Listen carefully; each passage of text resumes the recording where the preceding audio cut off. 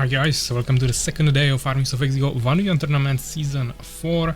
I hope everything is working properly. Of course, we are starting a little bit later, like almost half an hour later because of some technical issues, but it seems to work fine right now.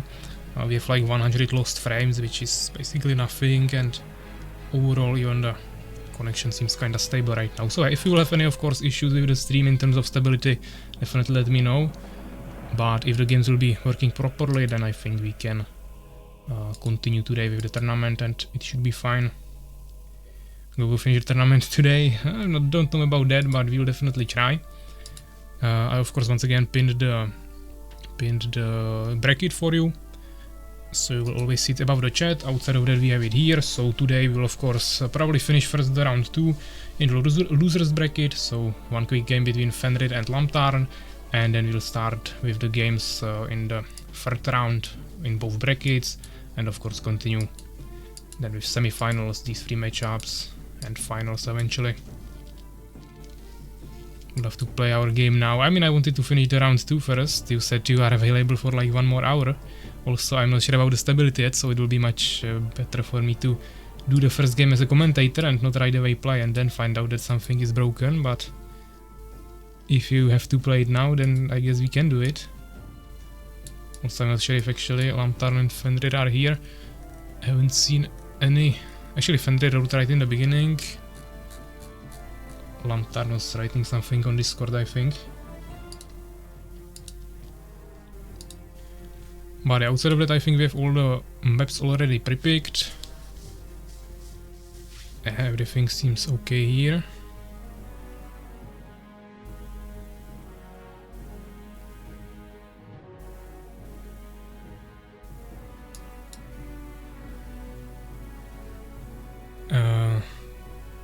I mean, if you really want to play now and then or otherwise after 17, then we will play it now. But I mean, before you said that you have still 1 more hour till 15 o'clock, but okay, we can do it now, I don't care. So that will be Redwood Towers, matchup number 18. Game is 1 hour. Okay. So yeah. Let's go here. I have also everything prepared already for the other matchup, so it will take even longer now. But okay, let's go. Redwood Towers.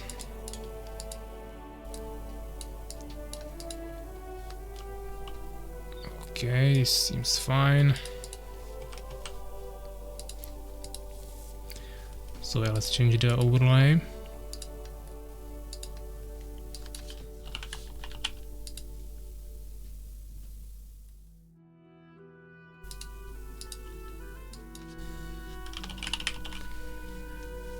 PAVVAC versus Urakaar. I will also create a prediction.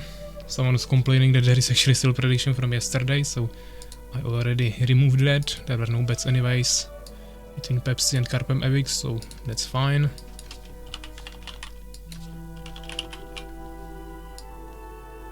So yeah, prediction starting now.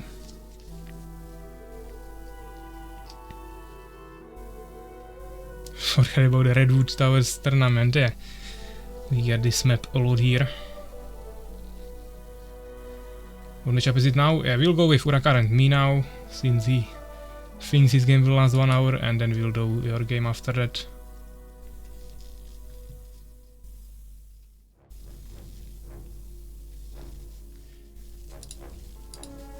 So we are both here, he's going with Beast.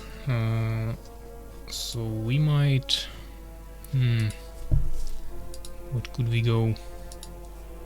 We can of course stay Fallen, we could go Beast Mirror. With Empire I would have to go to get to late game, then it will be easy, but since he has some timing push it, I think we'll stay Fallen for now. But let's see, 1 more minute of predictions, guys. 250 coins for Urakaar, 2400 coins on me right now, so 90 to 10%. We got 3 viewers on, or 3 betters on each side. The amount of bets on Urakaar are now rising by like 20 at a time, so someone doing it manually there. You should be also able to enter the number somewhere.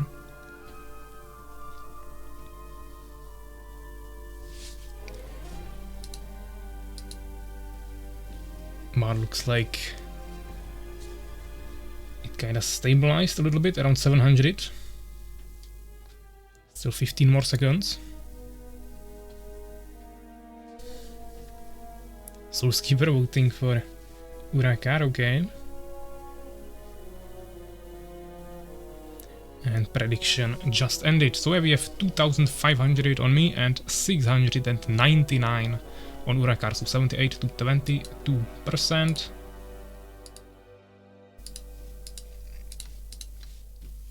And I think everything should be ready. Let's stop this.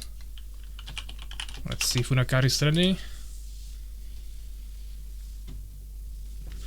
And he is, so I think we should be good to go. Of course, Urakaar shouldn't be watching the stream right now. So yeah, let's start it. First game of the second day of the tournament. Redwood Towers, me against Urakaar. We lost some more frames on the stream, but still in like hundreds, 0.3%. So I think that's okay. So at bottom right corner, that seems fine. We can do this in 2 takes to hopefully not delay our harvesters. Some small stuttering is there. It's actually a decently long ping. But it is not affecting the stream at least.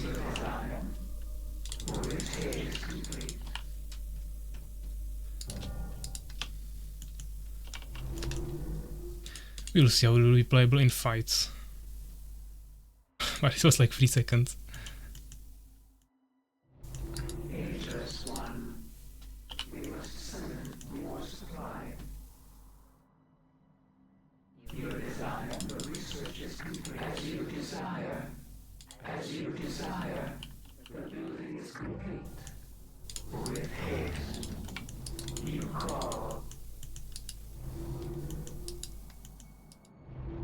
Macrozeric gave him some tips, I guess.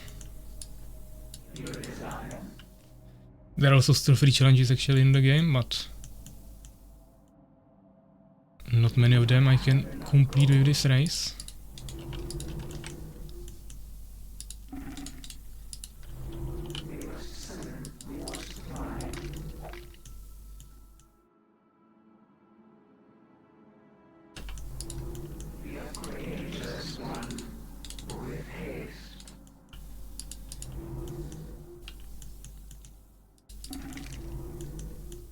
Okay.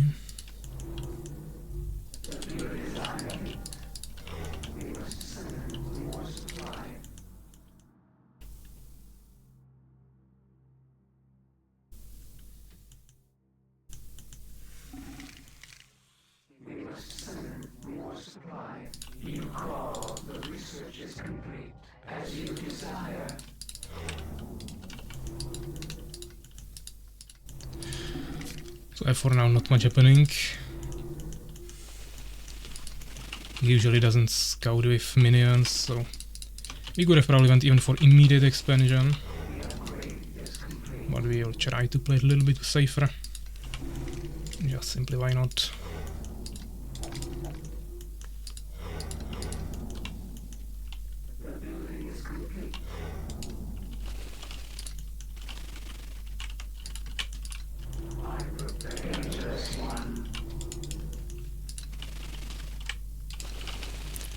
Okay, he's not here.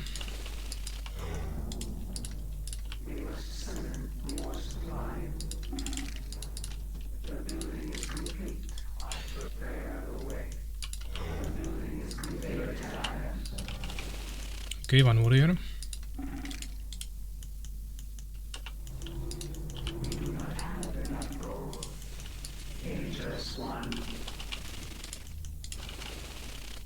I think he's across the map. Yep. Check underground. Tower. Didn't die. Okay, he's going expansion.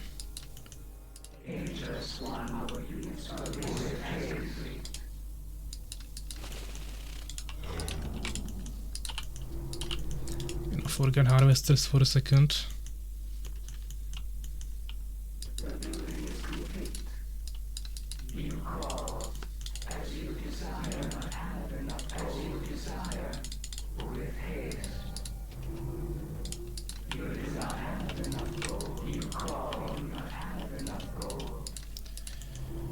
We'll need extra wood.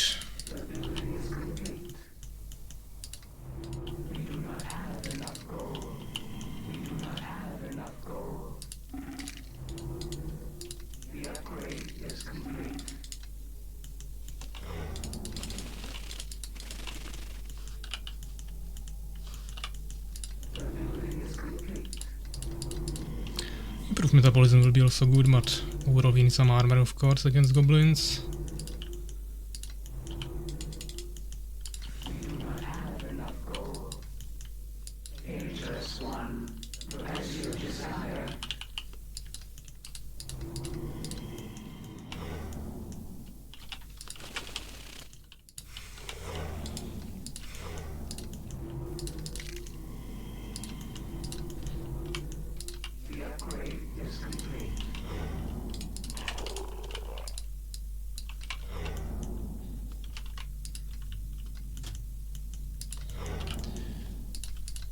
Okay.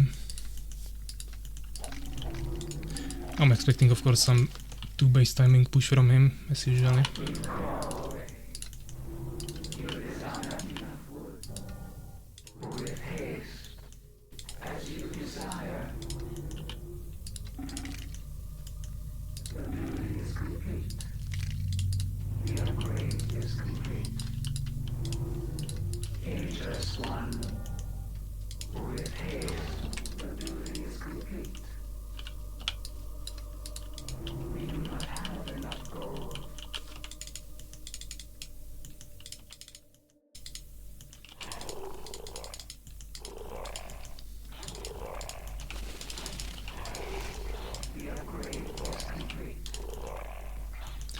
Just want to maintain some pressure.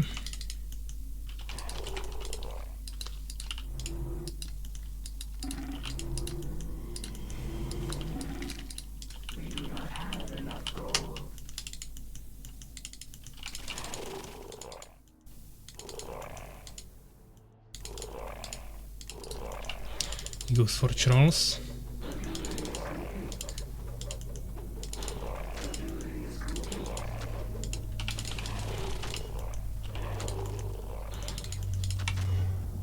Okay.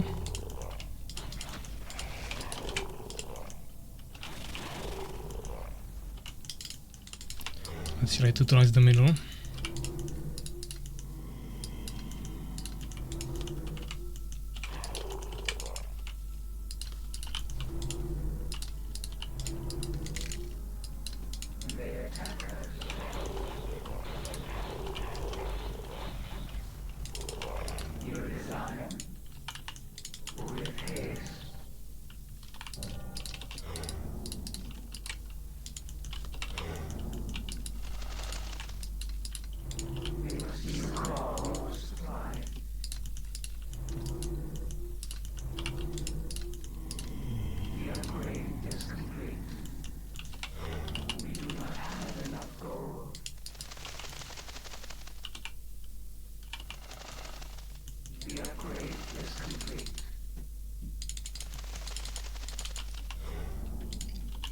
So let's see. No totem, okay.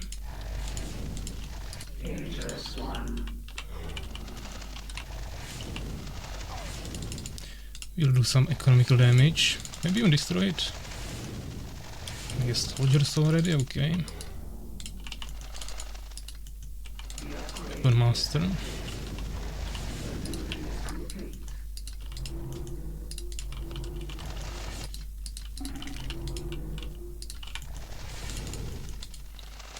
Totem late.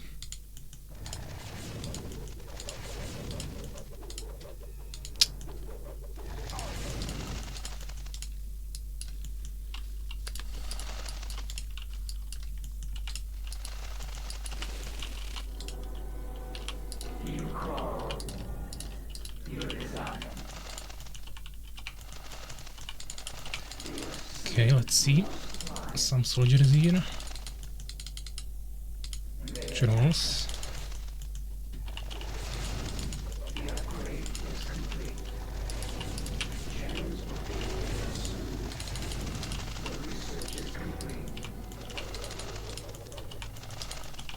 Keeping some pressure, buying time, we have more bases.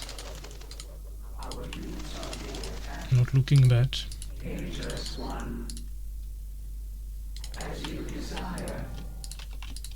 We could go one more base, but I want to have more soldiers first. Should also get one more hive.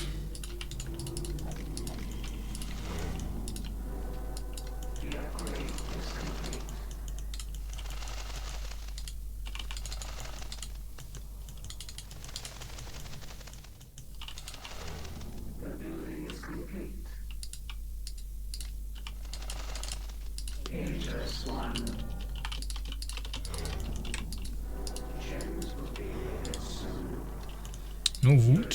Oh.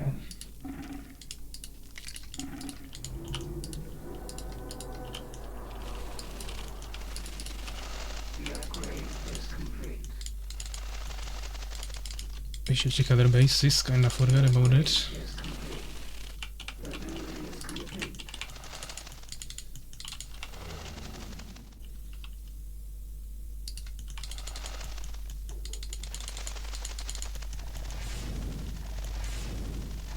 Manticores, okay.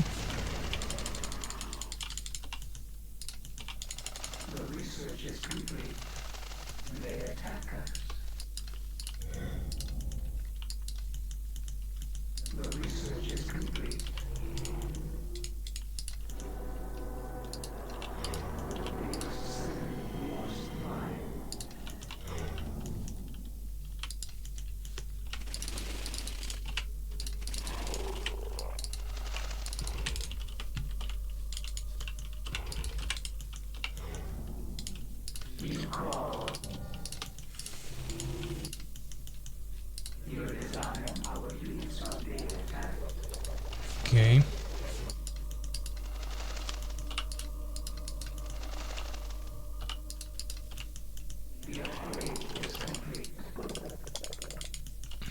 Let's see. The research is complete. Dangerous one is complete.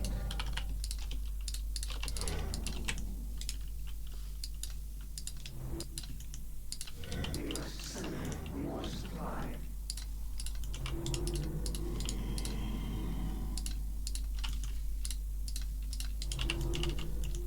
The upgrade is complete.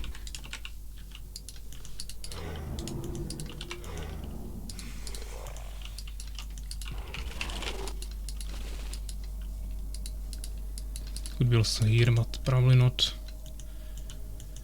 Could also take the warehouses. You crawl.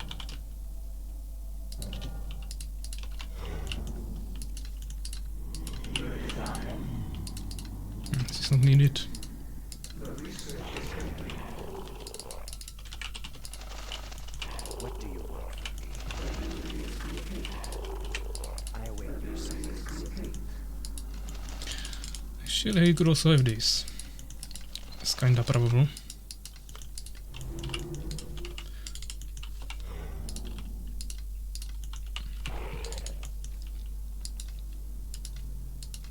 He doesn't, okay.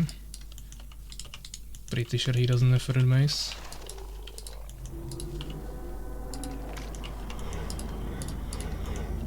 I'd like to get some Matriarchs and Voidwalkers, but not sure how much time we have for that. What do you want from me? We could have like 5 bases at this point or 10, but we play slowly here. You crawl.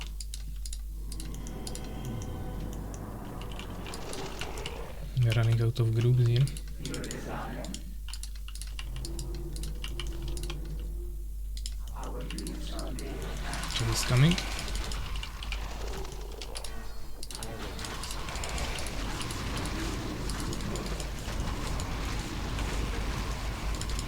Here's Warlocks.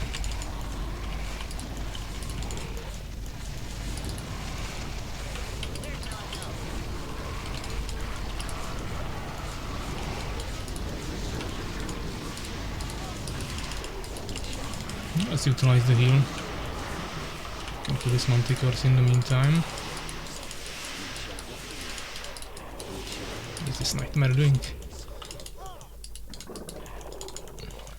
We shall prevail.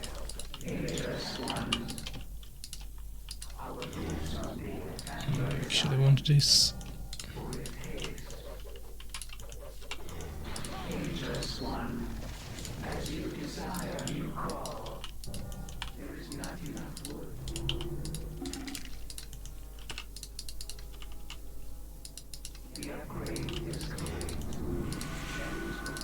Ah, no gems. Actually, maybe this spell will be better. I await your summons. We shall prevail. None shall resist us.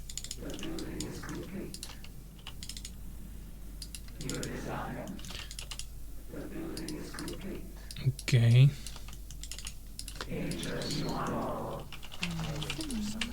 None shall resist us. He doesn't want to fight on the fountain anymore.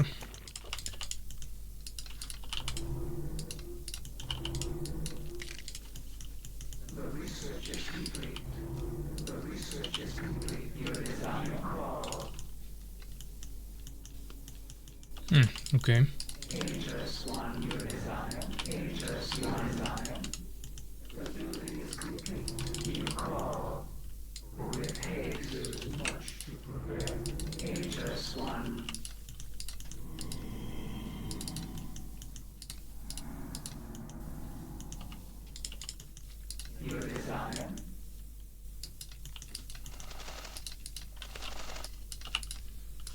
What do you want?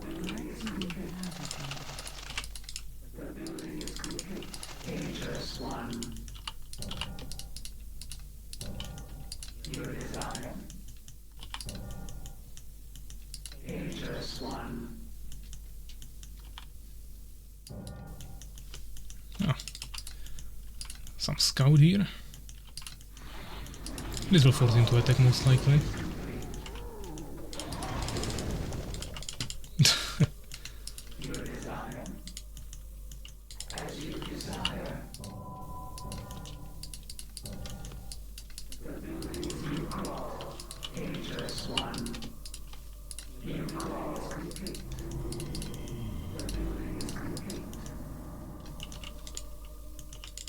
He's probably gonna get full population as well.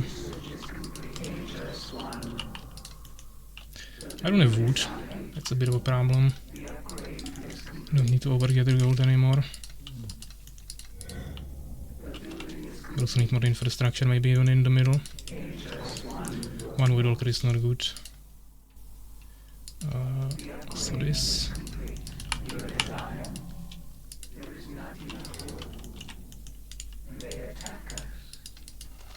Okay, Striders. I have Reformer here and 2 towers, even though they are not upgraded, it should hold it. If he goes there with some units, I can push him. Upgrade the ones in the front, gives them more HP. So it doesn't cost population, so let's get more here. I await your summons. Okay. I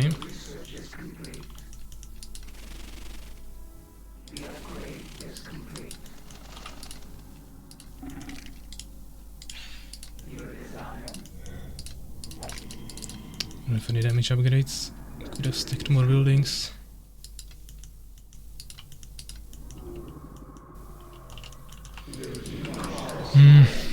We forgot about one thing. Decay, but yeah, I want more Void Walkers actually. Might have to kill some of my own units. Or even villagers. Can take more bases, that's not a problem, but...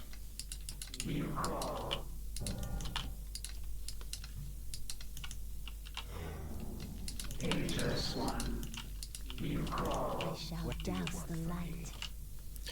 Yeah, let's kill 2 of these guys. We shall prevail. Yeah, we have some production, I see.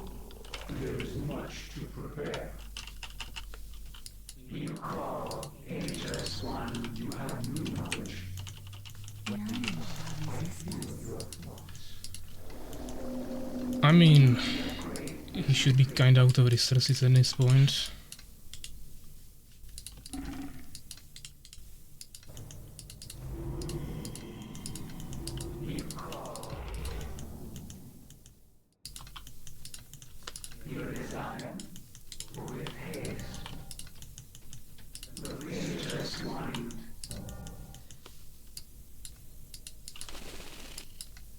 I don't know if he cleared this. He did. Okay, we can patch roll. This one is not guarded. I'm listening. Now let's take this. Is that? Doesn't want to let me do that, okay.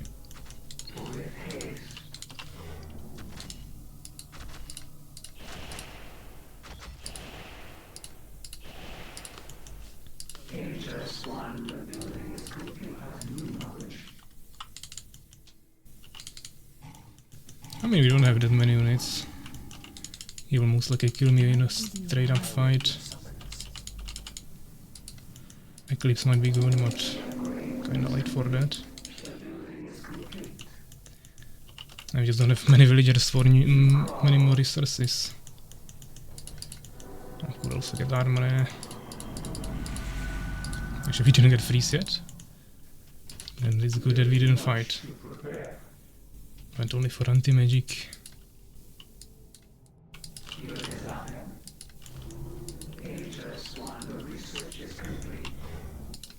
We are still below 1000 gold, so I have things to spend on. That's not a problem. More damage. Okay. That's half of his army or whole? Take down the totem.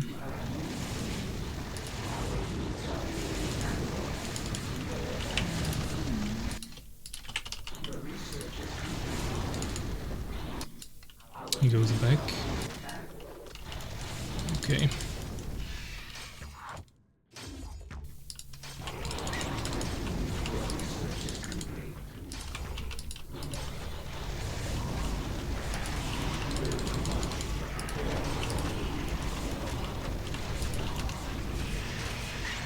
Dispel confusions. Freeze.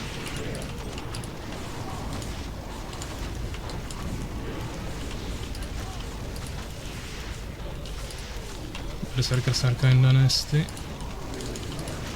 Oh, there's also a bad dispel we needed here. Rather. He's not moving his units at all. We need a scout. Some more towers here.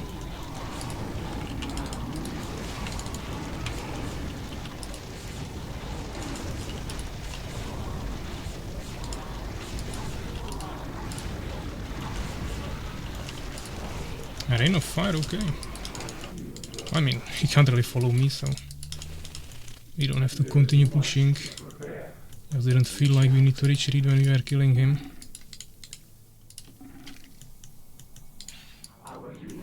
Oh, these guys cannot get out of here, I guess. That's bad, we need an aerial.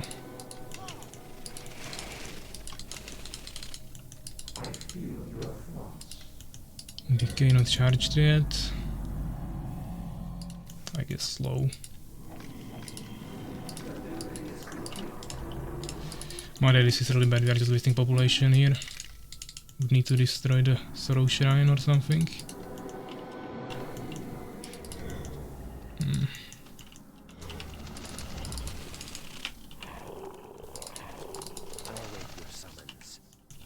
Do we have any matriarchs?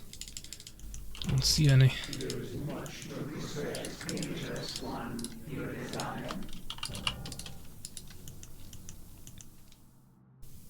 We shall prepare. What do you want? I await your summons. Ah, here we have matriarchs. What do you What want? would you have of me? I shall douse the light. Okay.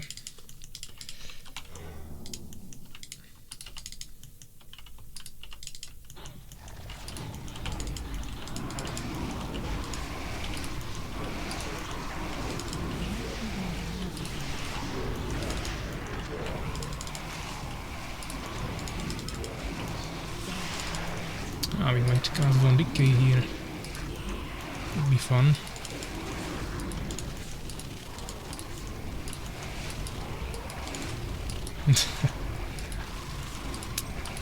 We might as well not run into our abilities. Yeah, let's cancel it rather. Okay. GG. PAVVAC is still asleep. Yeah, my army was kinda small because I had half of my harvesters stuck behind the buildings, but waiting for the storm. I mean, SoulsKeeper, you said you needed some time, and Urakaar wanted a 1 hour long game, so I had to wait a little bit. But I mean, I didn't even have that many more resources because I just didn't have harvesters. But the army also wasn't that big. My population just kinda disappeared somewhere. But I will also, of course, add way more researches. Basically, whole map. Units, yeah, double kills. Okay, GG's. Let's save this. Game number 16, let's say. Fallen versus Beast, Redwood Towers versus Urakaar. Okay. For us, you are the winner.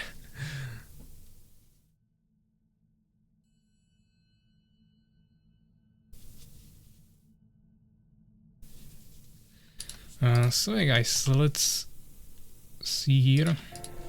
Bracket. So this was this matchup. 1-0.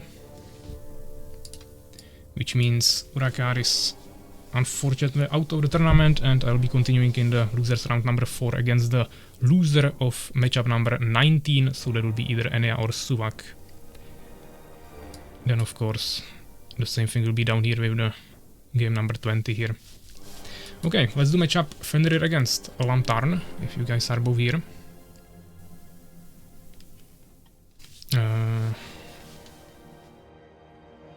Lamtarn said he needs to do something. That was on Discord somewhere, or I missed it here.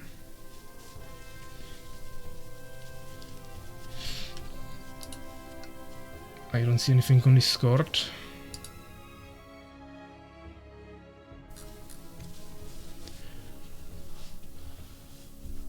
Because yeah, I mean we can of course still delay this game, but not by much longer, eh? So chat, okay.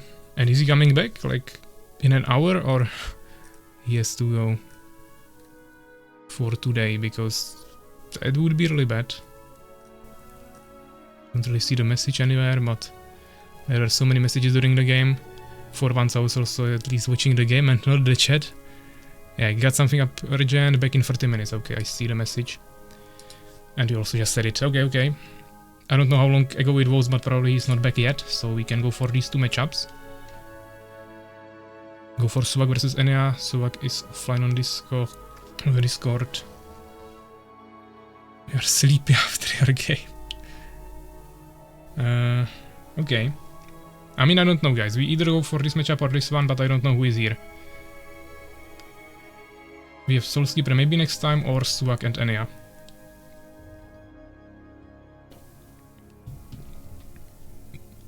Legit is saying that Suwak is offline on Discord, and he's saying he can. I'm available, okay. So let's do Suwak against Ania, which will be matchup number 19 on the map Winter Forest. Could be interesting, so let's go for it. Early final now.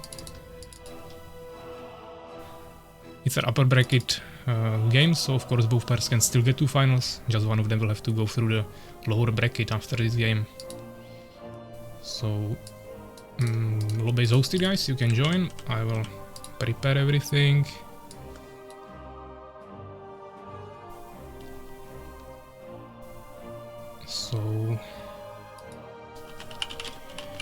Ania, Suwak,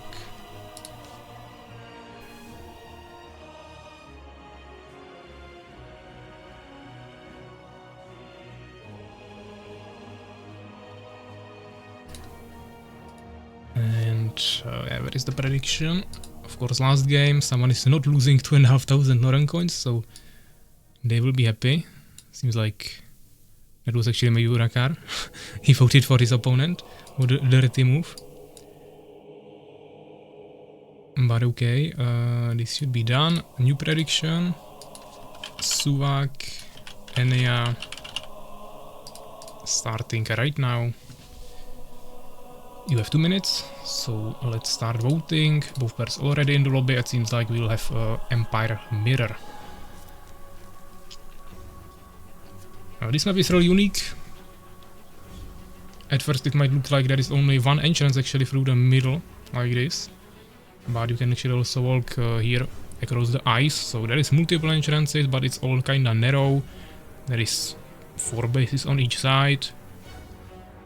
Of course, a 2-player map, so everyone knows where the opponent is.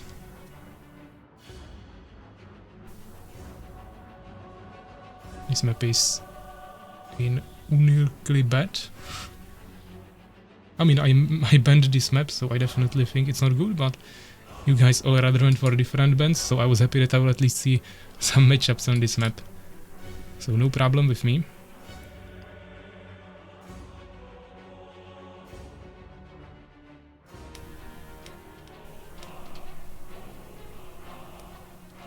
Okay, so prediction still going, guys. 1 more minute. We got 1,300 votes for Suwak and 20 for, coins for Ania. Maybe next time is writing me that he's back from gym.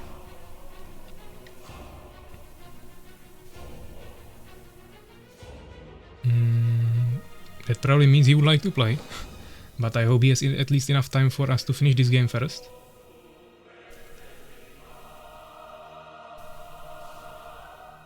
He's asking how many matches he would play if he would advance. I mean, if he... I don't know, are you on the stream again or not?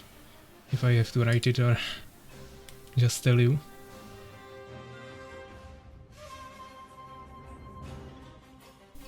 But I suppose you are maybe not here, so... Basically, if he wins, it's just semifinals and finals.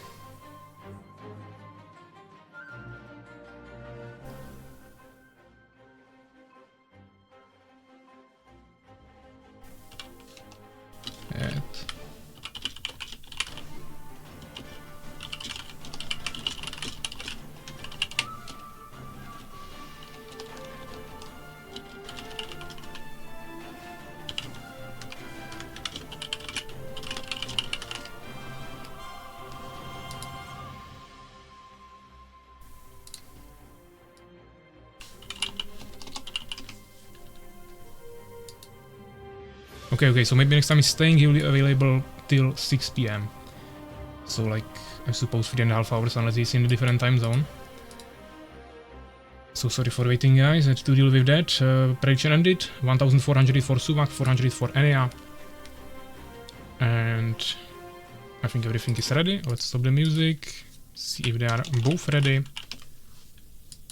And we can go for the second game of the day 2. Armies of Exigo Tournament season number 4. Both players are ready, so good luck, have fun, and let's go. Matchup between Suwak and Ania. Let's see. We got the Winter Forest map, 2-player map in the snow environment. And we are already in the game. So yeah, we got Suwak in the top left corner of the map with the yellow empire and Ania in the bottom right corner of the map with the dark blue empire. This map of course also offers the potential for going the expansion here. It's kinda in the back and it might seem like a good idea that you block it here and go here, but as I said, you can also walk across the ice. So there is actually one entrance, you can kinda see it, plus on the minimap is also visible. So this is one entrance, there is another one here, same on the other side. And there is also this back entrance for another expansion. So multiple expansion options. You also have this one in the front. And of course this narrow entrance in the middle. And since they both play Empire, I think we'll see some kind of mirrored approaches from both of them. Ania decided to build a front base right here. Suwak making it on the exact same location on the other side of the map, starting with the barracks and farm at the same time. While we have Ania on the other side starting with only barracks and farm going a little bit later, which should be still sufficient enough to provide enough population for his villagers, so I think this is totally fine. Also, early gem expo from PAVVAC screwed the game even more. Yeah, I mean, of course, I was expecting Urakaar to do some 2-base all-in push, but of course, I had control of the middle, so he can't really push into the fountain. He would have to go through underground. Of course, when he pushed my bases in underground, I went for his main base, so of course, yeah. When he did second base, I went for third. That was a risky move still, but I knew we are across this whole map. It's kind of big map, so in the end it kind of worked. But there was zero scouting from Urakaar on the underground, so I had pretty much free space to work with for majority of the game there. But yeah, Suwak making his tower now 50%, Ania a little bit ahead, but basically the same. First scout of Suwak in the base of Ania. Won't really find anything extra here, but at least he sees that there is no tier 2 yet, no blacksmith, and he of course scouted the tower here with the front base. All of this indicates that there is no expansion, of course. You couldn't have all of this at the same time with expansion. Ania not getting any gems yet, so Suwak will have an advantage in that, and gems are really important for Empire, so this is a really good decision. Making second farm to protect the scout tower even more against some swordsman harassment.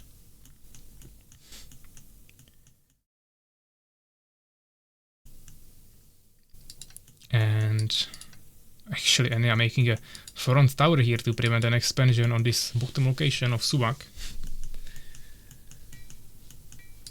Here we have a blacksmith, so Suwak unlocking some more units and also getting the upgrades there potentially, and Ania doing the same right behind that. This is of course a really good move, but at the same time it's kind of dangerous, even though Suwak probably won't scout here. Why would he do that? At the same time I'm not really sure if he would even expand here, and in the late game it won't matter that much because he will just walk over it with the whole army. I think this position is the one he needs to tower mainly, or protect by any way. Also he still needs to upgrade this for it to be any danger for Suwak. Some first small skirmishes in the middle. Building complete, my lord.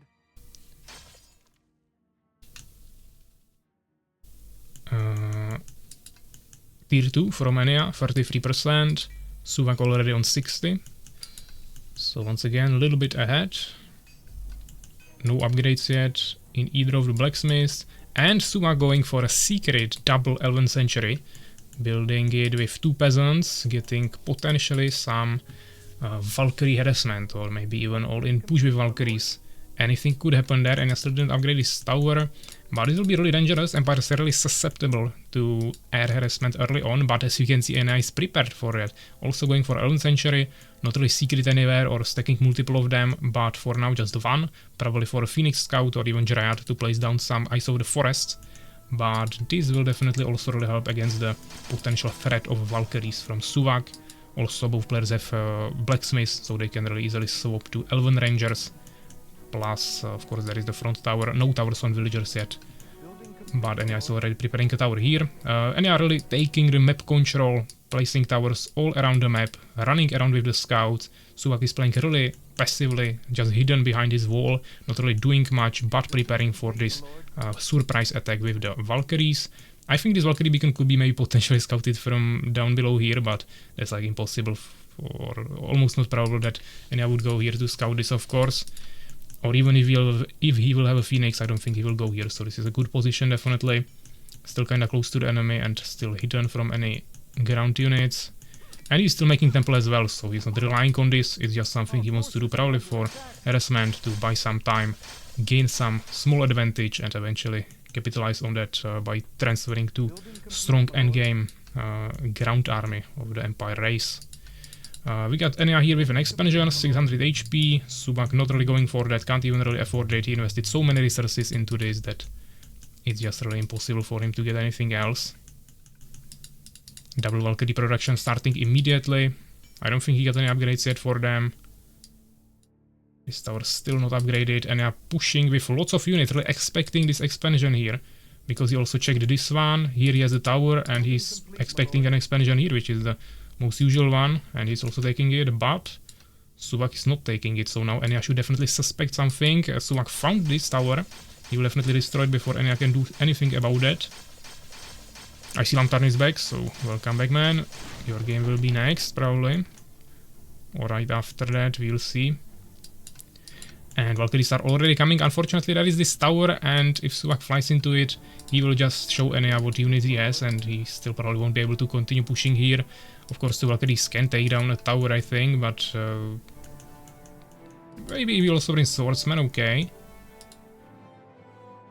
I think he might be able to stop this, but there is this army running behind him.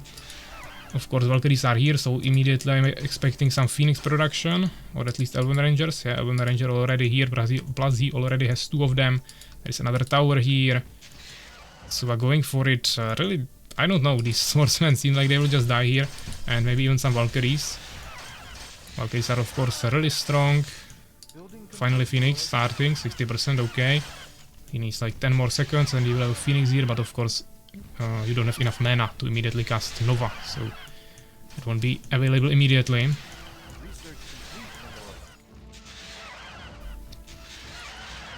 But nice damage, definitely. He killed some units, also he lost the swordsman, of course. He's expanding here, okay. And even though Ania has an expansion now, it's not gathering at all, he's just investing even more resources into it now, building more towers, so right now it's not looking too good for him. This is not ideal, of course, flying above towers, dealing no damage, but he wants to mainly go for the economy here, which he is going for. He might even try to stop the Elven Sanctuary, because peasants can just hide into main building, but the building would have to get repaired. If it's not even finished yet, you can't repair it, so overall not that bad. But yeah, 2 Phoenixes already. This one is slow, he can one-shot him, but Nova actually waited for them, and a really good move from Ania here. He got insane value from this Phoenix. Nicely flew away on like 10 HP and then came back with the mana to cast the Nova to full heal, immune any attacks, and also deal massive damage. Suwak for now continuing his production of Valkyries, not getting any Phoenixes to fight the enemy Phoenixes.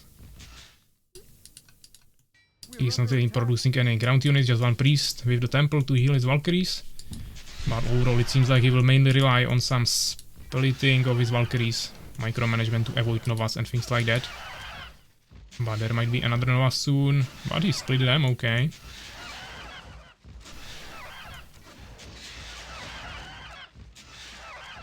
Suwak does some fun. Yeah, definitely interesting approach. And yeah, here with 5 swordsmen, expecting the expansion here, but of course Suwak kinda made it somewhere else, and that's already the tower, so that won't be too easy to push. But there is lots of towers from Ania everywhere as well. This is still harassable, but he has the Phoenix production here, plus Elven Rangers, and here are 2 towers, so he can't do much. Swordsman coming here, so he'll find it, but what will he do against Valkyries and the tower? Or maybe he won't even go there, okay, he's retreating. 2 towers, yeah, unpushable. 3 Phoenixes with enough mana, I think, on one of them at least. Or not yet, actually not yet, okay. Now he had it. He will kill 1. Valkyrie's losing lots of HP. Not really getting any value back. But of course, yeah, he gained the map control for now. He created some really big threat, forced Ania to totally swap his strategy, and he was able to get the expansion where he was already behind on expansions, and now he actually has better saturation here. So overall, I think he has better income right now, by a little bit at least.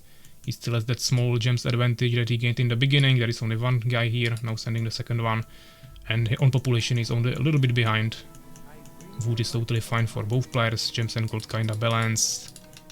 There's 2 more barracks in the back, so now probably swapping to the ground army. Preparing the tower for another expansion.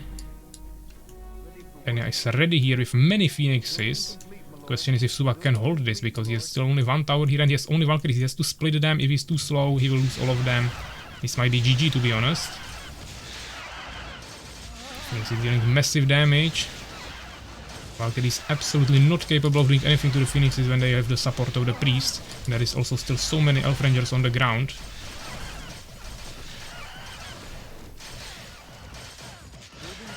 We of course still have this tower here dealing some damage. This one will get finished. Trying to get a catapult there. 2 towers are done. This is really dangerous of course for Ania. If Suwak can repair these towers, which he is doing, this will be devastating, but the towers need to be targeted. They are shooting phoenixes, that's a mistake. He needs to target the ground units that are dangerous for the towers, which he now retargeted, but it's already too late. 1 tower is down. This base will definitely fall. And yeah, it's double population, double base. Some swordsmen in the back, but Suwak calls it GG. So yeah, Ania actually took the win here and will continue in the upper bracket, while Suwak will be not eliminated yet, but dropping to the losers bracket and actually will face with me in the next game in the lowest bracket. Should I switch from Valkyries? Yeah, noob finals. Looks like it. So yeah, here are some stats in terms of kills. Yeah, basically double for Ania, kinda even researches, and here we have resources.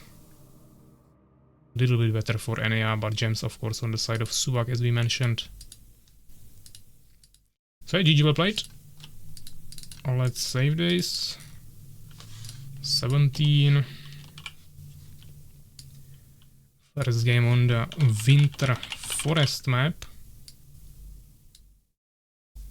And we got Suwak versus Ania, of course Empire versus Empire. Okay. Ania must kill PAVVAC now. I mean, I'm playing with Suwak, not with Ania. Ania continues. It was all intentional to have Suwak eliminate PAVVAC. Ah, that's the strategy. Ania souls for the championship. When will be my game? I mean, we can do it now, Fenrir. To finally finish that round 2.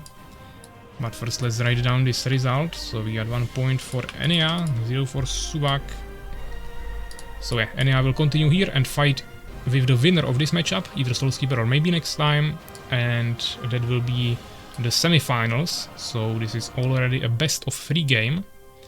And Suwak will fight with me here, still best of 1. This is also still best of 1, and losers round 6 is best of 3. Yeah? These 2 games are best of 3, and then finals is best of 5. Outside of that, still best of 1s, and here we have to now finish finally Fenrir against Lamtarn. Then we have this game as well, and this game. So I think we can go for this, Fenrir against Lamtarn. Lamtarn said he's back. Fenrir also ready, so I think we can go for that. Let's prepare the overlay of course, and this game should be the game number 13, and I think that should be played on the game Python, so let's go for it. Armies of Exigo overlay here. Tournament Python. You can join here, I will go as a referee. The lobby should be up. If you won't see it, let me know, we'll fix that. And let's go with Fenrir against Lamtarn.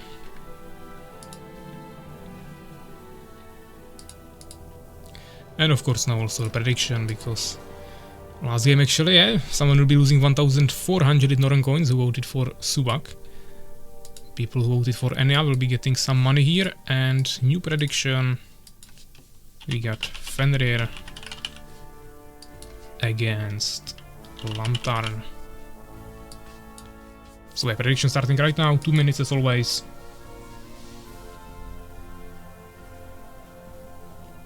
I propose to never again take this Snowy River map on tournament, it's so bad. I mean, yeah, it's not good, but you guys could have banned it.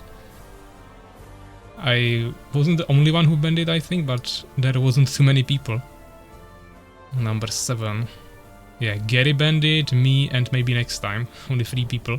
Everyone else was banning some other maps that are definitely way more competitive. But it's up to you guys. If you think those are worst, I don't mind. At least I saw an interesting game here. Or of course, yeah, we won't put it into the next tournament, that's not a problem.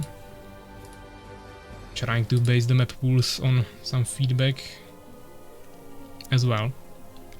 So yeah, predictions still going, guys. 1 more minute. We have 310 Northern coins on Fenrir and 910 Northern coins on Lamtarn. So 25 to 75%. Both players are in the lobby. Seems like it will be an Empire against Fallen mirror, not mirror matchup. So Lamtarn with Empire against Fenrir with Fallen. Pretty traditional.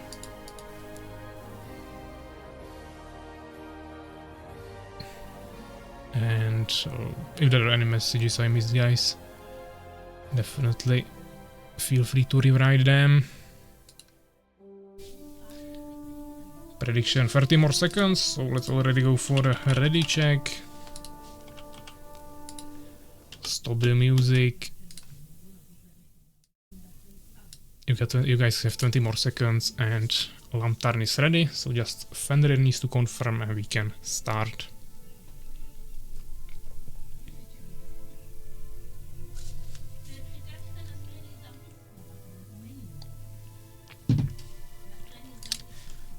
Ready to die as well, okay, so good luck, have fun, let's start it.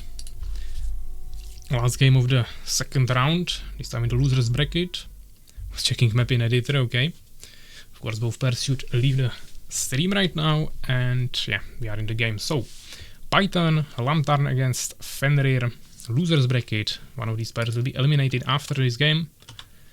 And we got Lamtarn on the top side of the map with the yellow Empire and Fenrir on the left side of the map with the purple Fallen.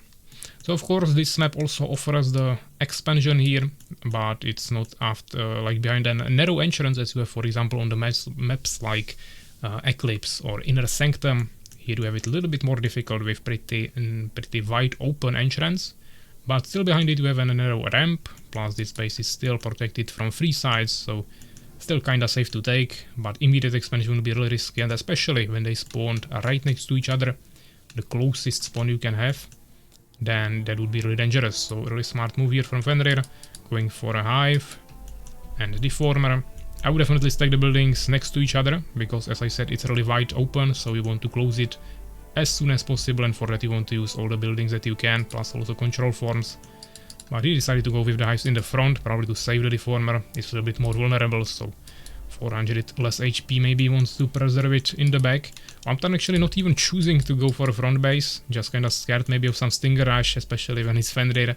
And of course on the open field he could get surrounded from multiple sides, which could be kinda devastating, so he's going for this ultra narrow entrance to his base on this ramp. And if he goes only Stingers Fenrir against him, then he just needs to stand here with like 4 swordsmen on her position and it's unpushable. So looking pretty good, also getting a tower before Fenrir even finishes his hives. Of course barracks are usually finished sooner than hives, you don't have to get the deformer there. Going already for some gems. And also already scouting, immediately finding the position of Fenrir. Getting here with a peasant. Fenrir also making an incubator now. He has 6 harvesters on gold. 2 hives ready, starting some first stinger production. 1 stinger is already here killing the peasant. You also see first swordsman already out, 1 idle peasant here. I'm temporarily focusing on saving this peasant now.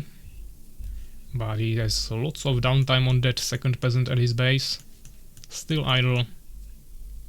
Stinger just kind of walking there. Fenrir making another hive in the meantime. Tower finally being upgraded, so he had to click here to upgrade it, but still didn't send the peasant anywhere.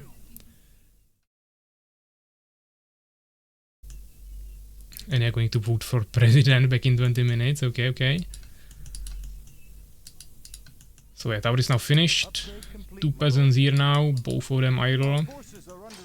1 swordsman attacking on the stingers.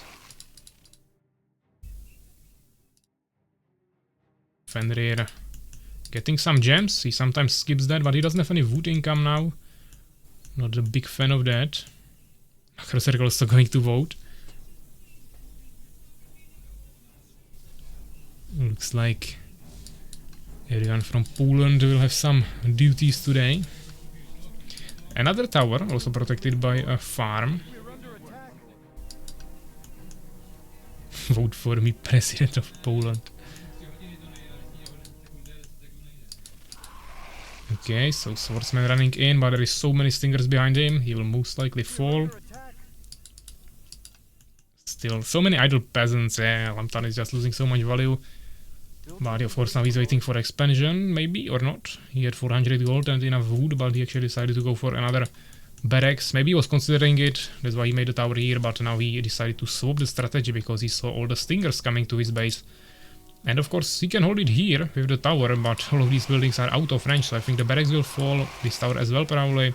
Maybe the farm will be able to survive there, but he's of course really dangerous, even brings some peasants here. So yeah, he lost the tower there. Stingers kinda roaming around here. Both pairs sitting on decent amount of resources. But Lamtarn is not gathering any wood because of bringing the peasants here. But to be honest, he could kill this, yeah. Even maybe just with the swordsman. But barracks are also destroyed now. Fenrir not really utilizing this to take an expansion or anything. But Lamtarn will be probably staying on one base as well. And he doesn't know if Fenrir has an expansion or not. Fenrir also kept the one Stinger here. Low HP, so won't really achieve much, but he can at least get some information. Second barracks in the back. Tower rank in the front again. 5 swordsmen for protection. Tier 2 should be finished soon. Fenrir getting Valkakun, so either Stinger drops with Flying Stingers with the Metamorphosis upgrade, or maybe Hive Guards. Everything is possible. Also Blacksmith upgrade, Blacksmith building for upgrades. Stonekeep is finished. One more swordsman tower also finished, just needs to upgrade it. Which I think it was already finished before as well, it just wasn't upgraded yet.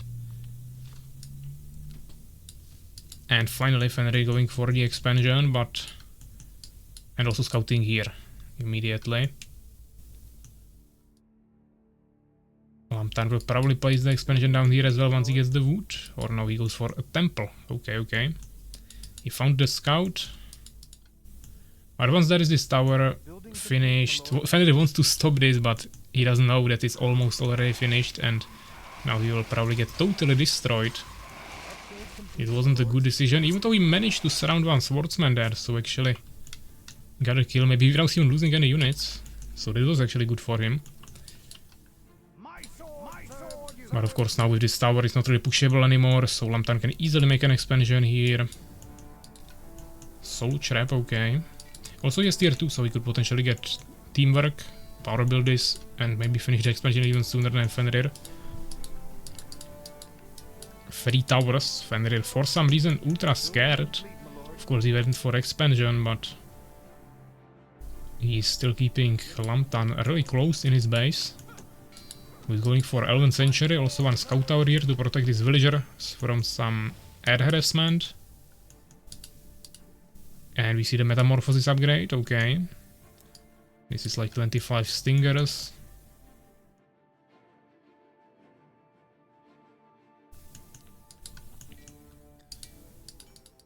And 2 priests in production, actually third one in the temple. Stinger is gonna scout here, he didn't see the expansion. Question is if he can be certain that there is no expansion or if he was still just far away, but I think... Or I'm kinda convinced that he would see it. The question is if he realized that, but probably yes. Now I think he will see the expansion from Lamtarn. He has the resources for it, he goes for it. It's about the time when Fenrir finished this expansion, so it will be 2 more minutes without power building. But I don't think Fenrir will go for like a third base immediately to stay ahead, so it will be just some extra resources for some time. Also he didn't pre-make any harvesters, so his saturation is really bad. Here he has only 1 guy on gems, so gems are still really bad for him. He goes for Hollow Whispers, okay, also 1 Spire here. Stinger's going to this location I suppose, and then he wants to drop on the villagers. But there will be 2 towers if he also upgrades this one. And of course lots of garrison options for the villagers, so I don't think that will be that bad. But the Metamorphosis is already ready, and this tower just started, so 40 seconds. Would have to Fenrir wait there for Lamtarn to finish the second tower. Building complete, my lord. Some scouting here, still no metamorphosis, wasting so much time now finally going, but that just kinda gave the time he needed. He will of course also check this base, why not? Also it's the easiest way to access this. Just on the villager line, but yeah. Also it's a good position, this tower cannot be really surrounded by the stingers to kill it, and it's just finished, so perfect timing by Lamtarn, really bad by Fenrir, who just waited there for too long, and now he will drop here. Of course those are not AoE towers, so they won't one-shot the stingers. That's not the tier 3. Also it will be hard for Lamtarn to repair these towers when they are hidden like this between so many other buildings, but Fenrir won't really achieve anything here. He just wasted so many resources on these stingers, and this is basically the advantage he got by getting the expansion a little bit sooner. Now he kinda lost that advantage. So if Lamtarn can saturate this quickly, which he's not doing now, then he should be able to get to similar resources basically really quickly. Fenrir is sad, but of course this job didn't really make any sense. When he saw the two towers, he should have just turned around and go away. Or maybe try the second base or something, but he knows about this tower at least. Phoenix finally in the game as well, so scouting here. One stinger actually got here, okay. So he knows about an expansion, but he knows that it's not saturated. More stingers coming, Phoenix is here. He'll find the wall of whispers. That is already a Void Walker actually. Question is, will he see him? I think he maybe scouted him, not sure. Fenrir tried to move away from the vision circle, but I think it was too late. Now the Phoenix can just Nova into this. The question is if he will do that. I don't think he was paying attention at all to this vision circle. So he didn't see the stingers, and even though Fenrir saw them, of course he didn't attack. So he didn't alert Lamtarn. Fenrir is setting on lots of gold. 1000, and since he's making just stingers, it would kinda make sense to make more of them.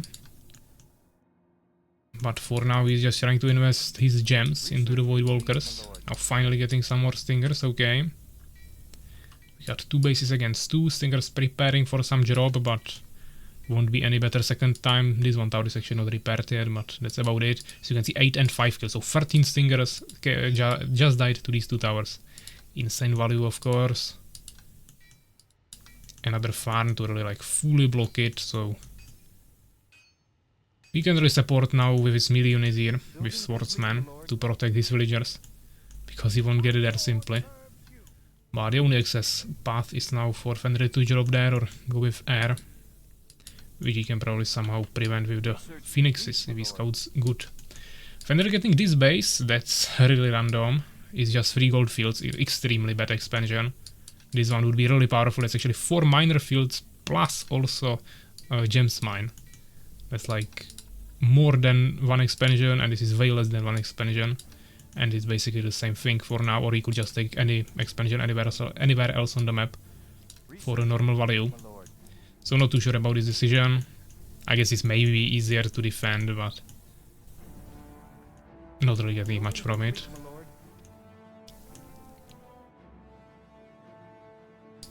The Phoenix scouting a little bit, nice, he found it. Nova kinda late, but still did something, and there are just swordsmen everywhere. Once again, stinger job getting 0 value. Maybe 1 peasant died here. But I don't see anything major actually happening here. For some reason the camera goes even higher here. I think it's because of these cliffs maybe. So you have it like really unzoomed. But yeah. Stingers died once again. 7 population difference. Fenrir on more gold. Lamtarn more gems, and also lots of wood, which is something Fenrir is definitely struggling with. There are these Void Walkers, so if we can lure him into open field and surround him plus freeze all of that, then it's GG. But I don't know why he's wasting the stingers, while he's not producing right now more of them. He should be also pre-making harvesters, which he's kinda doing. But he still is not even using this gems mine, for example. Charged deformer even, okay. Another deformer here, getting lots of building space. Got some more stingers here, but still over 1000 gold. Catapult, okay.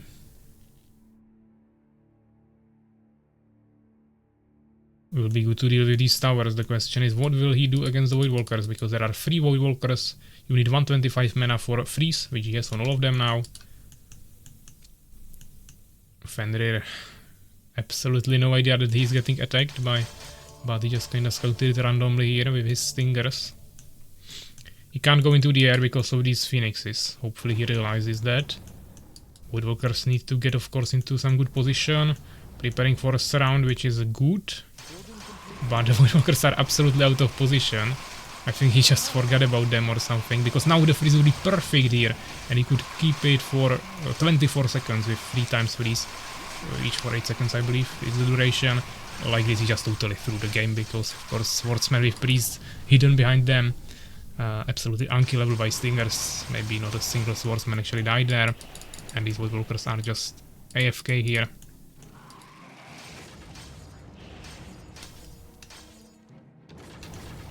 Stingers coming on the catapult.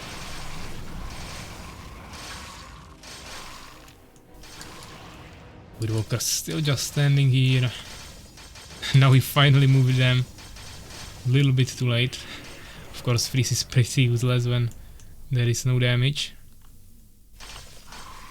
There's the disadvantage of this baseline ability for casters of Fallen. You have, of course, Decree, Poison, Fog and Freeze, and Freeze is the only one that doesn't deal damage, so you need to always combine it with some decent army. Alone like this, the Void Walkers are pretty useless, presenting no danger. Or I mean, okay, he copied Catapult here, that is some danger, but that won't be enough to deal with this.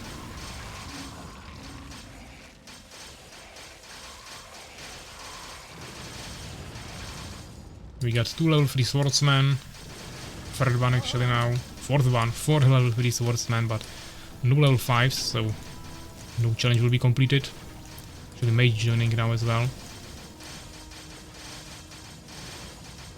And Fenrir calls it GG and leaves. So yeah, Lamtarn is the winner. Good game guys, 90 minutes 26 seconds, 94 kills for Lamtarn, only 15 for Fenrir.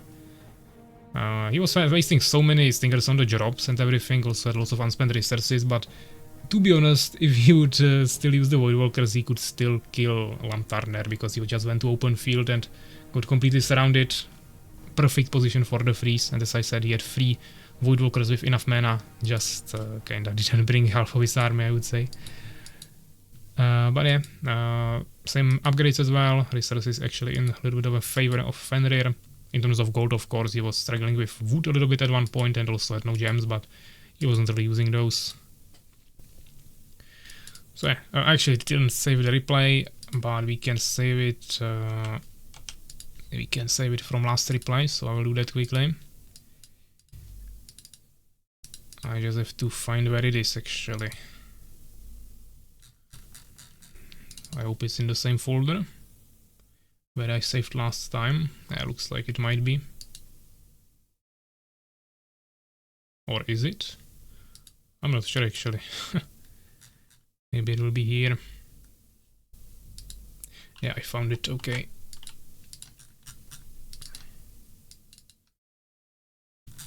So let me just quickly save that and we will continue. It will be game number 18. What was the matchup? Fallen against Empire, Python, and it was Fenrir versus Lamtarn. Okay. So let's get to the bracket again. Unfortunately, this is the end of the journey for Fenrir. Lamtarn will continue to another game against Pepsi.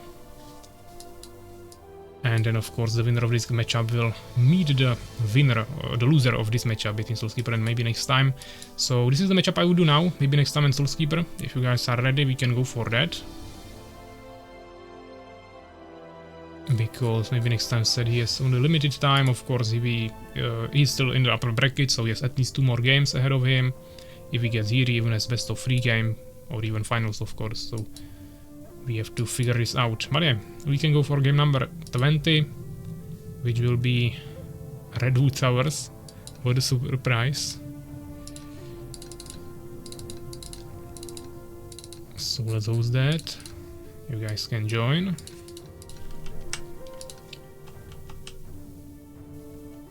Maybe he's not here. He wrote me on Discord that he is here, so I think he should be here.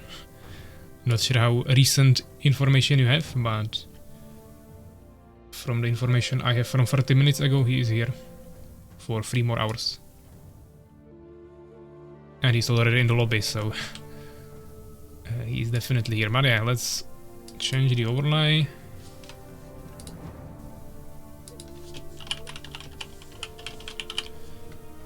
Maybe next time.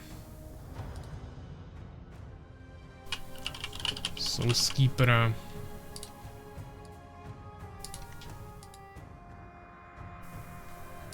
And also the prediction. Last game winner was Lamtarn. 66% of you voted for that. And the new game will be SoulsKeeper. Or maybe next time. So yeah, prediction starting now. 2 minutes to vote, as always. Redwood Towers matchup between SoulsKeeper and MaybeNextTime. Not sure if SoulsKeeper sees the lobby. If not, let me know. I will rehost it. Because maybe it's already here.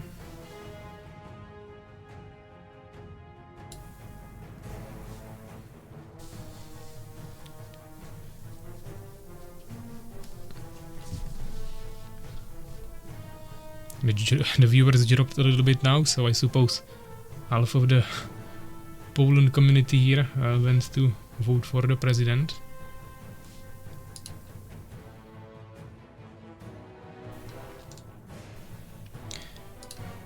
But yeah, prediction is still going, guys. For now, no votes, and we have first vote for MaybeNextTime with 10 Northern coins. Still 1 minute remaining.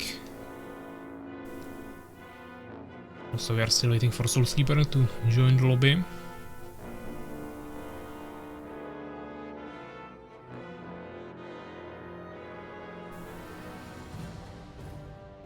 Hopefully SoulsKeeper is still on the stream. Maybe he said that maybe he's not here and left the stream. But I suppose not. He's online on Discord, so...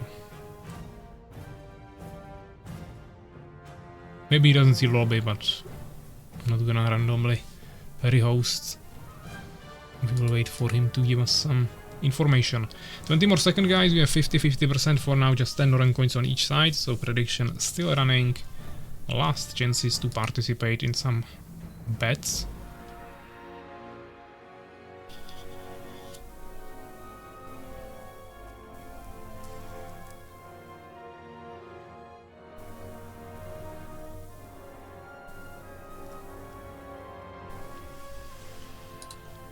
And prediction ended. SoulsKeeper is still not in the lobby, so okay, let me try to ping him on Discord maybe. No lobby, okay.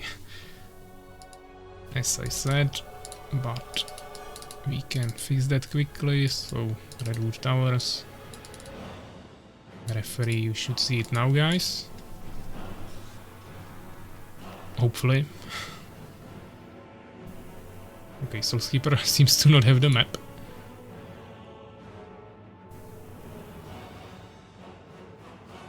But problem will be on his side, because MaybeNextTime joined fine. And we played this map already multiple times, many times.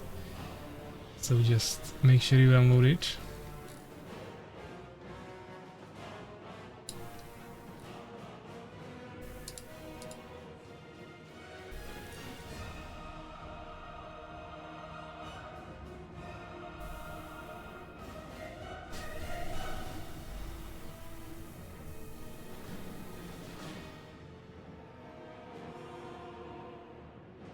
If SoulsKeeper doesn't know the map, I've got an edge.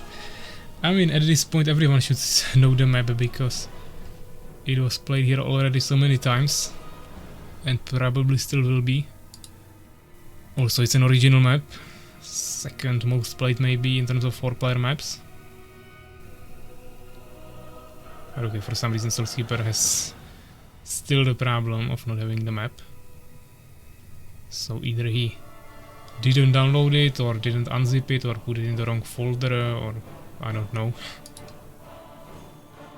But it's obviously not working for him. You can do this. I put it in. Okay, SoulsKeeper, host the lobby yourself with this map. It's not a spectator map, so we can join that.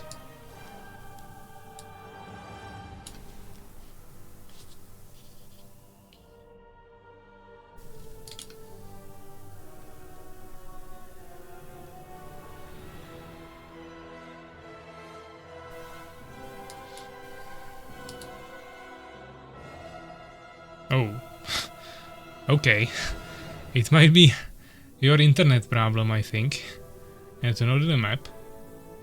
Because we can't log in to you. It could be also my connection, of course, but maybe next time connected with me, so... It seems like he's also not able to join your lobby. Okay. Then maybe my internet just dropped right now, but I think the stream is running fine now, I don't even see the lobby. So let's try maybe rehost or something.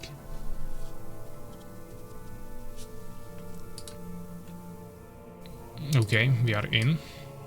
Change observers to referees.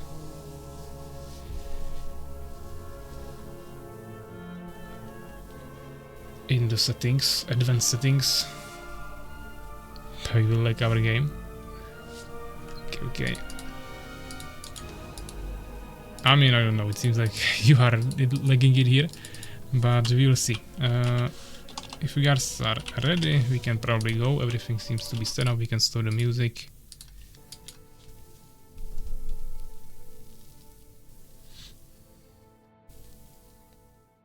Maybe next time going with the Empire.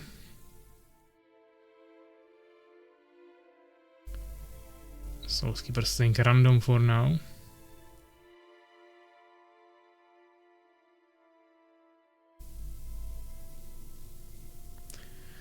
Looks like it might be an Empire mirror.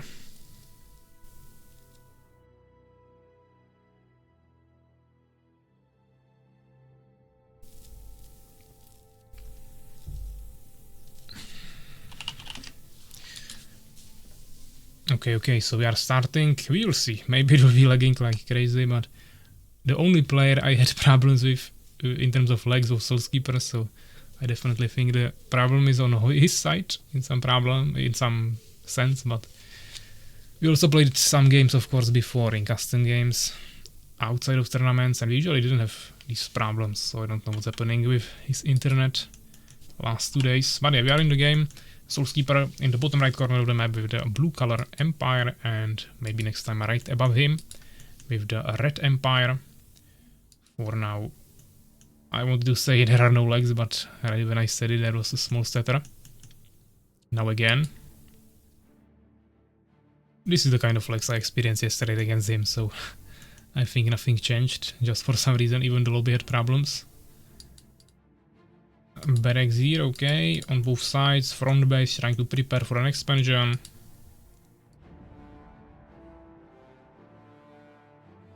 Farm to fully block it, even though I'm not actually sure about this ramp. I think you can still run with small units through here, even if you build it like this.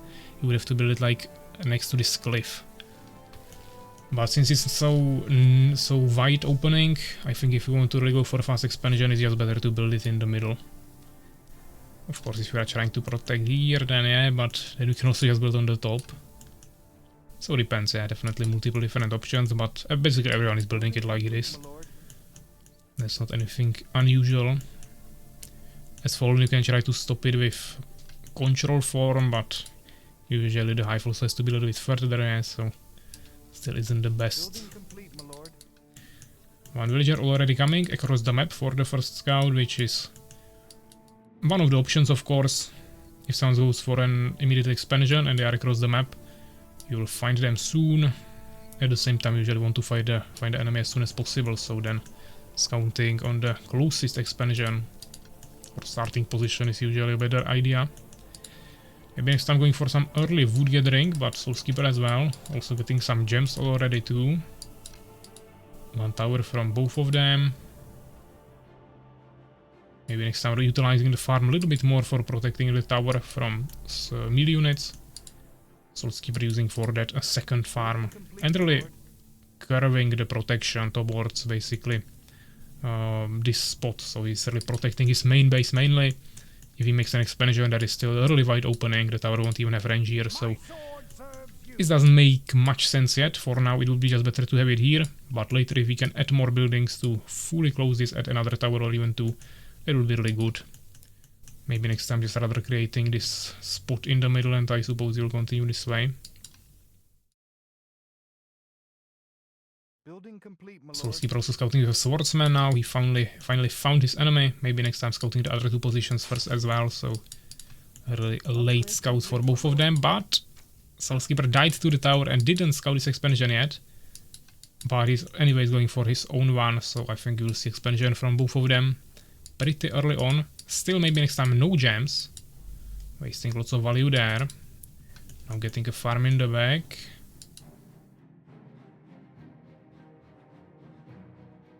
And okay, waiting for other players.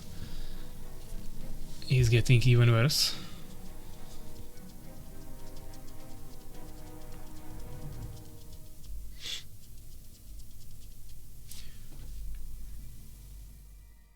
He could also check admin.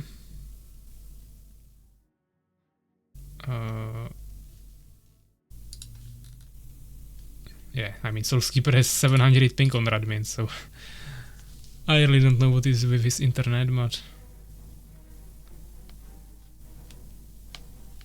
it's not looking good.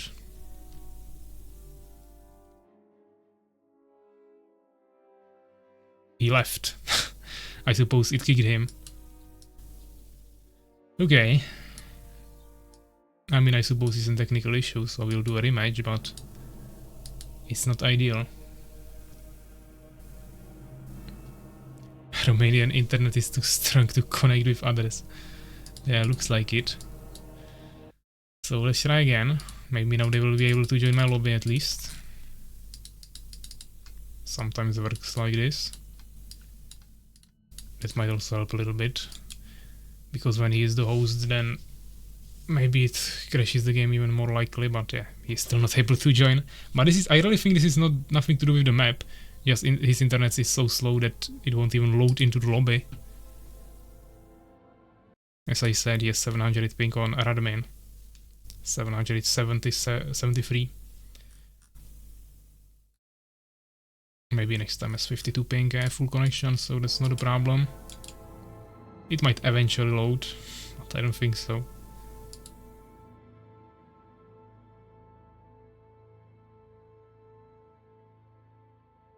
Yeah, I think it stopped moving.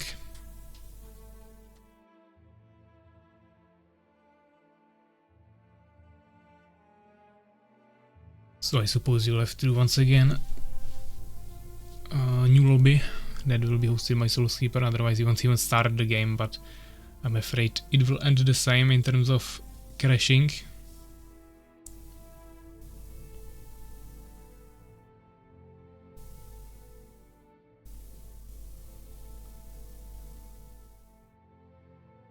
SoulsKeeper only defeated by his own internet. I don't know if he hosted. Oh, okay. I'll try to host one more time. Ah, wrong map.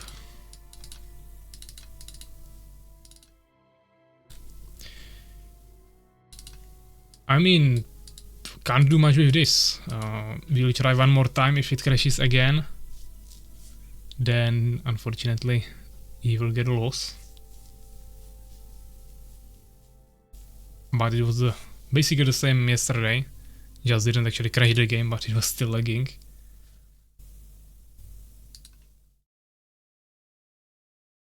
His connection got a little bit better now. It's 190 ping.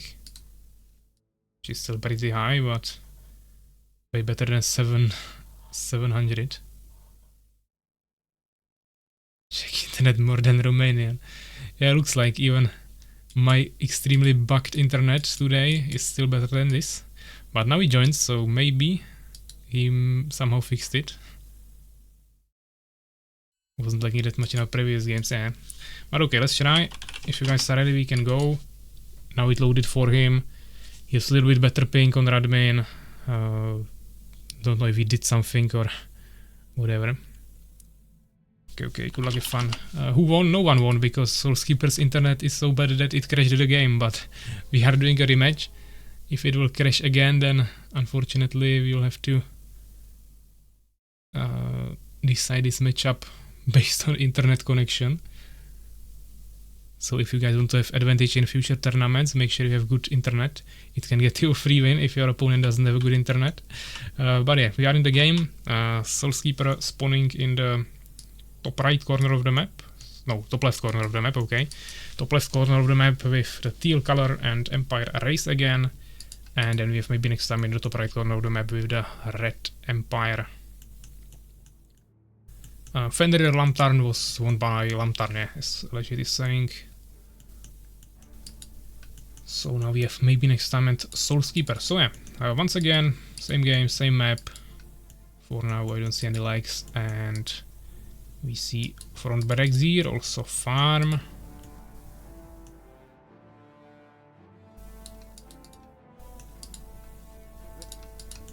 So pretty much the same thing, but of course last time they had the spawns also top right corner, but also bottom right corner, so they were above each other. Now they are next to each other, and this means that they are a little bit closer as well, and also this base is not that effective, because now we are coming from this side. You can run through this water. There are forts that you can use to enter it, so you can see the peasants already going there, and then you can easily go behind it like this, so definitely much harder to defend, but also at the same time they are both doing the same, they have same race and everything, so I think this is still kinda balanced. Building complete, my lord. You can save the game every 5 minutes, let's say.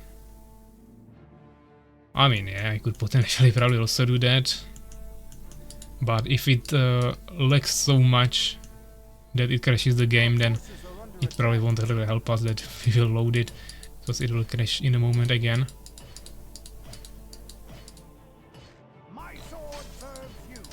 But yeah, swordsman, peasant, of course, scouting the front base. Exactly same build order now from both of them. Last time we saw from SoulsKeeper, making the farm actually more on this side, and this time actually nicely forced the barracks really close to the edge of the cliff, and I think now maybe even small units cannot fit through there. Which I think there, on the side of MaybeNextTime, they still can. Of course, scouted, no expansion here. MaybeNextTime really preparing for it, already saving up the resources. Now I think he will place it down, which he just did, so already expansion being done. Saving every 2-3 minutes when my gaseous form was crashing. But I wanted to drop people. Okay, so SoulsKeeper double gems already, gathering with 2 peasants, yeah, and 3 on wood. MaybeNextTime trying some small push, but he has less swordsman, plus there is the tower. But of course SoulsKeeper doesn't have the expansion up yet, now he's going to save up for it, while MaybeNextTime will be already at like 50%, so a huge advantage in terms of resources. This is 60-second build time advantage. But he's not getting any gems yet, his wood is also a little bit behind, so overall he's also actually behind in population. Overall he has this advantage of the expansion, faster, but outside of that SoulsKeeper has basically all the other advantages. Already over 200 gems gathered up, which is of course basically free priests, so that's a huge value. Or you can just utilize it for anything else, of course, like phoenixes, or dryads, or even mages later, or knights. Or even steam barracks, which is not that usual, but also an option. So yeah, second barracks in the back, not a fan of that. You want to close this, of course, especially when there is such a wide opening. But okay, or even at least protect the tower here, yeah, but this is really random positioning. We see SoulsKeeper utilizing this. Of course, now he probably wants to place a second tower here, or maybe a little bit later, but definitely this one won't have the range to protect this. So town hall finished, this one on 1100, now 1200 HP. Temple, okay. SoulsKeeper not even on tier 2 yet, on 60%. You versus Suwak map has been picked. I don't think so. We didn't do any map picks today yet, and we didn't know about the matchup before, so that will have to be picked after we finish the other games. Elven Sanctuary here, okay. Elven Sanctuary on both sides. Maybe next time trying some small push here on SoulsKeeper. Building complete, my lord. And finally SoulsKeeper finishes expansion as well, but there is already half saturation on the base of MaybeNextTime. But also he pulled half from here, so he has still one full income, same as SoulsKeeper, so didn't really get any advantage from that, but SoulsKeeper is really utilizing the bases, especially for gems. He's getting so much gems, while MaybeNextTime basically just started to get any gems, so that will be a huge difference. 400 gems is just such a big amount. And SoulsKeeper already has his Phoenix up, getting some initial information. Blacksmith from MaybeNextTime, SoulsKeeper skipping that for now. Getting the second tower, but you don't really see any units. Just producing double peasants here. Building complete, my lord. Ready for work, Scout tower farm, Elven Sanctuary. Building complete, my lord. Preparing everything there.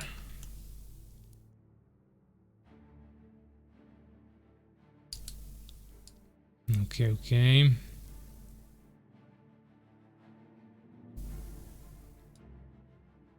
Temple from SoulsKeeper as well, kinda late, but still. He has all the gems prepared, so should be able to utilize it really quickly. 6 population difference. Phoenix scouting this expansion as well. MaybeNextTime really struggling with getting enough peasants there, but he's double producing now.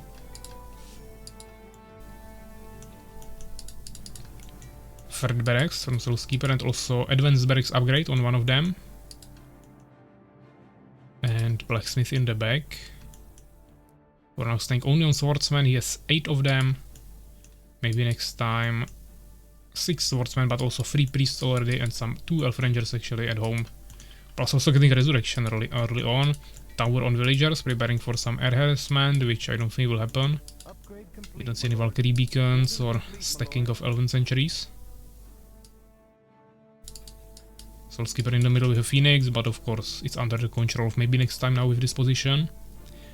They are kinda ignoring the underground for now, MaybeNextTime kinda scouting here with a peasant, maybe trying to find a nice spot for an expansion. SoulsKeeper now utilizing the temple to heal all of his injured swordsmen from the early game.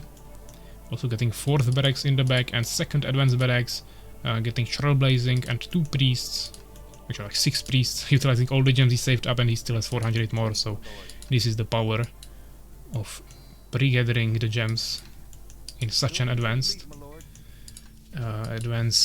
in comparison to his opponent, of course. Iron Arrow, so looks like maybe next time wants to go for lots of ranged units. For now he doesn't have any upgrades for the melee units. SoulsKeeper also doesn't have any, but he's now starting the Iron Sword upgrade. We got some Phoenix skirmishes. Save game. I mean, I can save it, hopefully it won't crash it. There is not enough memory. Okay, I hope it didn't crash the game for them. That was a bad idea, Macrozerk. Looks like the game drained memory or whatever. There was some small stutter, but hopefully they didn't like desynchronize the game or something. Okay, so we got a small fight here. How the fuck you don't have memory?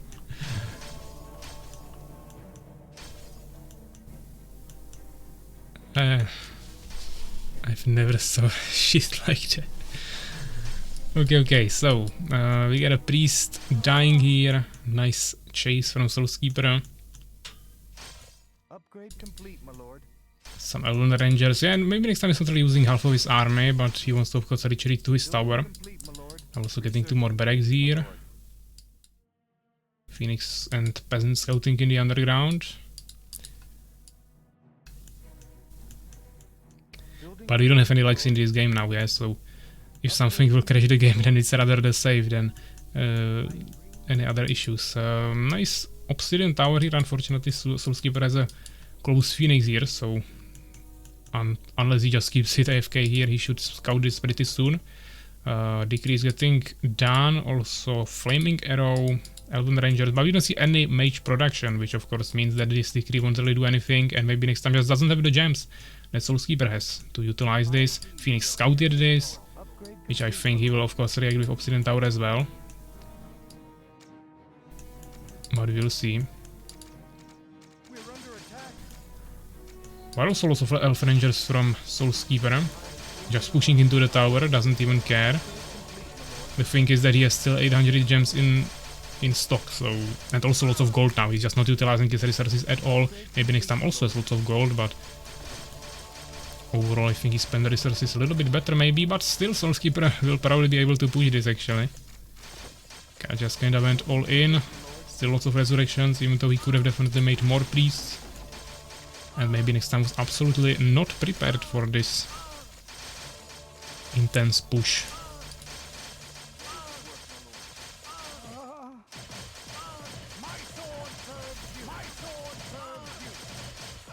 Maybe next time utilizing all the resources he has in terms of using all the villagers and everything, but Elf Rangers are too strong for this. Also with 1 damage upgrade and 1 extra damage from Bless, they have really good damage there. And maybe next time calls it GG, so yeah, it will be a win for SoulsKeeper. Proving that his skills are not fading off yet. Continuing in the upper bracket with 45 kills, only 9 losses, which is the amount of kills for MaybeNextTime. 7 to 4 researches, so that was something MaybeNextTime had better there, but I don't think he actually had fire arrows yet, and he invested into the mages and everything that he didn't even get to. MG souls go there. Even resources, but overall decent, guys. Let's save the replay. This should be 19 Empire versus Empire. Red Wood Towers. And we got a matchup between MaybeNextTime and SoulsKeeper. So yeah. Souls W, eh? Let's get back to the bracket. Which means SoulsKeeper is getting 1-0 here, and he will continue against Ania in the semifinals, which will be a best of 3 game. That might be interesting. And MaybeNextTime will continue in the losers round, the number 4, same as me and Suwak, but he will be playing against the winner of the matchup that we will play now between Pepsi and Lamtarn. Of course, the other player here unfortunately will be eliminated. Oh fuck. SoulsKeeper unstoppable, yeah. You will have to take him down, but at the same time it's best of 3, so you have multiple chances there against him. If you sleep once, you should still have a chance. Needed better SimCity to survive until mages, yeah. But okay, I think we can go for Pepsi against Lamtarn. So that will be game number 17, which we didn't prepare here yet, so we will have to pick a map for that. So we got Pepsi versus Lamtarn. In terms of bands, this will be 2-4, 13-14. And now let's do a random generator here. Like this. 1 to 14 and generate number 4, which is banned. That would be Ohana. Number 5 is not banned, and that is Overgrowth. Okay. Give me my money, Master Noob. Okay, so we'll play on Overgrowth, Pepsi against Lamtarn. Let's go for that.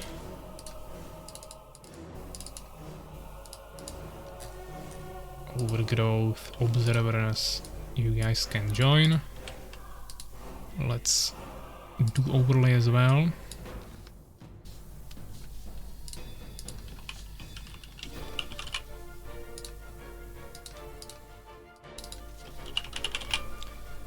So we got Pepsi against Lamtarn and also prediction, of course. Last game was won by SoulsKeeper and new prediction. We got Pepsi and Lamtarn. So we're starting right now, 2 minutes as always.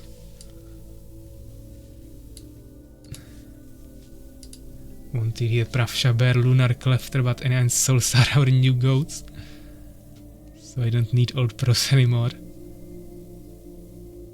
Hope our games will be long and juicy, yeah, hopefully.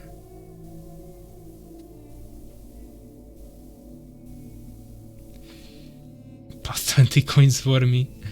Yeah, legit getting rage, but you have another opportunity now to make some votes, guys. So make sure you do that. We will already have first bet on Pepsi, 350 coins. So if you believe in Lamtarn, guys, you can get some nice money there. Both are already in lobby. Looks like Pepsi will be maybe actually going for Fallen, and we got Lamtarn, of course, with Empire. And I will just take a quick break, guys. 2 minutes. Prediction will end in the meantime, and then we will go for the matchup. So see you in a while.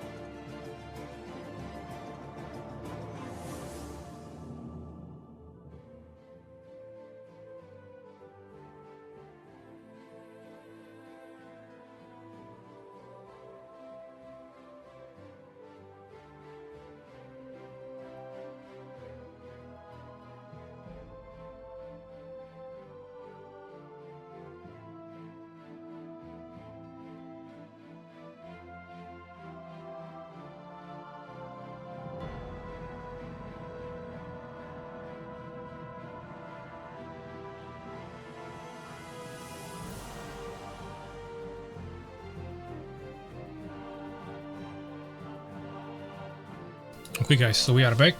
Prediction ended with 350 coins for Pepsi and 100 for Lamtarn. And both pairs are here, so I think we can already check. We can stop the music. I see also Clefter joining here immediately with a prediction on Lamtarn, saying that he retired. I mean, of course, we would love to see you back, as anyone, same as anyone else, of course. But that is, of course, your decision. Both pairs are ready, so good luck, have fun. Let's start it. Pepsi with Fallen against Lamtarn with Empire. Deciding game in the lower bracket, so one of these players will be eliminated after this game. And we are playing on the map Overgrowth. So, we are in the game. Bring up the resources. We are Pepsi in the top right corner of the map with the yellow color, and Lamtarn in the bottom left corner with the green Empire. This is a two-player map, so they both know where the enemy is. even though this could actually be made in into like a 4-player map, of course these two positions have small disadvantage, let's say, because you don't have the safe expansion that you have here. But looks like Pepsi is going for immediate front base in one take, so delaying his second harvester a little bit, but getting some faster stingers potentially. Lamtarn also kinda quick barracks, also as a front base here. Going with the summoner really in the front, kinda blocking it fully here with one hive. Really in the middle. Protection on both sides, of course, in terms of villagers.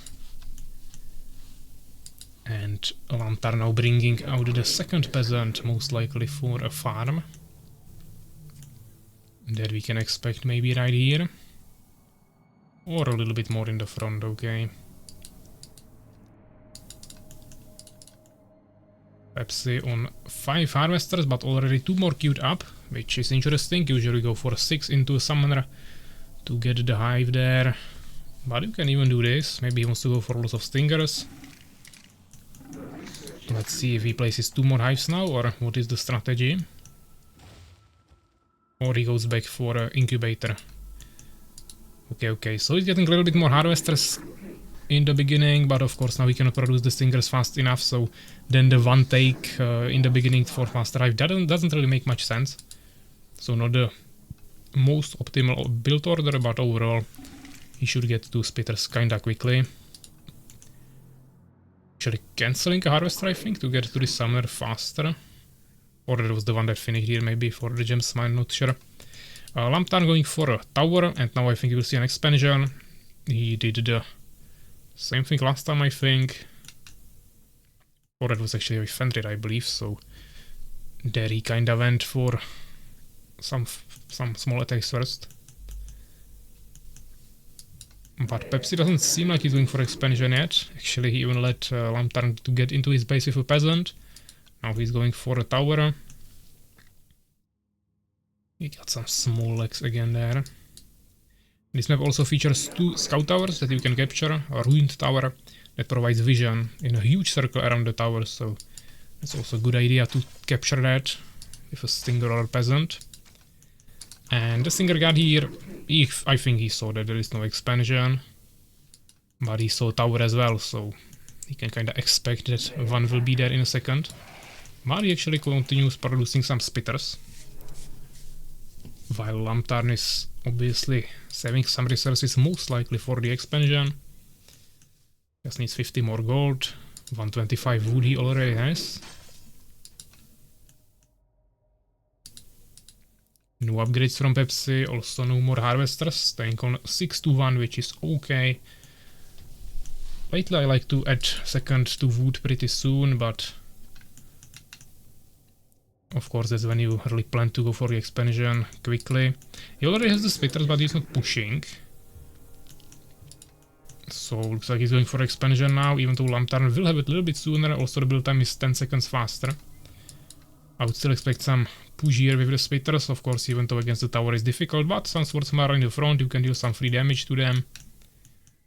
And until they get the temple and priests, it will be a little bit harder for them to recover, of course. I hate when Pepsi is playing Fallen. Pepsi is insane doing a challenge now. Is he doing a challenge? I mean, they're obviously not doing the expansion. You can't do the level up with Fallen as well, and you can't do Dino's Revenge, so I don't think he's doing a challenge.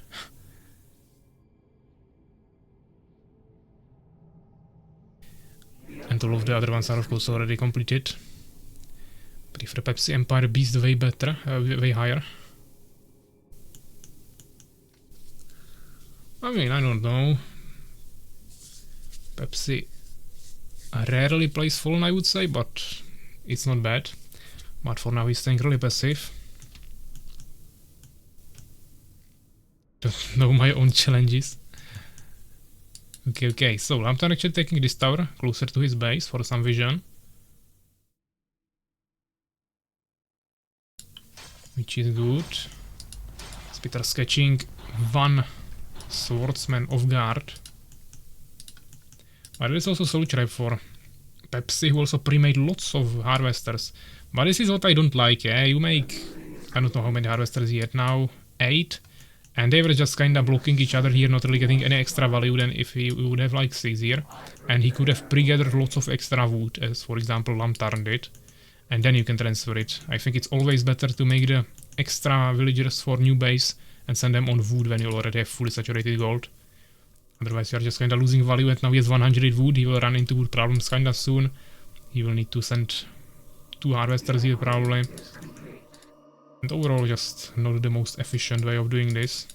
3 towers from Lamtarn, he is definitely not getting pushed without some siege units or defiles. Also getting a temple already, actually no workshop in the back, kinda interesting. Catapults are kinda slow, so usually you want to make no workshop in the front kinda, or even a proxy somewhere. But this is of course a little bit safer. Also, unless Fallen goes like for immediate guards or seekers, he will have kinda late scouting. You don't have like a Phoenix or Harpy. So we cannot really get into the base here to scout. For Flying Stingers you also need Valkakun.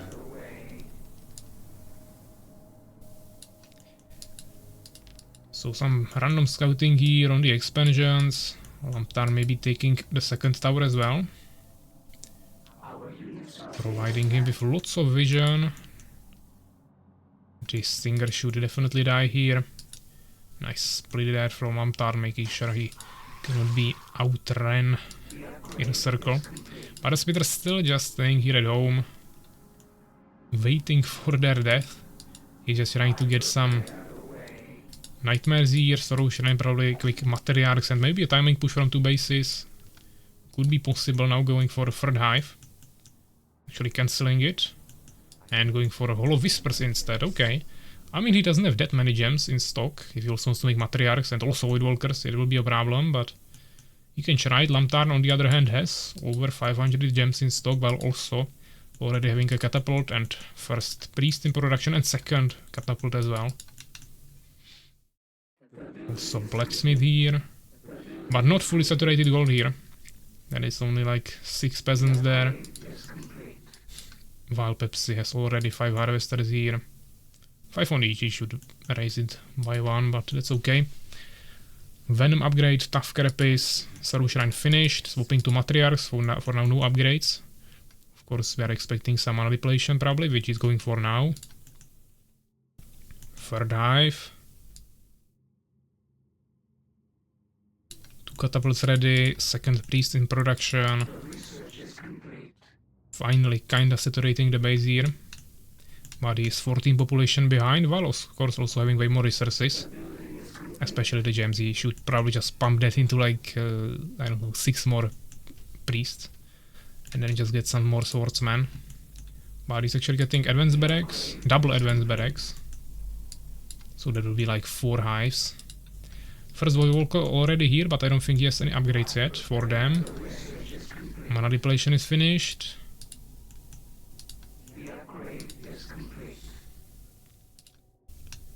20 population ahead right now, second Voidwalker. And he will have lots of casters, of course. He has Frost Shields from Nightmares, he has Mana Depletion and Necromancy from Matriarchs, and also he has Voidwalkers for Freeze. So there's multiple casters. The thing is, if he has enough damage to actually utilize all the freezes and everything he gets from it. But he has some units. Maybe he'll go for expansion now, we'll see. He of course needs to somehow deal with the catapults, that will totally devastate his whole army, but maybe the Stingers can get on them. Expansion placed down, but immediately scouted by Lamtarn, who had 1 swordsman ready there. Not standing in the middle to block the placement, but immediately attacking. And also there is 1 Stinger from Pepsi, checking this expansion as well. Of course Lamtarn still has the 2 towers here, so he has full vision of the map.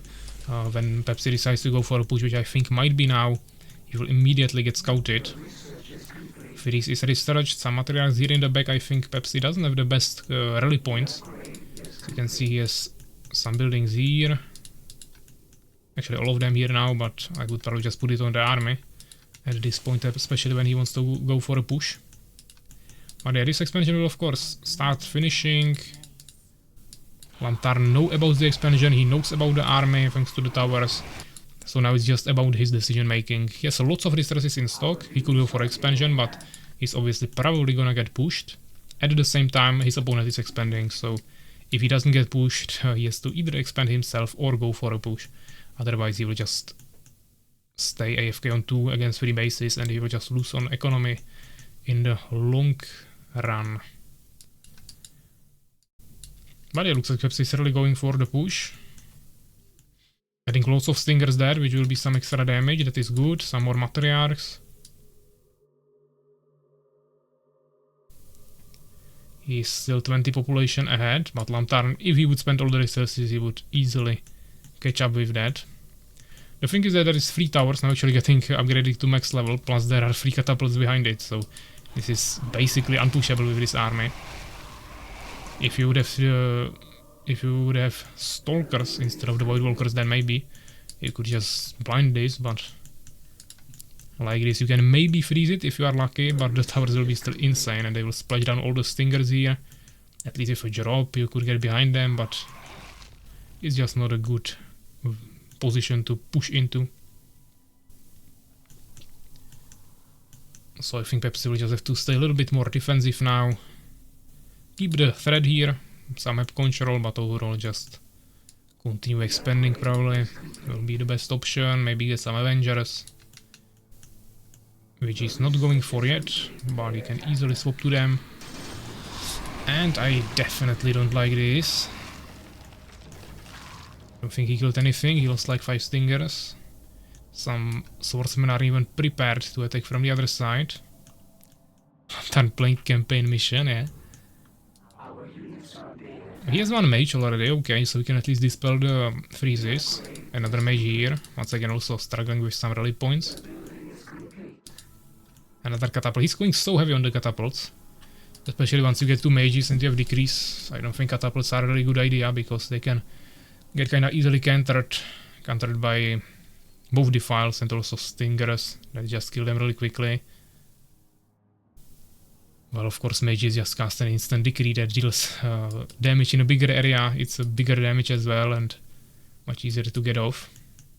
And easier to save the units, even though they have less HP. But at the same time it can get countered by anti-magic, which is not a problem on open field where you can pull back, but when you are already getting pushed like this, it won't be easy to cast decrease there. So then the catapults are of course good for defense like this.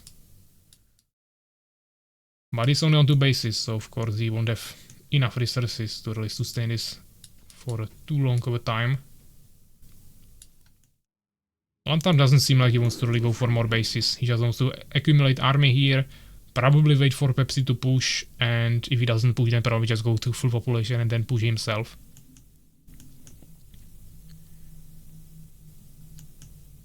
Anti-magic work versus fog. Anti-magic works against all magic except ultimate abilities. 1 bone archer, not sure what he killed here. Maybe the peasants from the tower or something. Just kinda scouting, he found 5 catapults and 3 max upgraded towers. Without fortify, but outside of that, fool. Decree upgrade finally getting there, okay.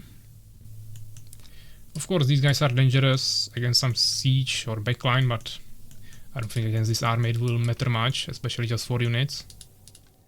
Upgrades 1-2 for Pepsi and 2-2 for Lamtarn, who is now on 2,500 gold, but 0 gems, so we can't really make more mages or priests or even knights, but you can just pump it into swordsman if you want to, which he's kinda doing, while still having lots of resources.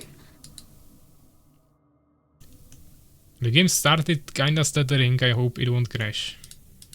But if stream is running fine and I don't see any lost frames, I don't think the problem is on my side. Lamtarn army is $40 better. I feel like Pepsi is just not adding more units for a long time. He just invested into the expansion, get some towers here, upgraded them, got a new building, now makes some guards here, getting more infrastructure. But this same army is standing here already for like 5 minutes or something. While Lamtarn is bolstering his strength, and he could now easily delete this. He has lots of mages, lots of catapults, ton of swordsmen, and priests are still fine as well. While still having so many resources in stock, population is actually balanced even though Pepsi has an extra base, but of course he's investing into those bases, so before they start paying back, it will take some time. He's going now for the Champion of the Avenger, but I think he should have just go for the Avengers as quickly as possible, instead of going for the guards here. And start dealing some damage to the defense here. Now the army is just already a little too big. Hopefully Lamtarn has resurrection, of course. It's really important here. Also yes, castle getting disciples now. Hopefully he waits for that. That's really important. He'll have cheaper spells. 3 more %. And he has it. Okay, so pushing Pepsi back. He has same population. Plus of course he still has some towers at home. But this army definitely doesn't feel like it can deal with this. But you'll see, of course, he can multiply the casters. Then he just kinda dissolve the rest of the units. Maybe there won't even be any dispels then for freezes. I would expect some decrease now. Also he needs to deal with the guards, and he has only anti-air with the decrease. Dispel, I mean he has the mages here, but it took him so long to dispel this. That's just poor army control at this point. Also not the best position to fight in. He has lots of melee units and he's fighting in a choke point. Now hitting his own swordsman as well. He can't really decrease it now, so he has to pull back. Dealt decent damage, but also killed his own priests. Killed half of the guards. Okay, he kinda dealt with the air, but I mean the catapults can still one-shot this. Yeah, this is insane damage. Perhaps he shouldn't be fighting here like this. Anti-magic won't save you against the attack of catapults. He could have also froze that. He has mana on this Void Walker. He was in the range of the catapults. But the catapults completely pushed him back. He's still ahead on population. Lamtarn not producing at all with the gold. He is actually producing, but he doesn't have enough production buildings to actually utilize all the gold he has. And both players are on 0 gems. The base pushing new game winning strategy. I mean, he's not really in a winning position right now, but I don't think he played the fight in the best way possible.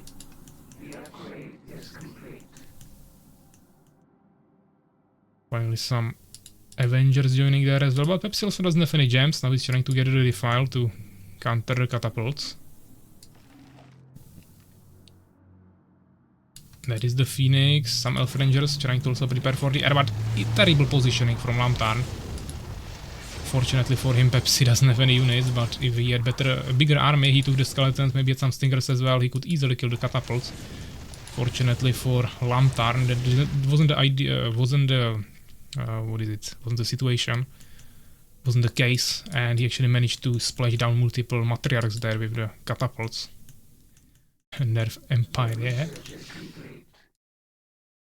Finally, Lamtarn trying a third base, but it got stopped by the stinger from Pepsi that was there from beginning. And now we saw some decrease. I mean, this is really unpushable like this. You need to blind it with the defiles first, but it can get dispelled, so it's not easy. But now there is no mana for new decrease, so he doesn't really have anything to deal with so many guards. Except the towers, of course. But that might not be enough. Avengers also can't really deal with so many catapults.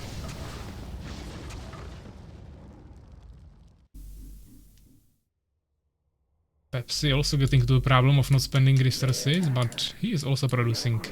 So both players should make more production buildings or invest the resources into new bases or upgrades. Just kinda something, we don't see any upgrades happening there in basically any buildings. Also some idle peasants here. He actually ran out of gold in his main base. Plus this got stopped, so now he's on 1 income against 3 bases that are working. This one actually not yet, but he can start working there pretty quickly. But 4k gold is definitely a lot. He could make lots of swordsmen to protect his catapults. Now of course he's dealing a full air army, so the question is if he even wants to make more swordsmen or maybe just pump it into elf rangers or more mages. But gems are definitely a major problem. Pepsi is just kinda moving here with a whole swarm.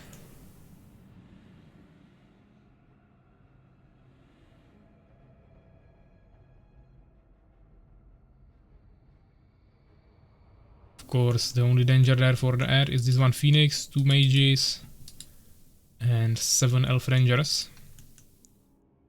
With potentially some buffs from priests and resurrections. Lamtarn absolutely not expanding. Trying to win it with this one small army. Nice decree. No reaction from Pepsi, who is also not casting his defiles for some reason. But he at least casted some anti-magic and freeze, so that was good. Finally bringing there the defiles as well. One Phoenix wasn't enough to deal with that. Another mage. Decree. I mean, Pepsi played this really poorly, but he had way stronger army, so he should still be able to push this. But his army is really low HP, so one more decree might be devastating for the guards.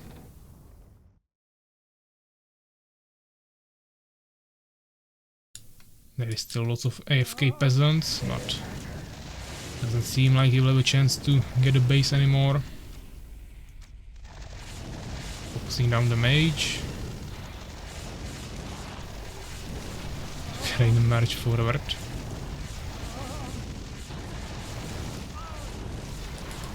And some more defiles here, binding all the towers, elf rangers.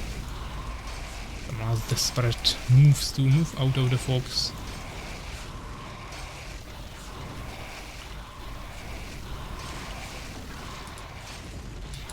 And it's looking pretty good for Pepsi.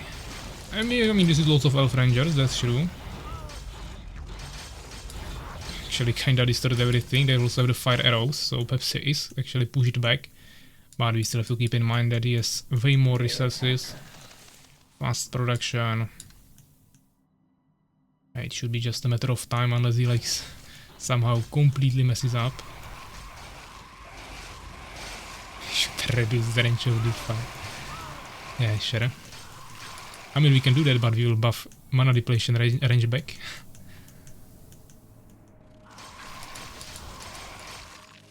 Level 3 ranger.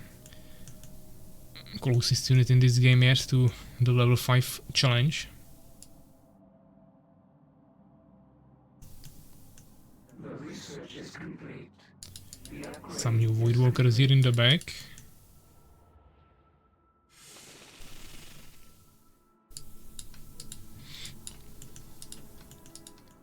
Mage, okay.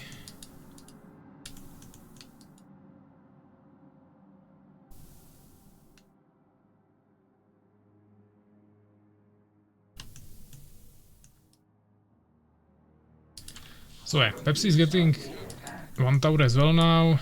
This one is not taken by anyone, so some more vision there, getting some deformers around the map for unholy regeneration. He kinda took the 4 bases, after that not really much more. He doesn't even have any towers here, so it's kinda vulnerable. And Lamtarn actually remade a decent army, he's still 40 population behind. So, I mean only one mage, that's the biggest problem I see here. Also there will be of course probably anti-magic. Nice freeze there together with the mage, and of course... I mean the swordsman is still really strong, but I think Lamtarn will maybe even give up here and... yeah, Pepsi will be victorious. So yeah, 28 minutes, nice game guys. We had 151 kills from Lamtarn, so actually way more than Pepsi, but he of course had double units. 17,000 experience here. 18 researches against 16, and researches, yeah, definitely in favor of Pepsi, even though not that big of a difference in the end. Anta still had like multiple thousand of gold unspent. But yeah, let's save it. Tournament games number 20, I think. Yeah, I think last game I saved manually, or that was the game before. Not actually exactly sure. Over growth. Pepsi versus Lamtarn, and it was fallen against Empire. So yeah, GG guys. Unfortunately, this should be the end for Lamtarn in this tournament. Let's get to the bracket. And Pepsi will face off against MaybeNextTime in the next game, which I would actually probably start with, guys, because MaybeNextTime has to go. It's still in like 2 hours, but this is best of 3. This might also take longer, yeah, so I would probably start with this. It doesn't really matter in which order we do that, but just to make sure that we don't end up in a situation where someone is not here and we have to delay everything once again to like next week or something. So 1-0. Pepsi 3 minutes, yeah, no problem. Yeah, of course, Ania and SoulsKeeper you can play after that, guys, no problem. But let's start with this. So first we'll do some map picks, that will be important. So let's prepare the games. Macroser wants to see me and Suwak, yeah? You have to wait a little bit. What is the number? 21, 22. Actually, this game should be played first. 23 and this is 24, but it doesn't really matter, of course. That's just some ideal recommendation. But yeah, we got Suwak against me. 22 is MaybeNextTime versus Pepsi. 23 we don't know, and 24 is Ania versus SoulsKeeper. So yeah, we can pick the maps here. So we'll start with me and Suwak. Let's refresh this. 1 to 14 and first, okay, sorry, one more thing. Bands 214, 710. 2, 710, 14. MaybeNextTime and Pepsi 710, 24. And lastly, Ania and SoulsKeeper 2 and 14 and 2 and 14. So same bands there. Okay, so me and Suwak game number 21, and map will be number 2, which is banned, so not. Another map, number 8, is not banned, and it's Dark Side Forest. Okay. At least not Redwood Towers, I'm happy with that. MaybeNextTime against Pepsi, so let's roll that. Number 11, Python. And Ania against SoulsKeeper. Number 1, Eclipse, haven't seen that yet. Actually, this is best of 3, guys, so I will have to pick 3 maps. Best of 3, yeah, as you are saying, so let's pick up to 3 maps here. The last one might not be played, but let's pick 2 more. So another one, it cannot repeat, by the way, yeah. 7, Winter Forest, and yeah, has experience with that. And last map, number 9, Inner Sanctum, if you guys go for a third game as well. So yeah, this is the maps for now. We'll start with MaybeNextTime and Pepsi. Map Python. Shit maps. So let's see. Python.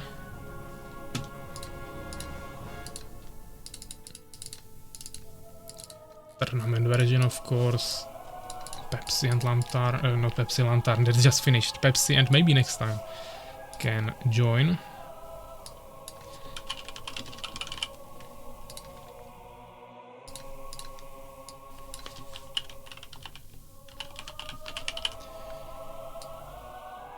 So we got overlay ready.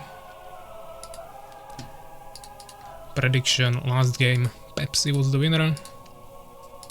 And a new one.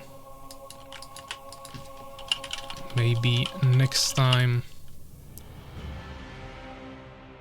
or Pepsi. Prediction starting right now.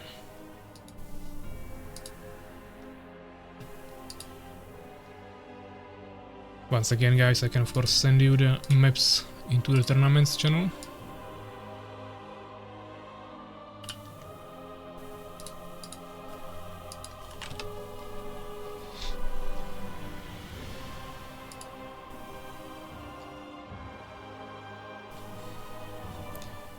And yeah, prediction is still going, guys. 1 minute 30 seconds remaining.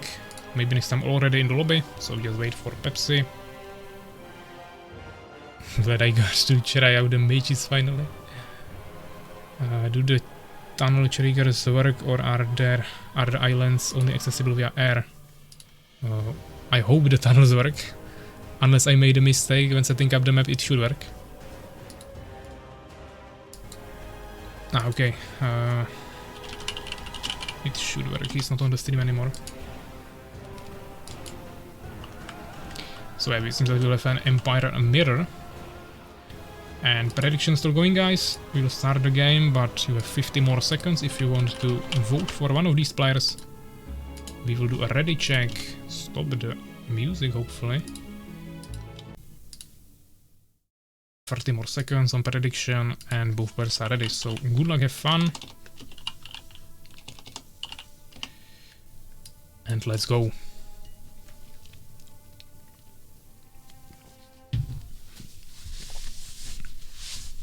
A lower bracket game on the map Python between MaybeNextTime and Pepsi. If I'm not mistaken, it's an Empire mirror, and we are already in the game. So on the bottom side of the map we have MaybeNextTime with the red color Empire, and Pepsi with Empire as well on the left side of the map with the green color. So they spawned next to each other, but even though it seems like they are really close to each other, which would be the case with air units, for example, it's actually still kind of far away because the entrances are here and you have to go all the way around it like this. So I think it's closer if you are next to each other like this. Of course, you could also be across the map, which would be the furthest probably. But overall, seems pretty good. Both players going for a similar opener with a barracks, not really in the front here on this small part of this cliff here, but right in front of the ramp. So closing it here, trying to stay really condensed, let's say, if they make an expansion there, so everything protects everything. I think Pepsi maybe has a little bit more in the front, but overall it's kinda similar approach. Peasant production, of course, on both sides. One barracks and one farm. Double build with 2 peasants on each side. Pepsi will have it a little bit sooner.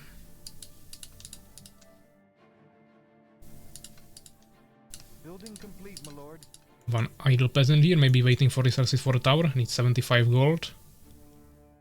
And it was the case. Place it a little bit higher than completely here between the buildings.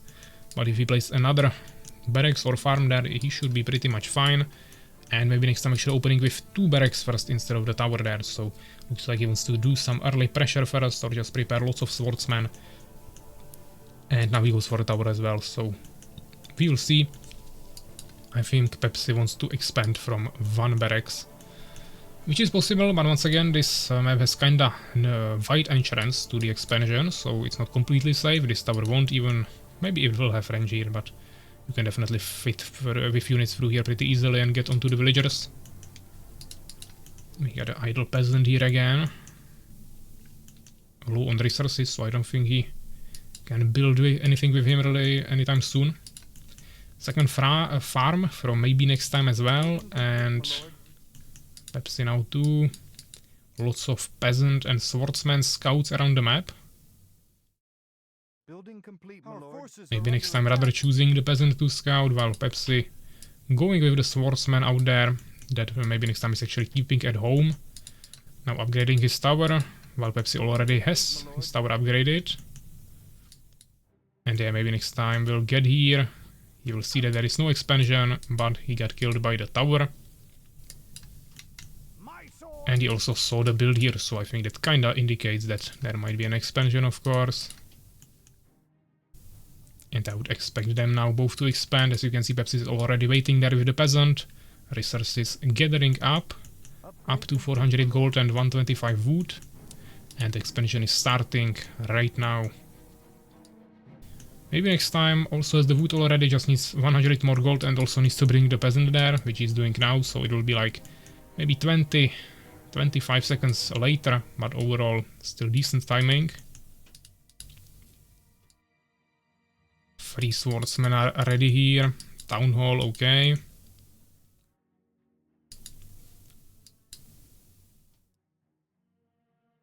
No gems actually from MaybeNextTime. Once again, Pepsi already on 200, and we saw the same problem before when he played with SoulsKeeper, who had already like 400 gems, and MaybeNextTime didn't even start. So for some reason, he absolutely neglects this, even though he already has too many villagers on gold. And just kind of, I don't know if he forgets about the gems, but now finally going for it. But yeah, 250 gems disadvantage, definitely not a good idea. It can really not pay off later in the game.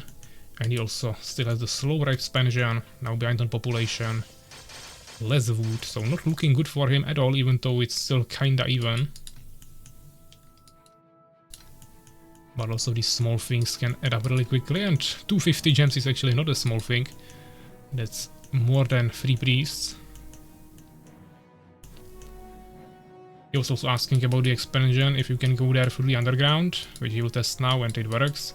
Which indicates that he might try to do that. By the way, also kinda unique underground here. It's a tunnel with these elven lamps. Kinda interesting. The light source is not the best there, but it looks okay.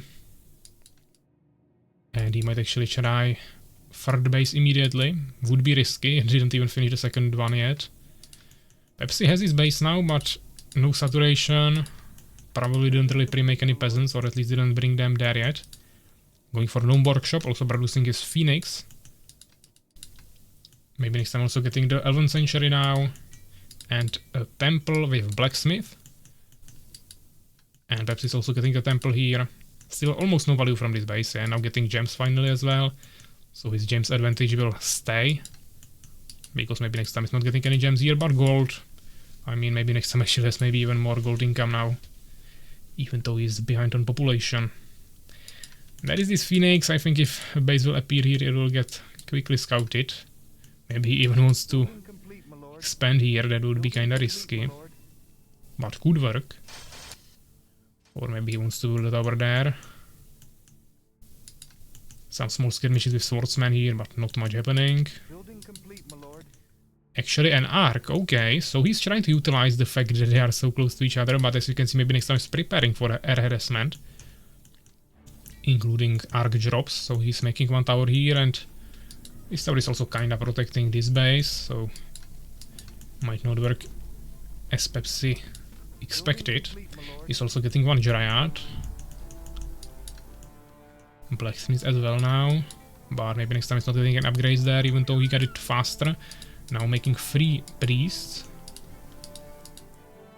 Pepsi investing into catapults now, also some priests and more swordsmen, and finally getting second barracks. Because his production of units was definitely really slowed down by that. And maybe next time now also weaving in some elf rangers into his army. Still not fully gathering here the gold. Pepsi looking a little bit better there. And we got the arc here, let's see what is inside. Nothing yet, okay. And I think he will place down these, or place in these 6 swordsmen and a priest. Pretty standard harassment army. And he actually catched a Phoenix of MaybeNextTime with his Dryad. And he's killing him with the Phoenix he has. You have 20 damage, but you take half damage, so it's just 10. And he has 225 HP. The attack speed is probably slower than 1 second, and you have 25 seconds on the enchant. So I don't know if he would kill it, but he decided to go with the Nova there to finish him, and that was just a short kill. Of course, the Phoenix has enough time to regenerate that, so that was really a good decision. Now, of course, he will encounter the tower. I think he will probably still drop there, but he might lose the arc. If MaybeNextTime won't retarget, but he actually retargeted on the swordsman. He will destroy the tower, killed some peasants, but he will also lose lots of value. He needs to really quickly pick up everything with the arc, which he is kinda going for. He didn't lose anything? Okay, that was a huge value. I think he killed like 3 or 4 peasants and a tower. and didn't lose anything, so that was really good. Plus he killed the Phoenix before. Research complete, my lord. Gotta go vote for City Major and some other stuff. Won't be back today. Good luck and fun everyone. Okay, thanks for coming and playing Lamtarn.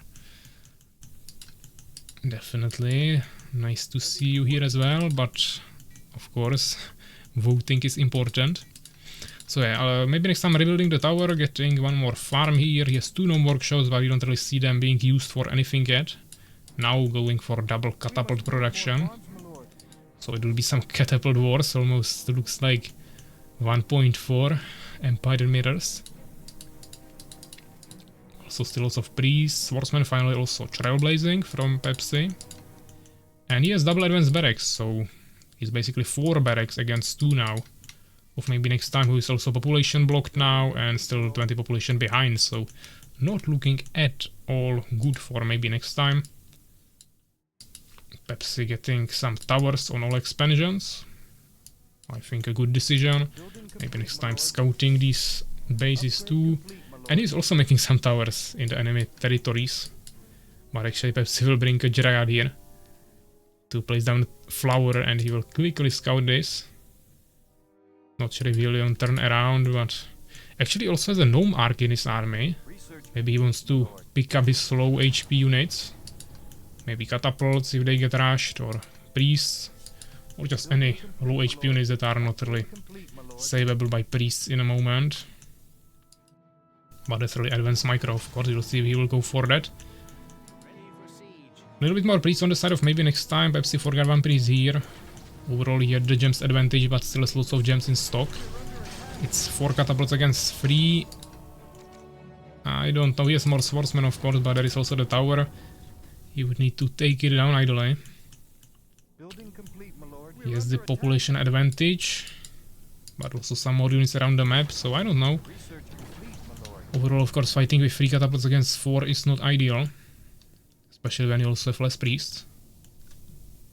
But you can also utilize the fountain, of course, in the middle. Pepsi expanding here behind him, so what we thought maybe MaybeNextTime could do in the beginning, actually Pepsi did in the end. But it's not the first expansion, yeah, so that's not for the quest. For the challenge. To be honest, I don't think any more challenges will be completed at this stage of the game, but maybe someone will still risk it in some best of 3s or even in the finals best of 5. If someone will be winning 2-0 or 1-0 in best of 3, they might risk it.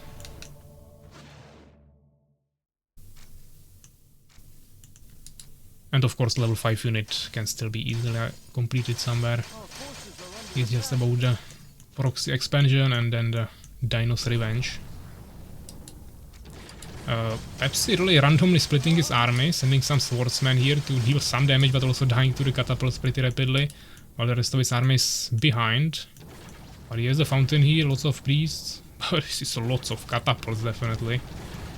Ideally would want pikemen against that at least, or some knights. Or steambearers, of course, also would work fine, but this is definitely really hard to push into. The double gnome workshop definitely paying off, but we see gnome alchemist and first steambearer, so I think that could change something. I think MaybeNextTime will force Pepsi out of here. Heal from the fountain is fast, but not to heal damage of 7 catapults. That's just too much. At the same time, Pepsi is of course way more swordsman, kinda dealing with the rest of the army of MaybeNextTime, who is bringing even more catapults, but he got nicely surrounded. There are so many dead catapults. Yeah, looks like this will be win of a fight for Pepsi. Even though he's also taking some damage to take down these swordsmen in the fountain, it's really difficult. These swordsmen kinda got kited. Eventually, even though MaybeNextTime lost like half of his catapults, he still has more because of that insanely fast production. And Pepsi lost all of his swordsmen, even though he had like 30 of them. But he's bringing knights in the fight. A really good move. Would be hard to take down. He has 2 and 1 upgrades. MaybeNextTime she has 0 upgrades on the rangers. Same for Pepsi. So it's just the melee units here. 2 and 1 on both sides. Upgrades. MaybeNextTime trying another base, but it is stopped by Pepsi's tower, and he also got an expansion now here, so Pepsi has another income, even though it's not saturated yet, but this is a really powerful base, especially for gems, which is really important for Empire. 2 knights in the army, plus a steambird. Looking really good for Pepsi. MaybeNextTime sitting on lots of resources. But the knights are going to fall here. Question is, does he have resurrection? This priest has full mana, so he could resurrect them, but actually only one of them died, another one escaped on 14 HP, but I don't think he has resurrection. Steambird definitely dealing lots of damage, but also getting kinda killed there by the Elf Rangers, and that was the resurrection. Knight is back on 310 HP, but also pikemen are coming to deal with both knights and catapults. So still pretty chaotic battle. Basically all the catapults got taken down. Now the pikemen are dealing with the knight, but of course even the pike damage is not really enough to deal with this knight. He's actually getting picked up by the gnome arc. And Pepsi is escaping with probably fully loaded arc actually. But there is nothing to take it down. There is still knight fighting in the fountain. But 2 pikemen are too much for him when he's so low HP. But 4 more knights behind with full HP. Another one here coming. He's also getting prayer and horse armor. Last upgrades in the blacksmith as well. He needs to get some priests, of course. Ideally get control of the middle now. Heal his knights as well. And MaybeNextTime has to finally maybe take this down with a catapult and finally get some expansions. Because even though he has lots of resources, he has smaller income, less bases and also less population. 2 more barracks for MaybeNextTime. We're going with his catapult production, which won't be the best idea against this. Finally actually dropping the priest of the arc, so he had priest, just weren't deployed yet.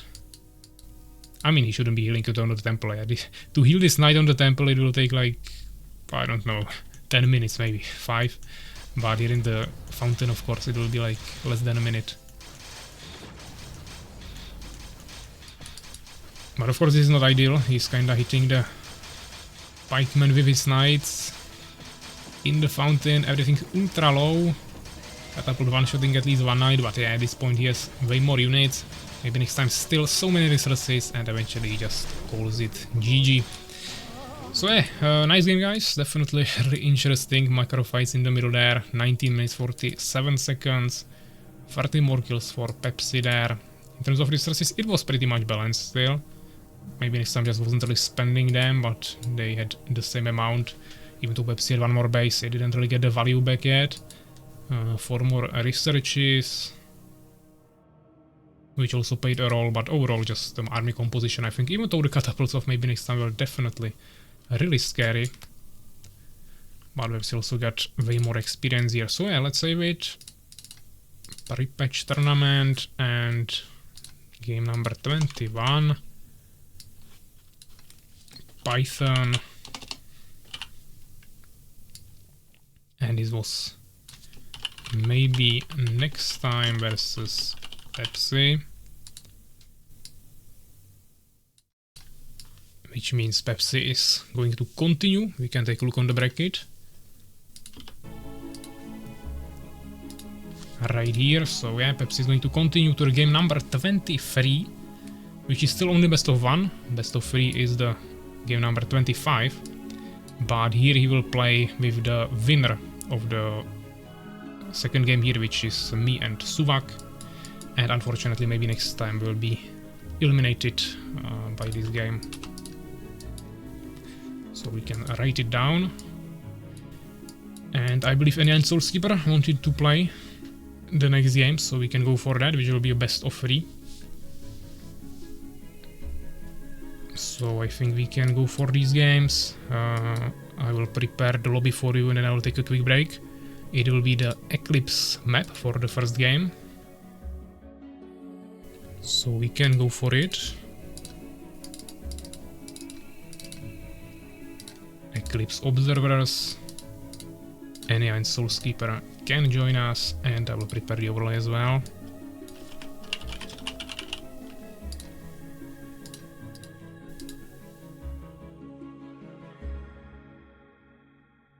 I'm also not sure if my chat is actually working properly, but there are no new messages for some minutes, so of course if you guys are not writing anything, that's totally fine, but if you are, then I don't see anything.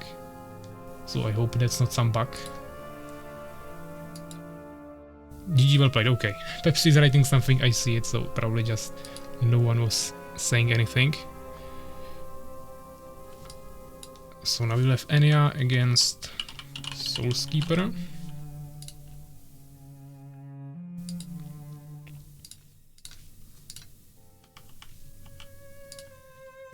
Prediction. Pepsi was the winner, so let's pick that. New game. Ania.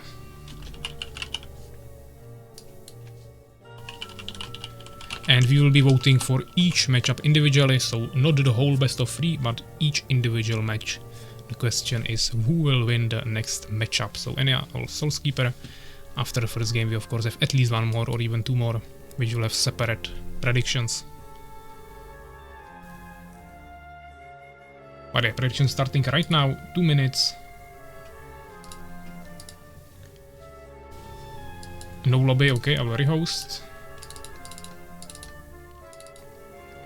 Eclipse observers, try it now, and I will take a quick break as I said. Prediction will end in the meantime, and then we will go for this best of 3. So yeah, see you in a minute.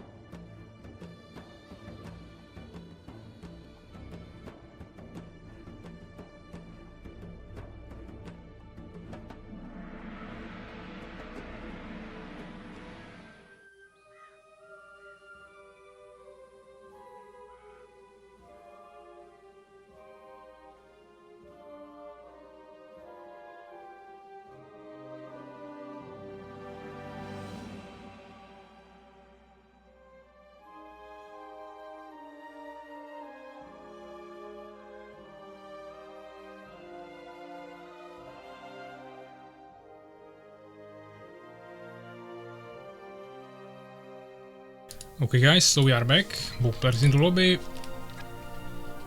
and how the prediction ended. Only 20 coins for Ania, so nothing happening there. We can probably stop this, let's see if they are ready. Viewer is going once again a little bit up, so maybe people are waiting for this matchup. Might be definitely interesting. This is of course the semi-finals already, so best of 3. After that we still have multiple games in the lowest bracket, but in the higher bracket, the only remaining match after this will be the grand finals. So that will be of course best of 5. This is only best of 3. And SoulsKeeper no, then he says go, and Ania is also ready. So good luck, have fun. We got SoulsKeeper with Empire against Ania with Fallen. We already saw both of them in multiple games perform really well. So let's see how they deal with this. So yeah, map Eclipse, 2-player map. We are already in the matchup. SoulsKeeper spawned in the top right corner with the pink color and the Race of Empire. And then we have Ania with the purple color Fallen in the bottom left corner of the map. So kinda similar colors there, but at least one is dark and one is light, so that should be kinda easy to distinguish. And they're going for a really quick front base here, delaying the harvester by 2 or 3 seconds, so not too big of a deal. You can definitely afford to go for immediate reformer without control form break on this map, and he also built it kinda in the back, so that's totally fine. Going for a hive and control form. I think he will go for expansion. He usually does it like this. He goes for deformer into hive, into 12 population harvesters, so one more here, and then expansion. At the same time, SoulsKeeper usually does early scouting with peasants, which doesn't seem like it will be happening here. He's actually going for a double barracks opener, which I think he did a little bit too fast, because now he won't have farm in time to also have enough resources to start double producing. So this is just kind of wasted resources, but we will see what the idea behind this will be. Now he's going for the farm in the back, of course, to not waste more time by walking somewhere. We see Ania circling around here, waiting for the gold for the Dark Fortress, which is 400, now placing it down at the 1 minute and 56 seconds, so right before the 2-minute mark. And SoulsKeeper on 0 resources, producing just the 1 swordsman, no towers. Definitely questionable opener, but now he started his second swordsman. Of course he needs to also make a second farm as soon as possible, because otherwise he will run out of that.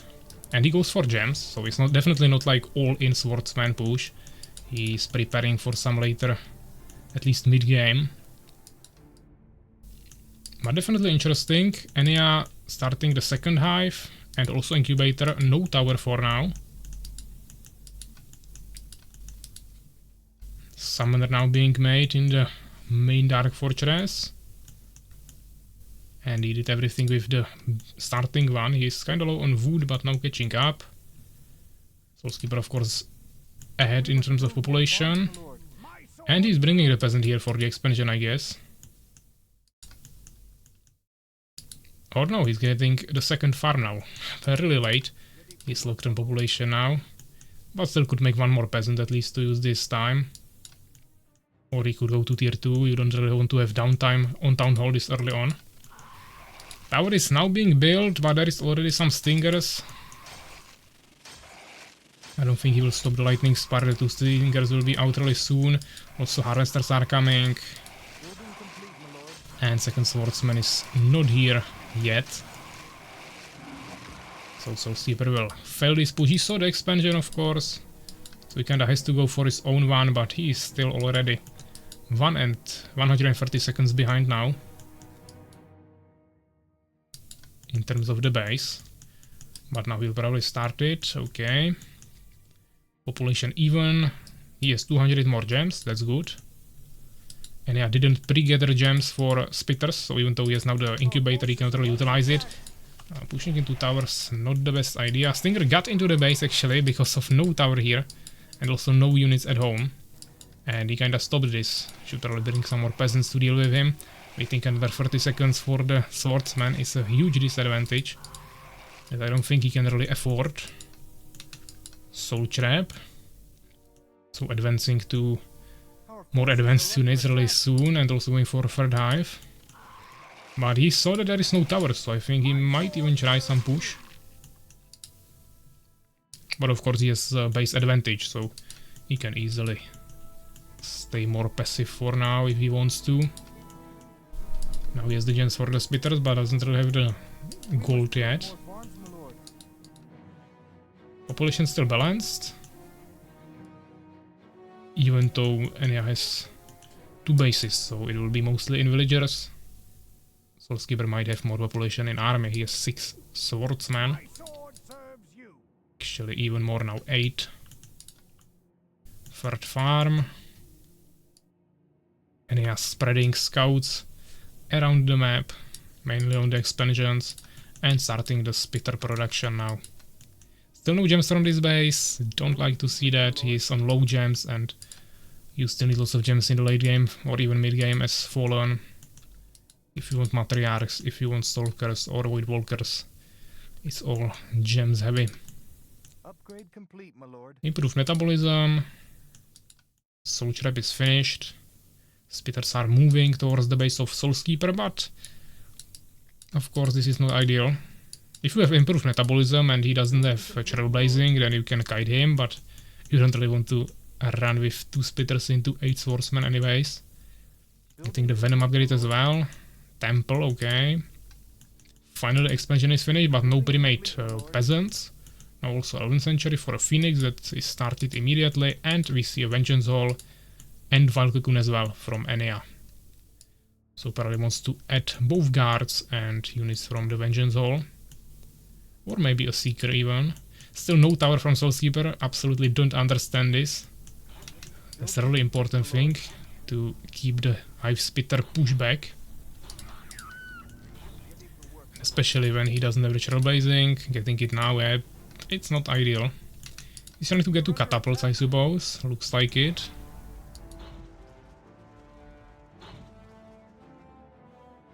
But more spitters are coming now.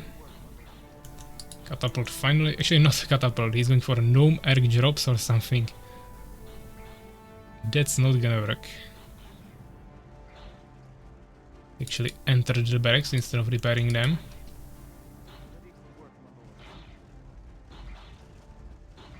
And also the spitters would just kill the peasants, so it wouldn't do much. Trailblazing should be finished in a second. Right now, and he should be able to push the spitters back. Nice surrounds, of course, still none of them can die. If he kites. Second, third vengeance all even, okay. Button, actually yeah, Sorrow Shrine as well. A nice surround there, lots of spitters dying.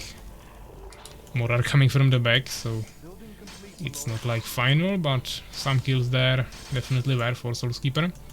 But he's still not going for the tower. And I kinda gave up on the harassment here, he could have still kept poking him. But there is a phoenix, so this expansion won't really happen, which is the next usual option. You can also go in the front or down here, but this is the usual one. Also here on the top we have mineral fields, if you want more gems. Not much happening in the base of Ania, and lots of resources are saved up. He's going for a reformer here, okay, so SoulsKeeper will know about it. The question is if he can do something about it. And he also forgot 2 swordsmen here that might just randomly die to some spitters. And he's maybe actually going for the arc drop. No towers ready here, but if he has grasp, which he definitely should have, even though many fallen neglected this, he should be able to easily deal with the arc drop, especially when it's just swordsman and not pikemen. Pikemen sometimes can still deal with the grasp because they kill the harvesters so quickly that before you grasp everything, half of your harvesters are dead, and that's a problem, but swordsmen are usually fine to deal with. And Ania found the arc and actually slowed it down with the freeze, even used Windwalk, a really good move, and he will take it down. Now he just needs to deal with his army, and this is terrible for SoulsKeeper, losing basically his whole army. Finally getting some towers at home, but question is how does he get the value back? Our forces are under attack. Research complete, my lord. Finally found his 2 lost swordsmen. Complete, my lord. He's fast definitely with the trailblazing. He can outrun the whole fallen army easily, but Building complete, my lord. what does he do now? He'll probably try to go for this that he sees, but he's really injured, so any units could easily deal with him. At home he's finally getting a catapult as well. 4th barracks. 2 of them getting to advanced barracks. Getting to castle as well. 3 towers, but that will probably get stopped by the swordsman. He needs to bring the stingers there, maybe even the matriarch. Raise some skeletons. Just overall deal with that somehow. Or go for all-in push, but there is a catapult, there is a tower, there is a narrow entrance, lots of swordsmen. Just not an ideal position to fight in, even though he still has ranged units, so not that bad, but the catapult is dangerous definitely. Actually he has guards as well, okay, we totally missed that. He's going with guards as well from the other side, and SoulsKeeper is upgrading the tower that is already upgraded, which is a big mistake because now it's not shooting. He should cancel this and start repairing it, and he would probably kill all 3 guards. Right now he will lose this, he has 0 anti-air, and I think this is the end. He would probably still lose it here, but this was definitely a mistake there. He was going for the castle from 2 bases, definitely kinda greedy.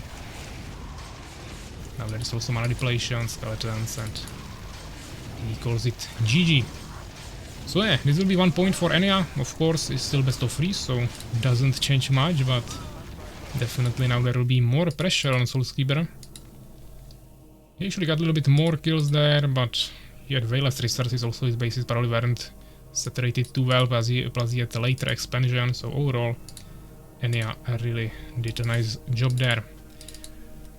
So let's save that. Game number 22, Fallen against Empire, and it was Eclipse, and we got Ania against SoulsKeeper. So yeah, GG guys. Let's go for another game, which will be on the map Winter Forest. So that should be this one right here, observers. You guys can join, and I will also maybe edit the score here. We got 1 point for Ania. And we can also make a new prediction. So last game Ania was the winner. New prediction will be the same one. Starting right now, you can start voting for the second game of this best of 3 in the semifinals. Looks like they will be staying on the same races.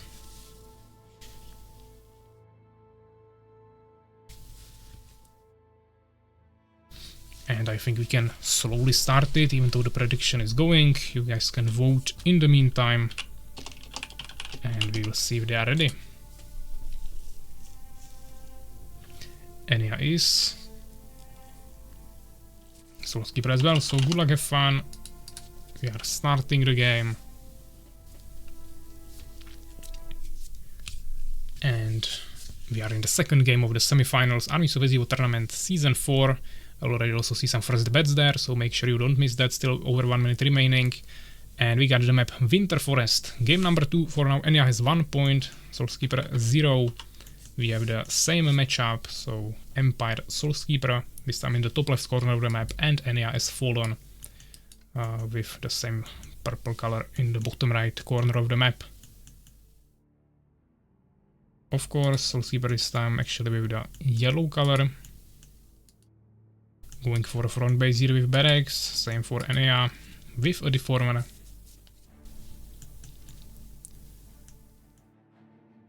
There is a huge space, let's say, behind the base here, but it's not really accessible. You could potentially get here with like a peasant in the beginning and build some infrastructure here and try to launch a push, but it would be really dangerous, of course, overall not too useful.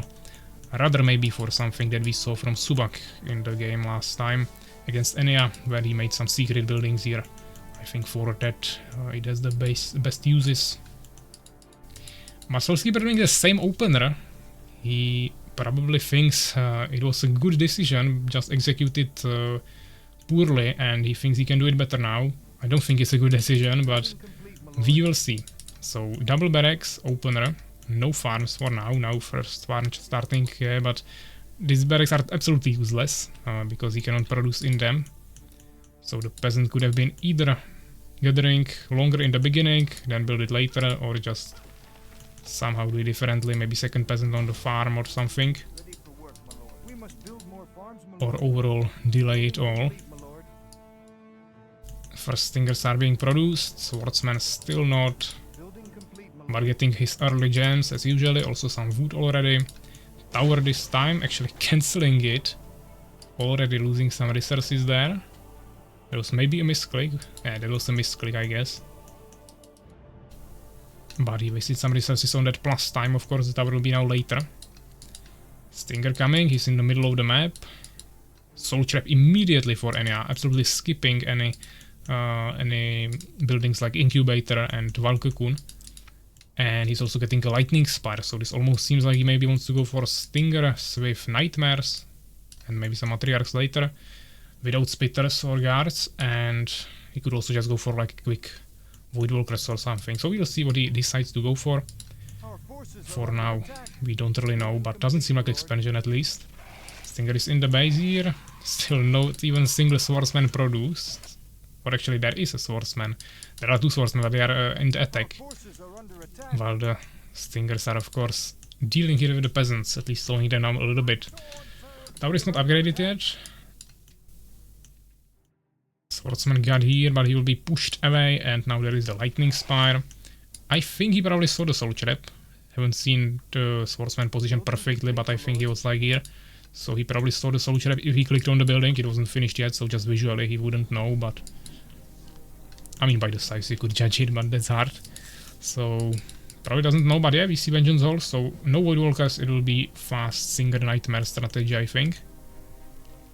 Which is...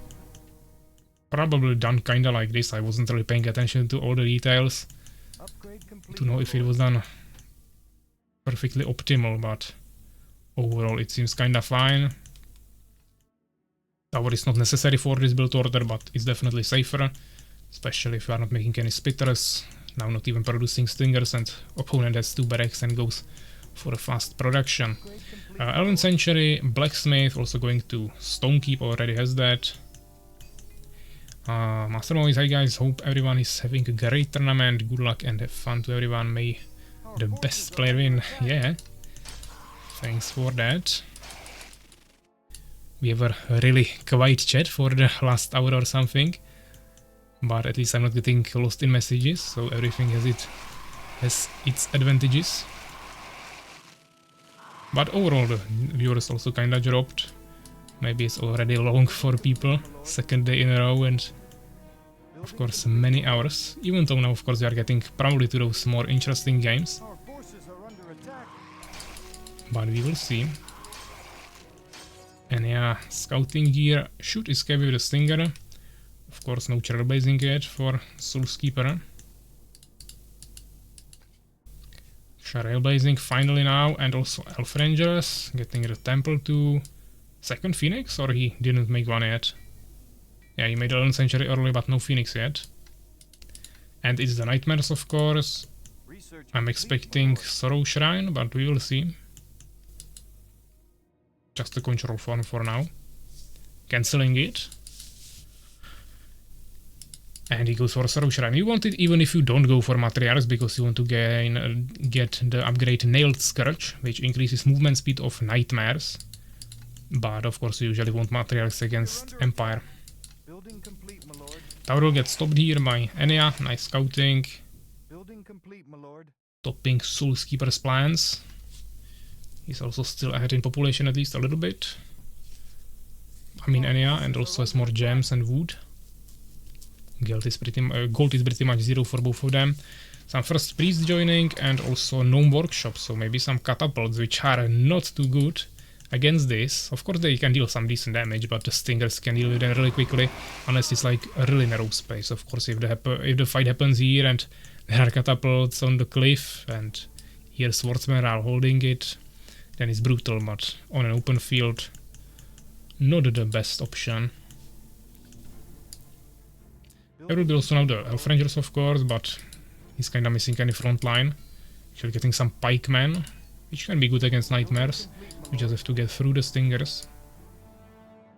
And then they're actually going for expansion, maybe.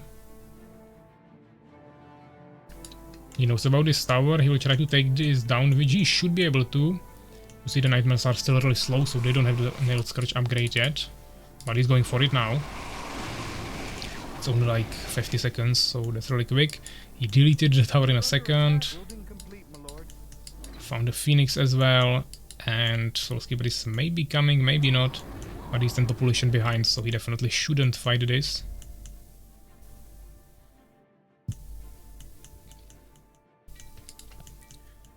But catapult is being produced. Stinger checking the back expansion as well. And yeah, kinda luring him out to the open field ideally. You want to fight on this ice land. That is the biggest open space here. Or of course here or something. But definitely not in these narrow corridors. First 2 Matriarchs. Also getting mana depletion. There is only 1 priest for now, but still a good idea to get it against Empire, even though he is just going swordsman with catapults. Checking with the Phoenix here, he will find the control for maybe, but there is no expansion yet. We must build more farms, my lord. This might end with 1 versus 1 base, but it depends on the fight and everything. Actually, he doesn't see the control form, he's just checking for the expansion. Staying too far away. So let's see if SoulsKeeper pushes into this narrow point or not. That is Stinger, he will kill that. So Ania is on open field, so he wants to fight here. SoulsKeeper wants to fight here in the narrow spot, of course, but it just depends who will lure the other one out. And this is a good spot for, I would say, I mean, it's not the best spot for either of them, but it's good enough for Ania. And also the catapult was kinda behind, so SoulsKeeper will definitely get pushed back here.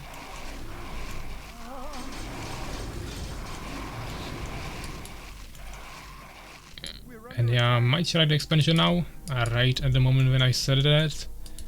SoulsKeeper has the tower here, but would be probably better down here. 2 catapults, one of them died, so only 1 remaining. The strategy is really strong on open field, but against towers it kinda struggles. We'll see if 1 tower will be enough to hold this back. But with the catapult it should be. My sword serves you. 1 scout checking the back expansion, of course. Yeah, pretty much unpushable here for the Fallen. But he's getting the expansion, so SoulsKeeper is on a timer.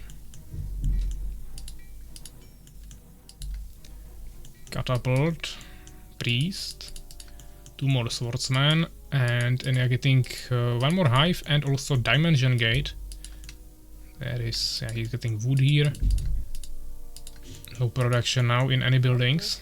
Trying to prepare for the expansion. SoulsKeeper actually pushing out of his base. Not sure what he wants to do on open field. That is how you lose as Empire in this matchup. When the Fallen does this army composition, but I mean this is a narrow place, let's say, but there is also Stinger from behind, kinda tanked a shot there. And the catapults are still not shooting, losing so much damage there. Actually then he shot his own units. Not looking too good for him. Another catapult stuck in the back. Those won't escape probably. And we can kill the Stingers. I don't know if he has insect haste. Probably not. For the Stingers.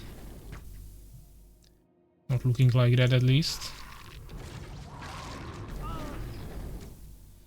And looks like Ania just goes all into the base. And SoulsKeeper calls it GG. So yeah, good job guys. That means Ania is the winner with 2-0 of this best of 3 in the semifinals. And SoulsKeeper is not out yet, he just continues in the lower bracket. He had 30 kills against 29, so basically balanced. Ania just had more units, of course. Overall, kinda well spent resources, 500 gold left here. Research is also kinda balanced. So yeah, GG's. Let's get to the bracket.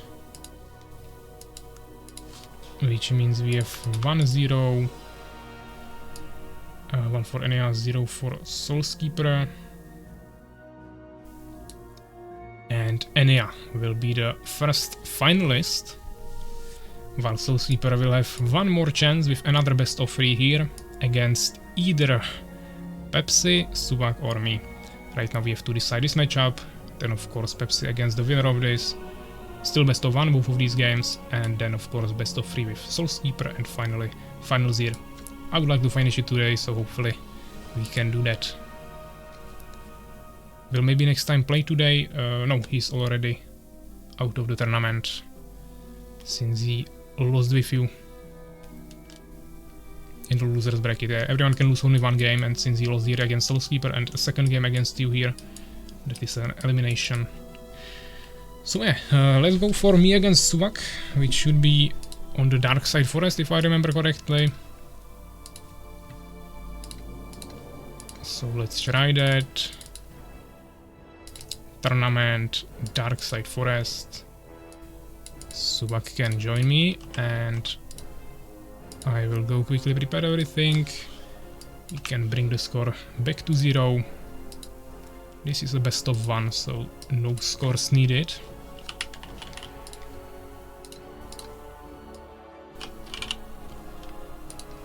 So me against Suwak, prediction, last game was won by Ania. New prediction.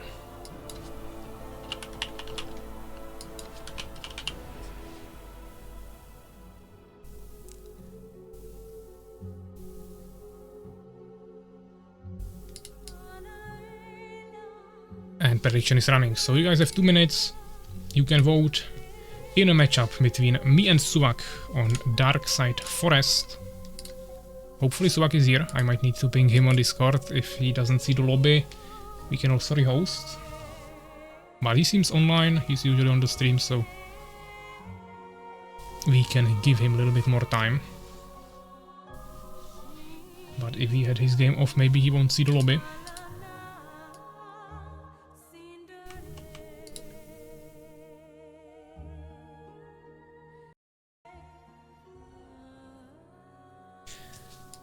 So yeah, prediction still going. How is it looking? We have 700 coins on me, 169 on Suwak. Still 1 minute remaining, so at least we have votes on both sides and it's not like 10 coins. So there is a motivation for both sides to raise it a little bit. And we got Suwak here with Empire, yellow color for now.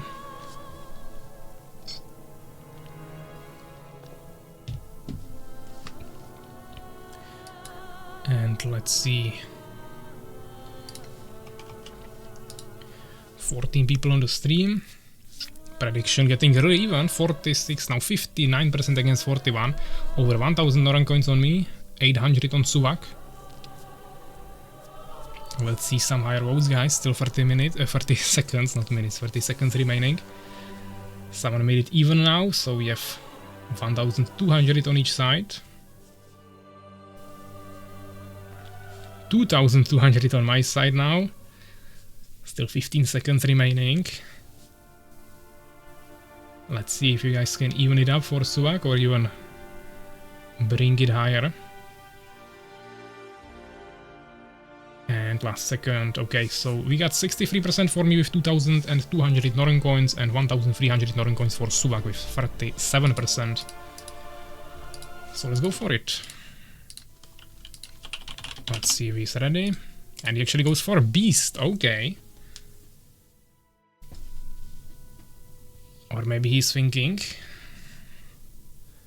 I mean, Beast is of course scary.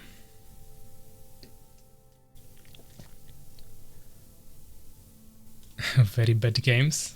I mean, SoulsKeeper, you still have a chance, yeah. Another best of 3, so you should be fine. And he's ready, so let's go. Good luck, have fun. Of course, I would rather prefer Fallen against Empire here. But let's see. Poor Beast Suwak is gonna get fucked by Fallen. No, I think you will see how Beast is played, but we will see. Let's maybe focus a little bit.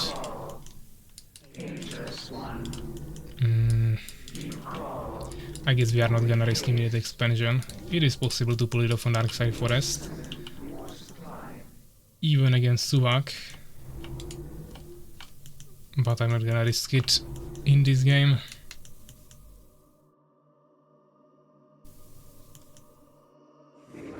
Would have made a front base, of course, and then transfer to it later, but for now just make it normal. Not the best deformer positioning. Of course, good luck, have fun. Okay. Should be on time.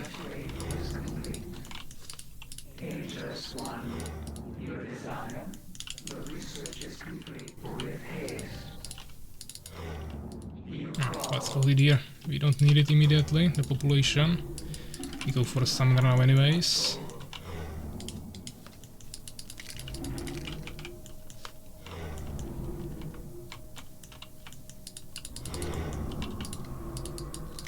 Okay, let's go for Incubator, of course.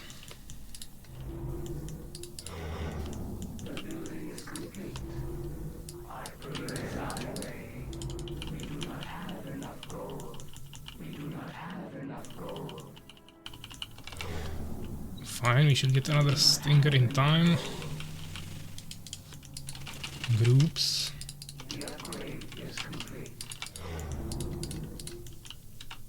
More stingers.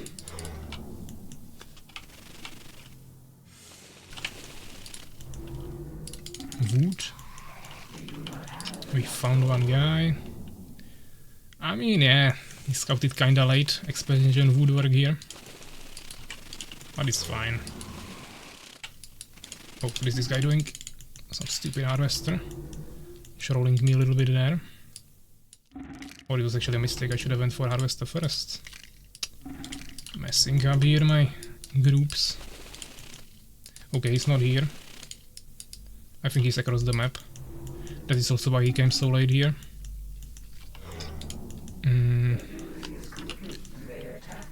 Okay, he's not across the map.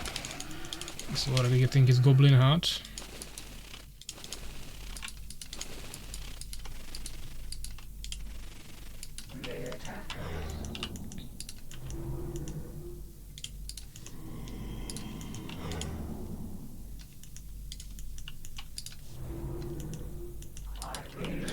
Okay.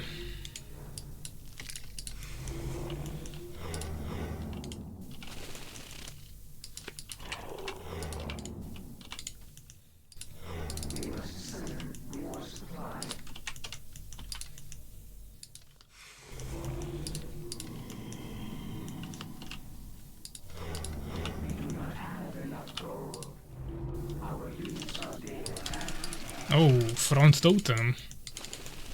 He is not messing around. Don't think I can stop that, he was too fast.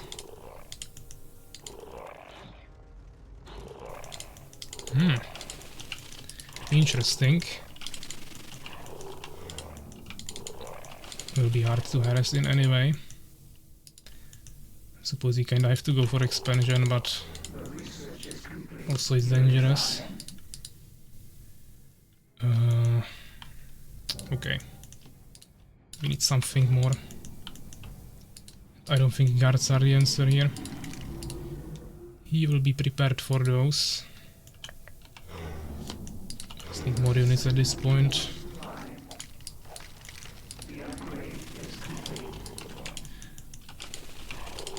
Can't push into the totem.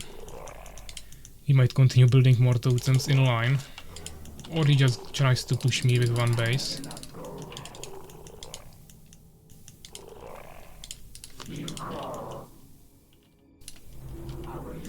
What is that? Oh, okay.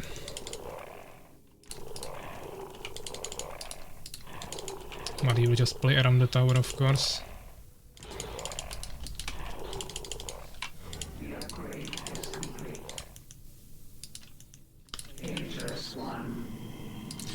Actually, not yet.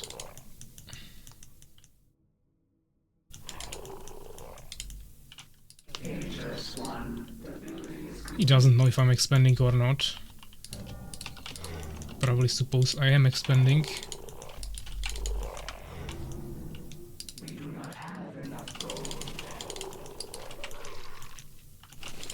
I maybe could have destroyed the totem now with so many spitters. Might have been a throw. Need venom. But he also needs lots of gems.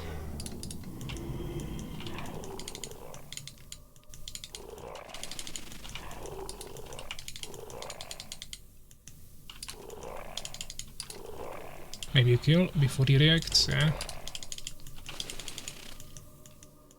Could be expanding somewhere else on the map as well, but really improbable.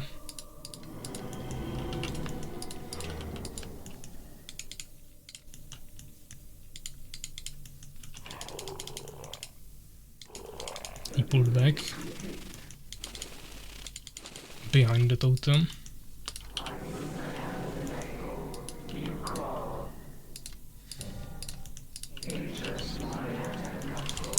What Stinger is doing? Just ran into the tower. Okay.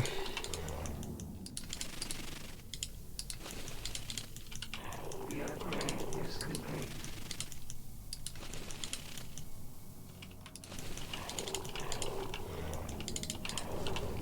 Phew. He has a lot. Okay, okay.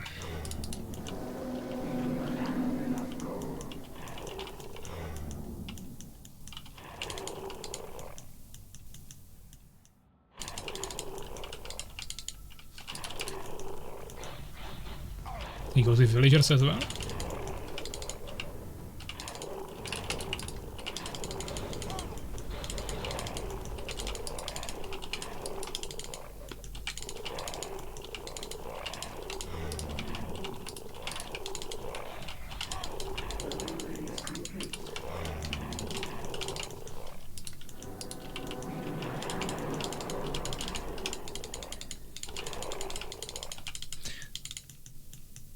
He might try to expand now, but we have vision. The research is complete.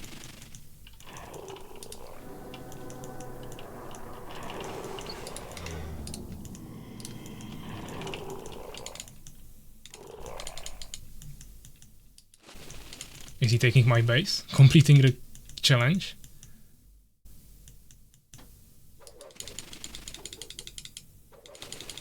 No. That would be funny.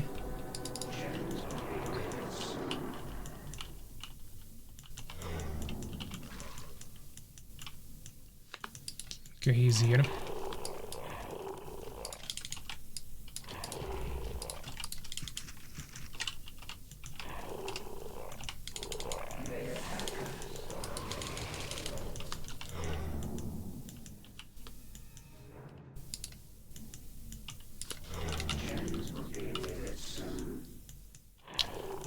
Ultra gems. He's going from here, I suppose, so we'll have to split better.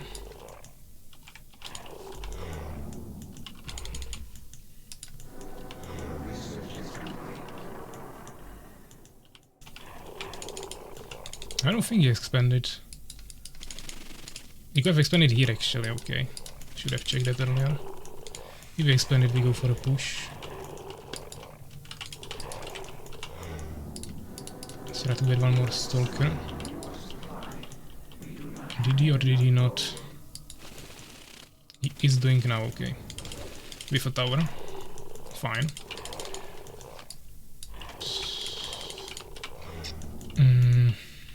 Yeah, let's just go for it.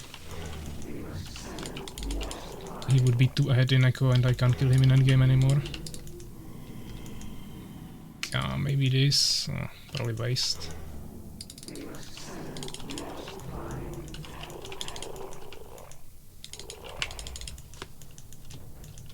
Where is the second stalker?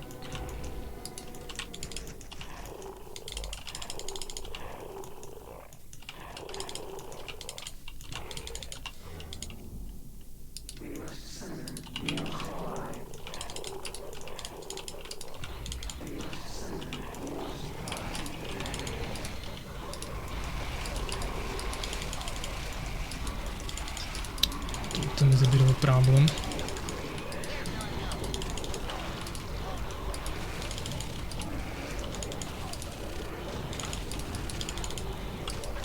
I killed the totem too slowly.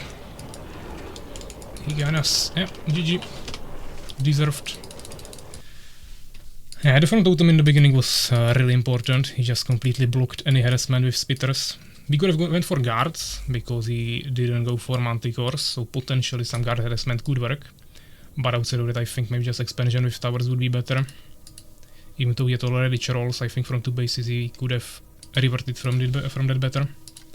But GG's, 6 more kills on his side. Kinda even resources, no problem. So let's save that. Game number 23. Fallen against Beast and Darkside Forest. Versus Suwak. Okay, GG. Further if I wouldn't do absolutely anything. he just needs to pull back. That's all you need to do against Defile. Absolutely no idea why you still have problems with that, but Defile doesn't change much. And yeah, you just kinda have to go for economy here against Beast. But of course it's a small map. He was stacking lots of goblins, he could time push me with one base easily. So I would have to go heavily on towers, but then he can also get trolls kinda quickly. Beast has the fastest access to siege units, so that's also kinda difficult. So I think guards would be still better option. But I don't know. I'm not good against beasts, so overall someone else can summarize this. Let's get back to the bracket. I'm absolutely fine with this, even though I'm eliminated. I want Suwak to win this tournament, so good thing that I didn't eliminate him, because that would be kinda against that. But yeah, now we'll see a matchup between Suwak and Pepsi. And it's also a best of 1, and after that we have a best of 3 in the last game of the lower bracket between SoulsKeeper and winner of this game, and of course lastly the best of 5 in the finals between Ania and the winner of the losers round 6. So let's not wait for anything. First I think we have to pick a new map. That's true.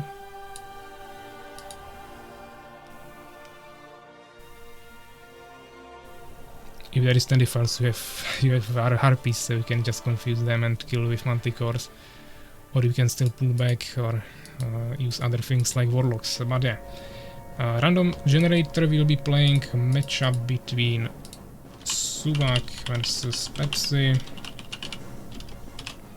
and the bands will be 2-14 and 2-4, so 2-4-14. Yeah, and they died for you because you had them stacked and didn't do any micromanagement on them. Then obviously they die. But 1-14, let's rather refresh this. Suwak against Pepsi, this will be best of 1, so just one game. Map number 14 is banned, so not happening. Map number 7 is not banned, and that is Winter Forest again. Looks like Suwak won't escape this map.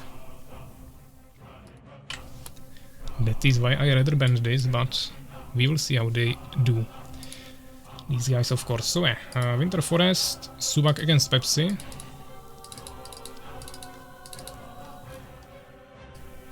Observers, and you guys can join.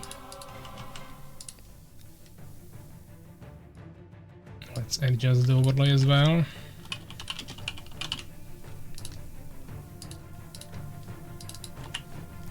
Suwak against Pepsi here.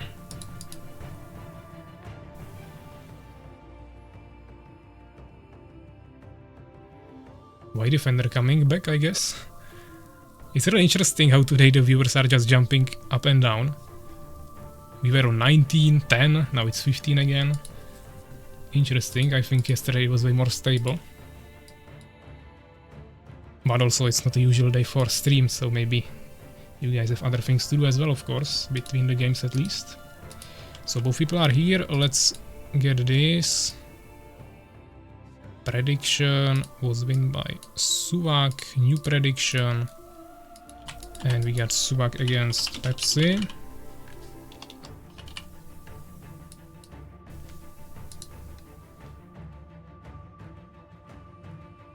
I'm back too, okay. So prediction running, guys, we are back, so we can start voting.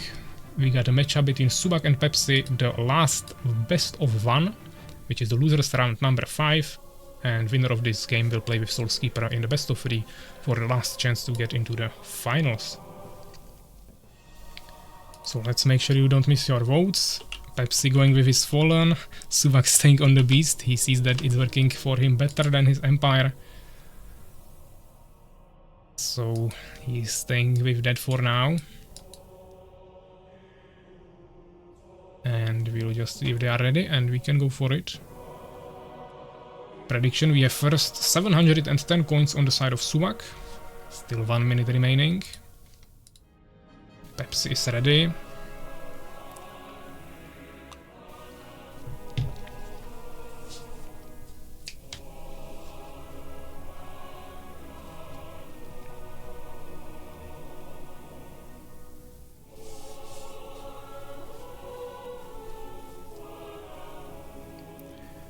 We are waiting for Suwak to confirm, but maybe he is taking a short break. 850 coins on Suwak, 100 on Pepsi, so we have both sides with some bets, still 30 seconds remaining.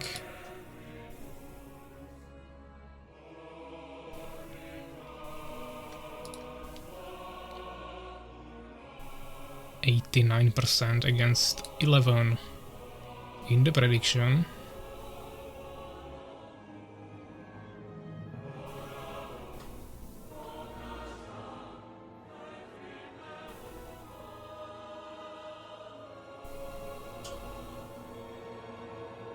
And prediction finished, so 850 for Suwak, 100 coins for Pepsi. And we can go for it. Suwak is also ready, so good luck, have fun. And let's start it. I'll just quickly stop the music and let's go. So yeah, last best of one. Losers bracket game number 5, round 5, Winter Forest, matchup between Suwak and Pepsi. Suwak on his beast, Pepsi with his fallen. And we are already in the game. So let's unzoom. We have Pepsi in the bottom right corner of the map with the yellow fallen and Suwak in the top left corner of the map with the green beast. Of course, good luck, have fun. Pepsi going for immediate deformer, not even any front base or anything, just trying to get the soldiers out as soon as possible.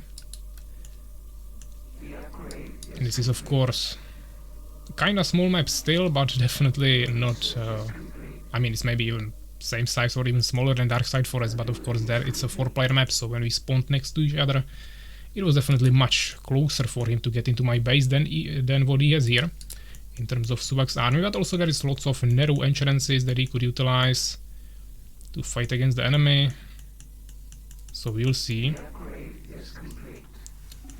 Thanks me later, guys, for killing PAVVAC.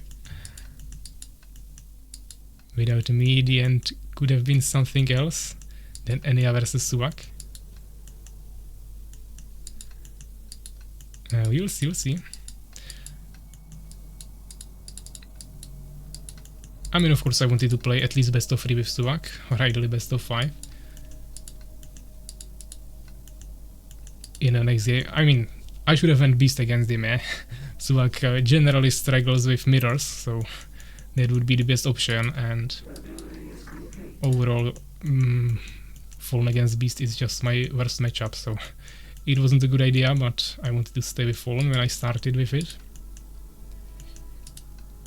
Didn't pay off, but as I said, I want to see Suwak win this, so no problem.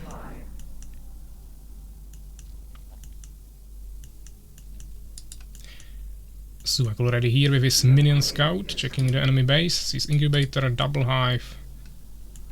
Pepsi actually delaying his stingers a little bit, maybe saving up for the spitters there.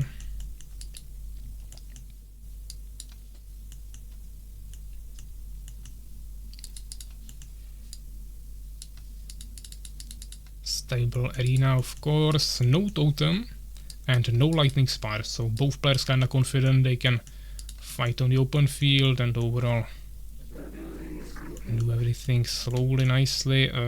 No goblin hut, that's interesting. For quite a long time. Now starting the second warrior, okay. I think now he will place the goblin hut, okay. Kinda late, I think, after 3 minutes.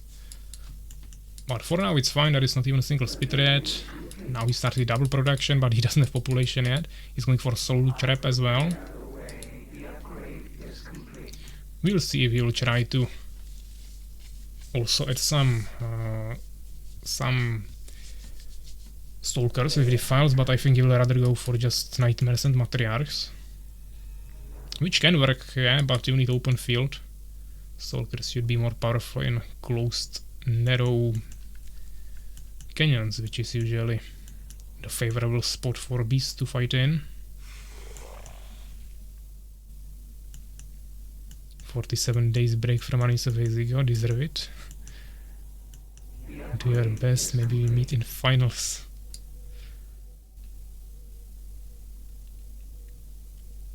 So let's see, some first stingers and spitters coming.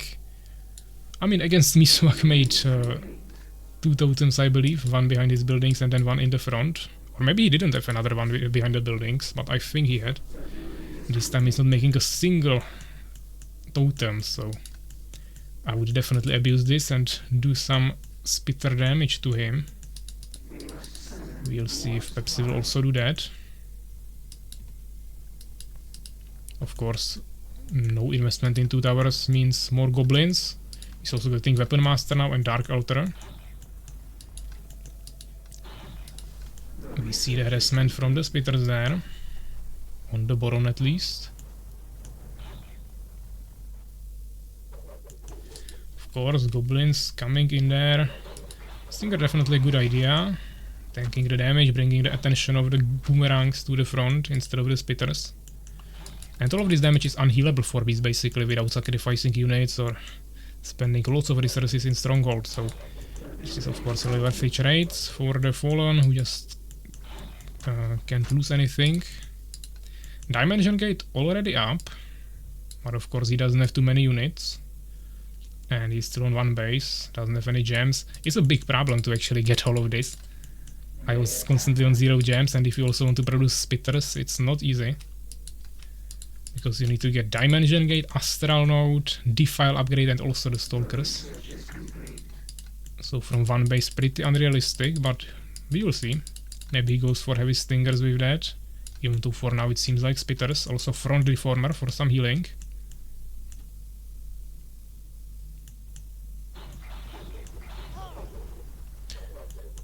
Versus Empire it can work, versus Beast I don't know. I mean overall Defile shouldn't be that strong against Empire of course, unless they go catapult with Elf Rangers. Against Beast it's not bad, but you need at least 2 bases usually. Which is not easy to get on these maps of course. The push I mean. Okay, I mean if you are talking about spitter harassment, that can of course work. Against Empire there are no ranged units usually, unless there are rangers, so that's even easier, but even against Beast it's doable. Basically you are not really killing anything. The goal for against Empire is to kill the swordsman, pick up individual units and kill them. Here the goal is just to deal as much damage, because it's unhealable for the Beast, and you just return and heal at your Unholy Regeneration, which you can easily do now thanks to this Front Reformer. And you can also of course build some proxy towers here, maybe even a whole proxy base, but to do all of this from 1 base, I don't see that working too well. This is the timing push of the Beast and it's extremely powerful. He also got Revive Altars, so he can get superior Boomerang. He's also getting Shrolls, so even towers won't be a problem, and to stop this is just extremely difficult. I really think just the best option is probably to surround it with Stingers. Yeah, the towers will just die, they are not even finished. This whole thing will now die. He needs to at least escape with the units. Stalker is here, but I don't think he has Defile yet. So he will lose 2 towers, Deformer, Summoner, also Stinger there, another Spitter as well. And didn't get a single kill, I believe.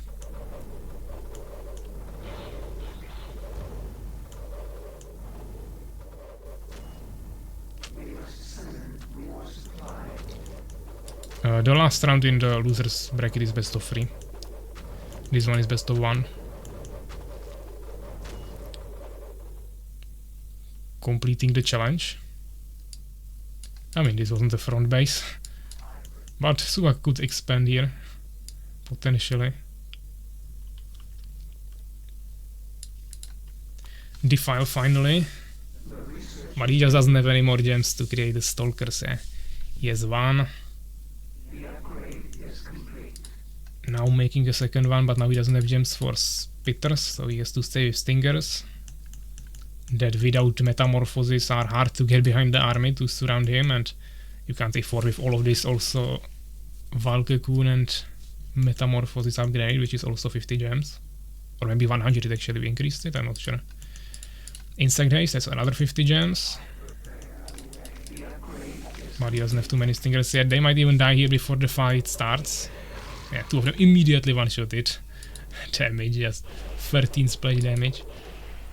Absolutely deleted. Second Stalker here, but there is just not enough damage to take this down, eh? And this is GG. Troll is coming, so tower won't even be a problem. Maybe won't even wait for the troll. And that wasn't blood lance, that was sacrifice. He wanted to full heal his whole army. So he did that. Doesn't seem like he wants to expand. He just plays beast one base timing push. Unless it's a map, of course, that is designed for 2 bases, then you do 2 base timing push. And it's just usually strong enough.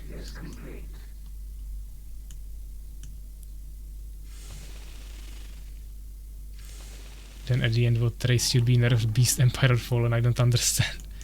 I mean, Empire has extremely strong late game, so it usually struggles in the early stages against both Fallen and Beast, but when you get to late game, it's unbeatable.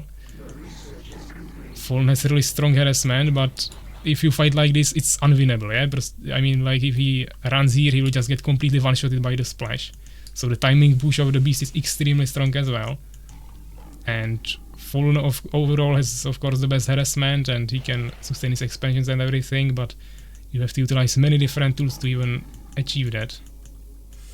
So all the races are good in its different things. The balance is not about changing the races in core, because they have some form of balance that shouldn't be really changed, but it's about picking the individual things that are breaking the game and adjusting those.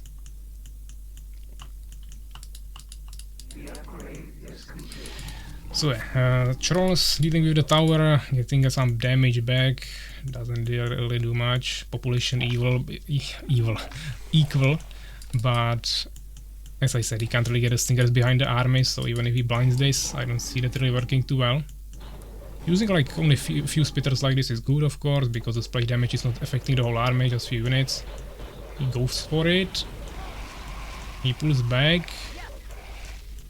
But he also has to pull back, and this is just all you have to do, and now the Stalkers don't have mana. One of them still has, but one of them already used it. This will, of course, fade after a moment, and then you just splash down the army. Absolutely simple.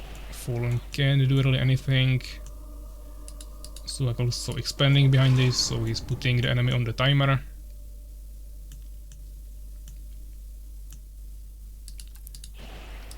He's actually taking down the hive primarily because he wants to prevent enemy from producing more units. And Suwak is not even really bringing more units, yeah, maybe few goblins now, but for a long time the army was just standing here the same. We get more defiles, okay. Pull back. Once again. Lost maybe one goblin there or two. Trolls of course have big range, so they can usually stand behind the foes and still shoot, preventing the spitters from following. We see tough carapace, actually coerce carapace, that's the tier 2. He already has 1 tier for the armor upgrade, but there is maximum upgrades for goblins, plus also superior boomerang, so now they have 11 damage, and that's not even considering all the buffs from witches, of course. And that is a really strong, kinda wasted defile, of course. So once again, Stalkers on no mana.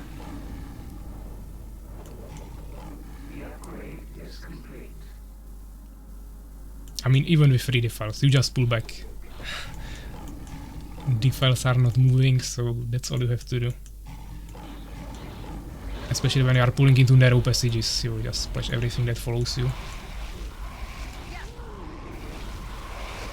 Now we got some split on the army, so that's not terrible, but the thing is just evaporated, yeah? All of them died in a second. There's absolutely no damage. You need to literally like cover the whole area with freezes and defiles, and then surround it with units from all sides so they cannot kite to any direction. Then it can work, but for that you need, of course, way more units, and you can't do that from one base. Pressure Pepsi is feeling inside of him must be insane. You can fight versus defiles in the early game when there are not so many of them.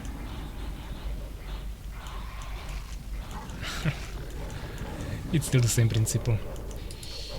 you just have more tools actually in the late game to deal with the defiles, while they still work the same, so it's actually even easier. But yeah, of course now the final push, maybe one more defile here. You need 90 mana, I believe, for cast, or 75? I think it's 90. I'm not actually sure right now. Maybe 75 actually, but yeah, definitely most of these stalkers don't have the mana.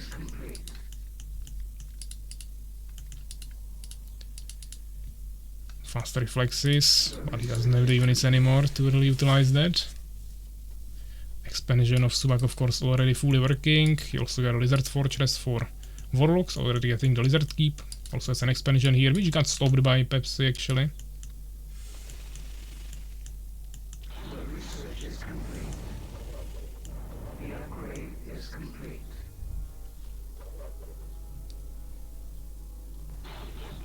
I'm just betting on the wrong guys today.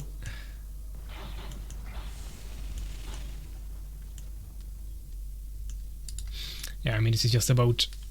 Actually, he goes even for more infrastructure, yeah, so he's trying to get also Void Walkers, but you can't finance this from one base. Actually, he has lots of gems now, but he doesn't have the gold. He invested too much into the Stingers. And Suwak is still here with the same army. Now, actually, using the defile against the enemy, because, of course, when you pull back and the enemy has ranged units like Spitters, he actually walks into the defiles and can't shoot on you, so he can actually use it as an advantage in certain situations. There's 1 mana here, he could use 1 defile, but of course the stalkers are also taking the splay damage.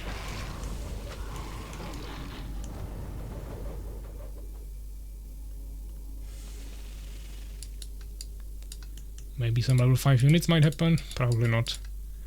See level 3 goblins, oh sorry, level 2 goblins, 3 level 2 goblins.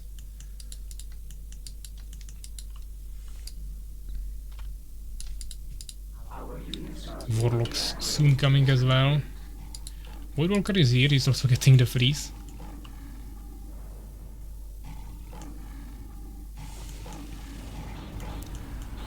The problem with defile is that they are such easy to use and have great effect, and any country is quite hard to pull off. I mean, pulling your units back is easier than finding all the resources for the defile, so that's also not really true.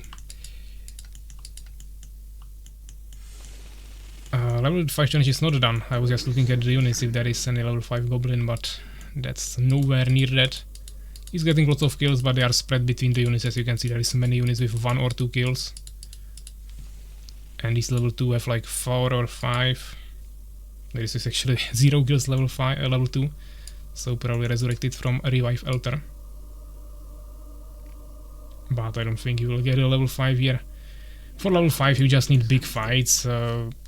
5 bases each player, big map for 4 players, macro approach from both players, and just lots of fighting where both players are preserving their army. And then you either just try to resurrect constantly your beast army, or you have an empire army, of course, with normal resurrections during the fight, and then you can level up the units, but these small fights won't usually bring you to level 5s.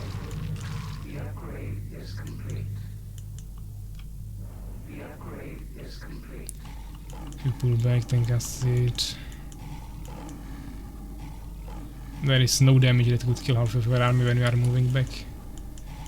And also he won't cast any defiles when you confuse half of the stalkers before he can cast them. And also when he continues pushing into you, you can have Poison Fox there, and if Fallen pushes into Poison Fox, Fallen is extremely dependent on positions. He can't move out of position, so he has to spread defiles on you and anti-magic on himself, and if you pull back, he has to walk out of his anti-magic, so he's susceptible to the Poison Fox, and walk into the defiles that he casted himself, so he gets blinded on his own units. Fallen is extremely easy to counter just by moving back, because everything he does is extremely dependent on the position. If you use casters, of course. If you do approach like Macrozerg that just spreads units around the map and doesn't even care about some fights of big armies, then that's something different. But if you actually utilize the tools of the race, then all you have to do is just pull back, and Fallen wastes all his mana and no abilities have any effect. Yeah, same thing happened here. He walked into Poison Fog, even though of course this is It's too small to actually take that seriously.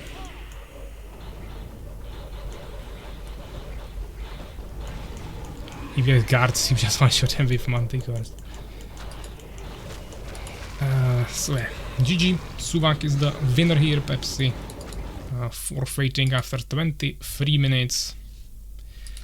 And we got 64 kills on the side of Suwak and 37 for Pepsi. So yeah, 11-10 researches. 3 stars is of course really favorable for Suwak, but that didn't even change the outcome. Let's save the replay. 24. And we got Pepsi against Suwak, Fallen against Beast. Not the Dark Side Forest, but Winter Forest. Forest as well. Okay. Manticores can die to Stalkers when they are confused. But okay. So yeah, let's get to the bracket. Suwak against Pepsi. So as I said, this was the best of one. So unfortunately, this is the end for Pepsi. Suwak is continuing into another best of 3. This time against SoulsKeeper in the losers round 6. And after that, we just have the great finals with Ania and winner of this game here. So let's see. Suwak is playing lots of games now, but he's winning. So obviously, he is playing a lot. Let's pick the maps. This shall be the matchup number 25. We can put it here. Let's do Suwak versus SoulsKeeper. My turn to suffer, eh? So Suwak against SoulsKeeper, 214 and 214, okay. Not too many bands then. And it's a best of 3, so 3 maps.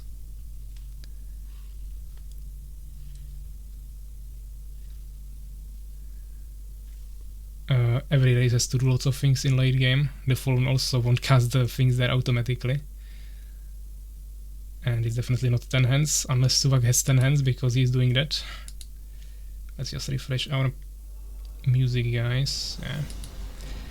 Okay, so let's stop this pointless talks and let's focus on the games. So generate game number 1, Suwak against SoulsKeeper, map number 3, which is Larva. That was a lot played in the beginning of the tournament, so SoulsKeeper actually defeated me on this map. It wasn't here for a long time, so we are going back to that. Second game will be on number 6, which is Terraform.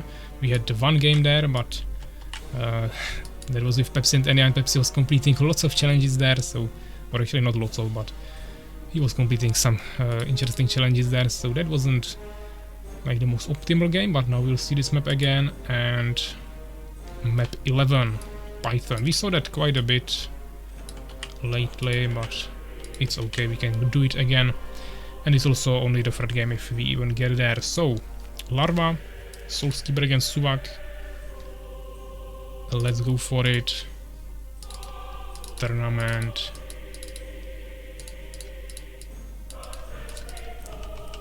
And we can do it here. Suwak.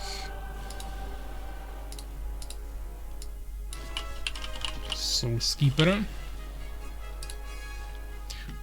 Also prediction, I think we maybe missed one game, or I created it for both. No, this was just one best of one, so yeah. Prediction is winner Suwak. And the new prediction is Suwak against SoulsKeeper. Running right now, so 2 minutes, guys, to vote. Move people in the lobby. Suwak staying with his beast. SoulsKeeper going for random for now. Double green. That will be fun to watch. So I have 1 minute 45 seconds remaining. Let's do some predictions. We have first prediction on Suwak with 640 Norn coins there.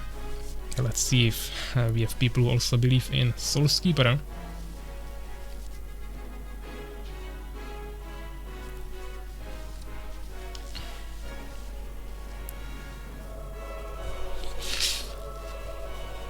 We got 100 Norn coins on SoulsKeeper as well now.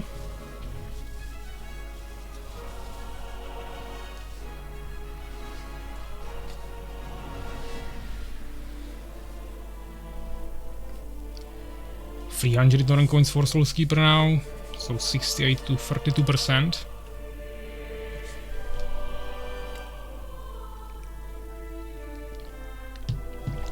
I always like to bet on the underdog. That's important to have these people, because as we saw, the outcome is never 100% of course, and this increases of course the interaction between the bet. We can have 20,000 on one side, but if there is 0 on the other side or 10, it's not too interesting, so having someone on both sides is always good. Stan also believes in SoulsKeeper, okay.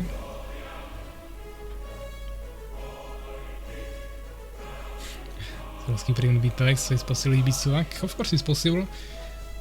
But also this is best of 3, so one slip won't really change the whole outcome, usually.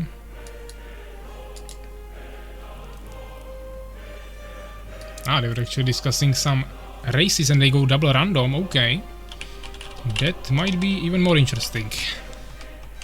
First of all, SoulsKeeper usually plays only Empire, and Suwak probably wanted to stay on his beast, but they agreed on this.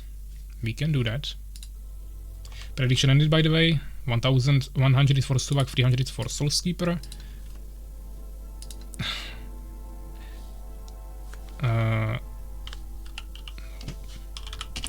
We go with 75 speed, guys.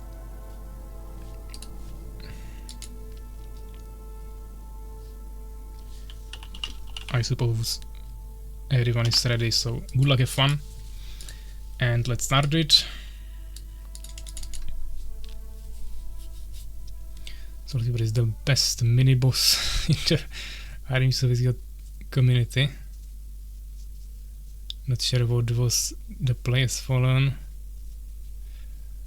Not really anything, you just have to expand like crazy, otherwise you are dead. So this is the most random element.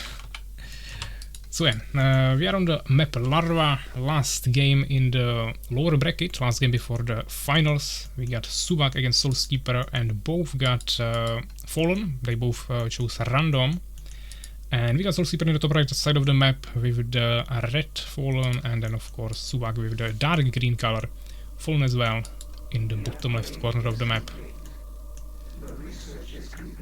Yeah, this is the first Fallen mirror. Overall we didn't have too many mirrors, I think we had some Empire mirrors, but Empire was definitely the most picked race in this tournament, and overall we had mostly just Empire mirrors, Empire versus Fallen, some Empire versus Beast. I don't think we had any Beast mirrors or Fallen mirrors. But this is best of 3, so this game doesn't decide anything yet. We got a hive here. Suwak going for fast expansion. Okay, that might not pay off against Fallen if he goes for like full all-in stinger push. He's making 2 hives here, he delayed his deformer I believe, so this is possible now. A really early summoner, but it's fine. I mean, it's normal timings for summoner, but not if you delay the deformer usually.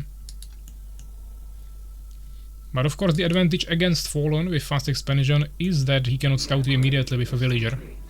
He has to actually produce a unit to get here. Of course Empire or Beast would just bring a peasant or minion here. So the scout for Fallen is later, which might give some time here of course. The question is if he can produce something to protect himself. He won't have a tower definitely, he needs to get a hive for that. Question is if he can get some stingers out, or he will have to protect it with harvesters. But looks like SoulsKeeper is just going for a tower and he will be trying to expand himself. Not producing any stingers yet, and this might be the fatal mistake. Now the stinger is in production. But he still has to get here, so before the stinger gets here this will definitely be finished, and if he places down the tower immediately it will already be at like at least 40%. Or maybe actually not, the stinger is already out, okay, so this will be probably finished, but tower will just get started.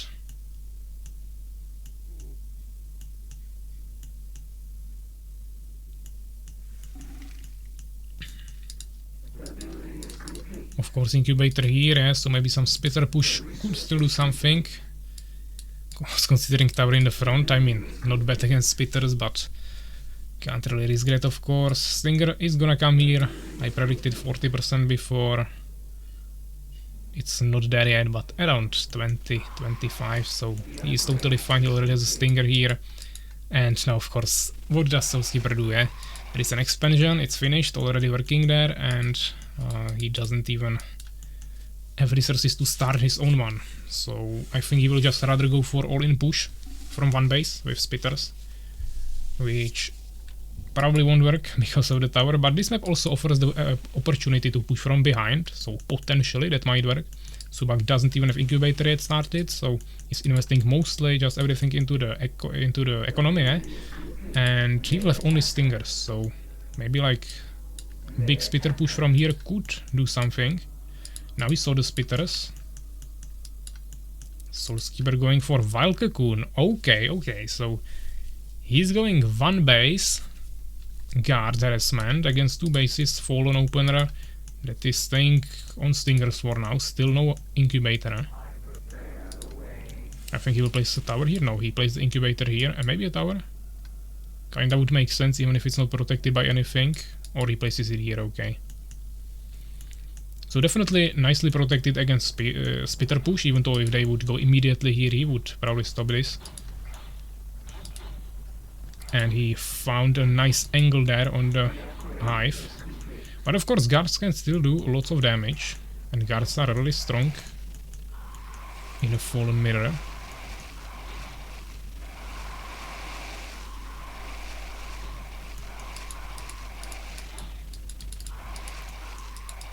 We got some damage here on the spitter.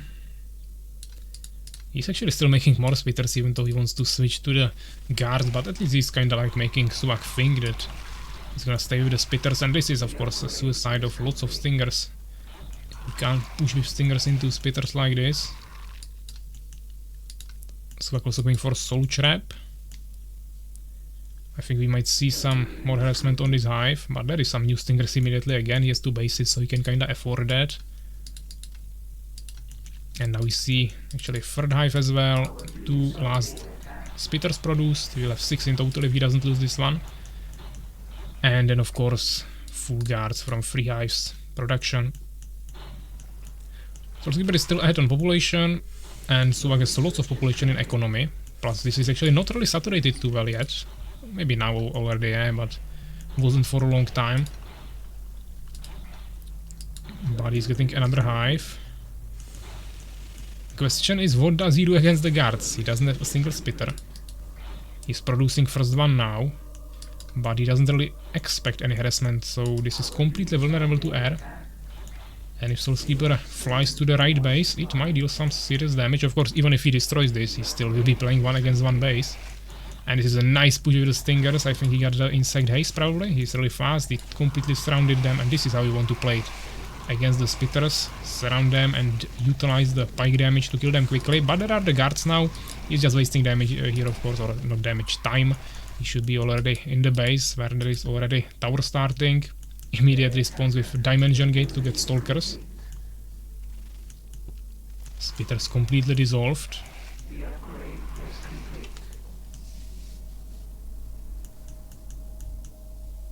And he just continues spamming, of course, the guards. I don't think he got any upgrades. He should get at least the movement speed, I think. Suwak didn't even scout the base, I think.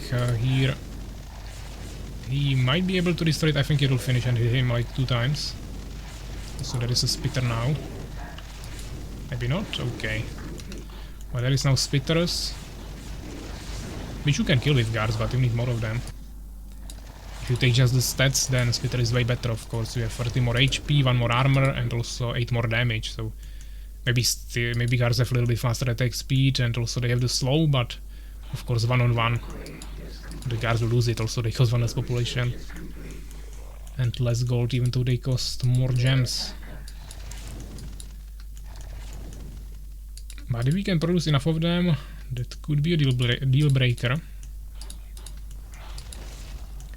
And since there are towers everywhere and here are the spitters, I don't think Suwak will be harassable anymore. SoulsKeeper trying to catch up with the expansion, but it's such a long time. Of course, he was behind on expansion for like 5 minutes, and he's 20 population behind as well. So he's still scouting with Stingers while under pressure.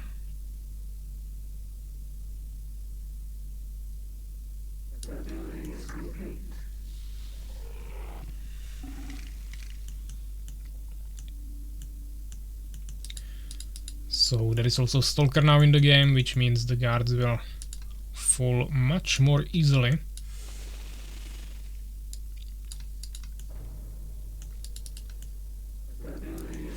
So SoulsKeeper is pre-making some harvesters, that's a good decision.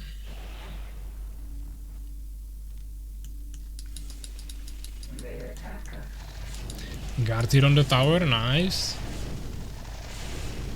Spitters are not in a position to protect this, but there is also the Stalker somewhere. Not actually sure where he brought him. Yeah, here is one Stalker, okay. We saw some splitting, even though that was probably just rather random. He got kinda blocked by the Dark Fortress there.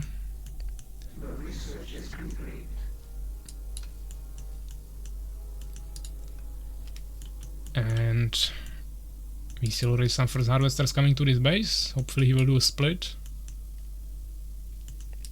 Soul Trap as well. Flying Stingers even from Suwak.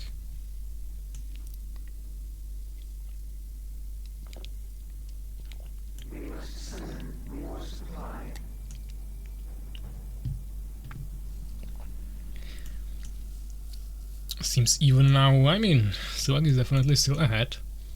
By 20 population, he had faster income for a long time and he still has. So SoulsKeeper is not splitting the harvesters. And now we might see some push. That is the Stalker. I don't think that is a Astral Node, so no defile. It's just against the air. New tower, of course.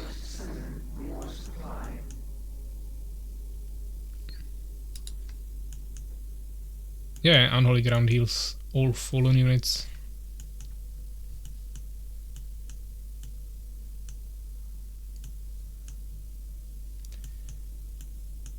So 14 population difference now. Suwak way more gems, a little bit more gold, but struggling with wood.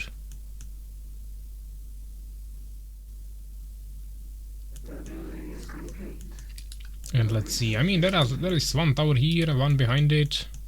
SoulsKeeper is close, but now I think he will fly away. But he still has some spitters as well. The question is if he can do something with the guards against the Stalkers.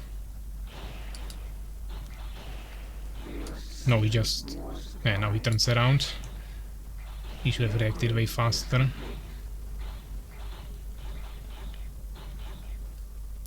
But of course Suwak is also expanding behind this push. It's not like he's not doing that.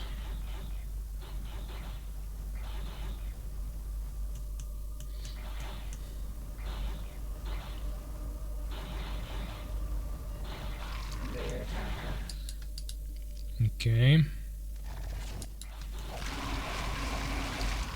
So we dropped there, of course, Stingers die immediately. And he has less spitters, so he should lose this. Guards are doing some damage here, but there is another Stalker from Suwak prepared for them. Also some Flying Stingers and spitters. He found this, but he won't be able to stop it with one guard. And Homing somehow repelled the attack. I don't know why SoulsKeeper is over-gathering the wood so much. I think he prepared the harvesters there for the expansion and then kinda forgot to transfer, or I don't know. But he should definitely now once again split to his base harvesters from here. He also got Wall of Whispers and first Voidwalker. Seems like he wants to freeze Suwak. This will get finished, of course, he can just fly away. Otherwise he will lose the guard, which will probably happen. He's coming with more guards, but that won't work. Even just the 3 towers are too much to push with these guards, but there is also the splitters and more units coming from everywhere. More Stalkers, because he sees that SoulsKeeper is staying with the air for now, and he's also getting the Astral Node, just to utilize it against the splitters as well.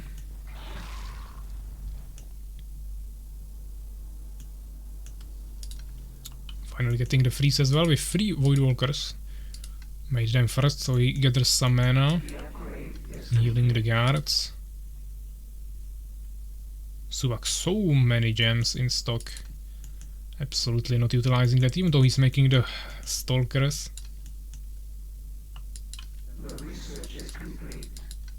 But let's see. Spitter's coming to position here.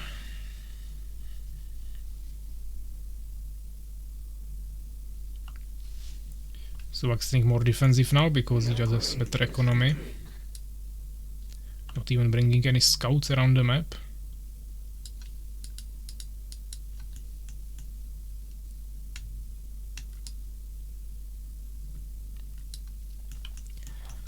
And of course now there is the freeze, but there is 3 towers, many stalkers and overall more units as well.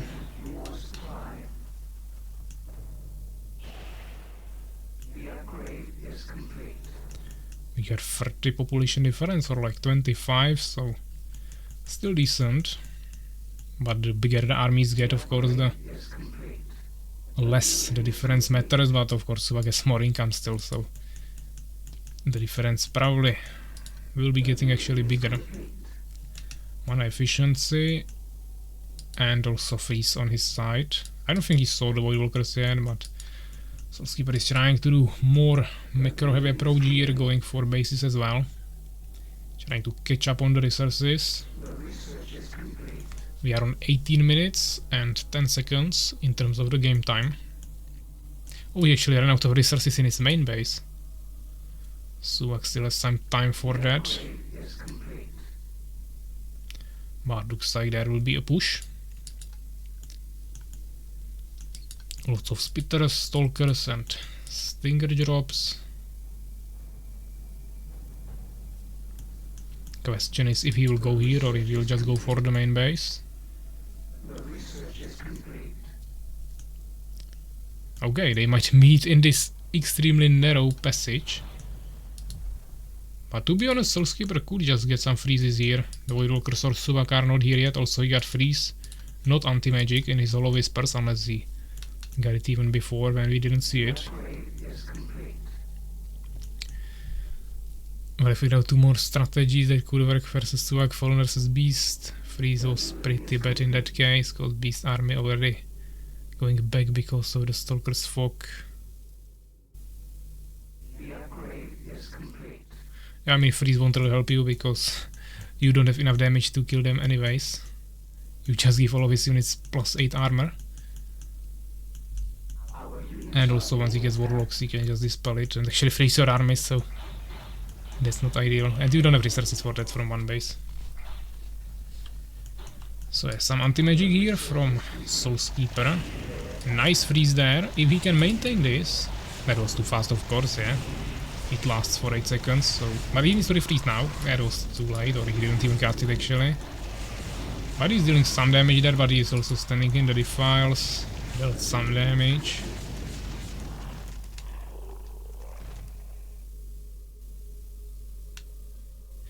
Mass Stingers with speed upgrade from 3 sides.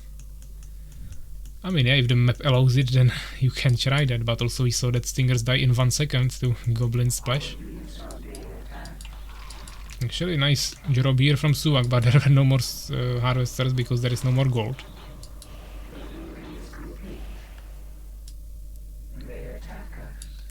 Then Souls OP.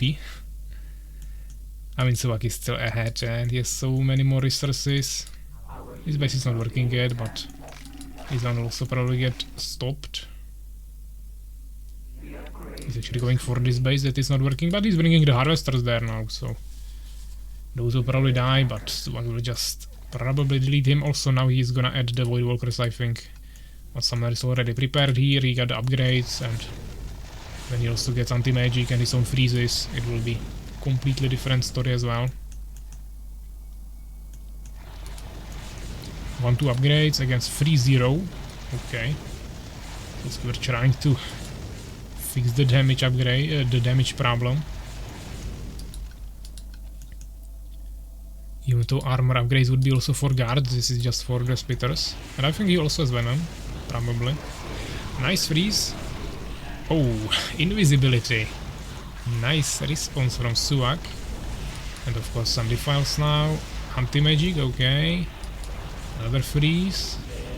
Another freeze. Another invisibility. Another defile. Another anti-magic. But Suwak is just a small area, so he will walk through him.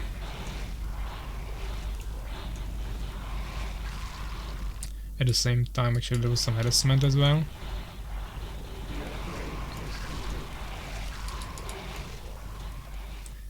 There are the Void Walkers now, but weren't really in the fight. But as you saw, Freeze froze the army, so he wasn't taking damage for some time. But he didn't kill anything in the end because the army becomes more tanky with the Freeze. So you actually usually want to use the Freeze to freeze important units like casters or something really tanky that you don't want to kill anyways, and then you can focus the casters, for example. But freezing the whole army and then trying to kill it inside of the freeze is possible only in really small encounters or if you have lots of damage. Or for example in team games, of course, that would be a totally different thing.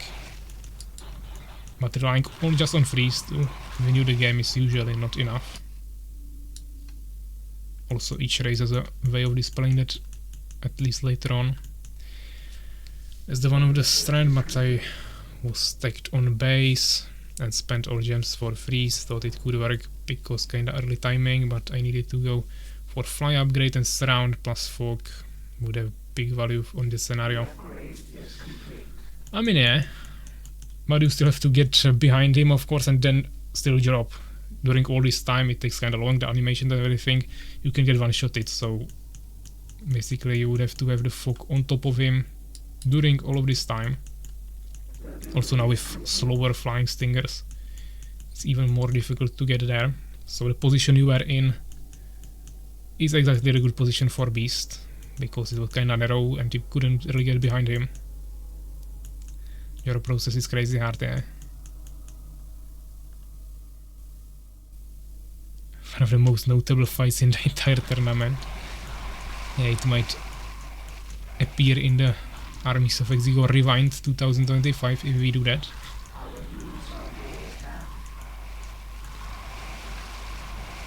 Last year I did it with the Alaric dubbing, but it wasn't too popular. I think it has like 100 views or something, so not sure if I will do that again. Took lots of time, of course. So yeah, once again, yeah, defile, you drop. Like this it works, but he's also locked behind his own fortress and he can still pull back. And there is no display damage, so of course Phone can't kill the stingers that quickly as Beast.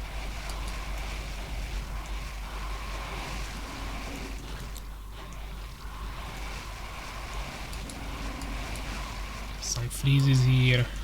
He's actually... looks like SoulsKeeper has more Void Walkers than actual units that can deal damage. Just trying to freeze everything.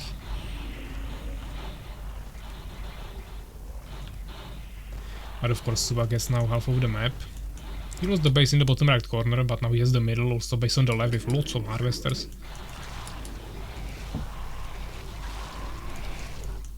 This base is just not gathering, and there is so many resources invested into it with the towers. Suwak on double population now. Gathering more and more units in the middle. We haven't really seen any units from Vengeance Hall from either of the players. There is one Vengeance Hall for Suwak, 2 for SoulsKeeper, but no units. Actually there is now 1 Nightmare. 2 actually, sorry, 2 Nightmares. Maybe there was some before as well, but no Matriarchs, no Avengers. It's just kinda Stinger Splitter push with Void Walkers and Stalkers from Suwak as well. Towers should deal with this easily.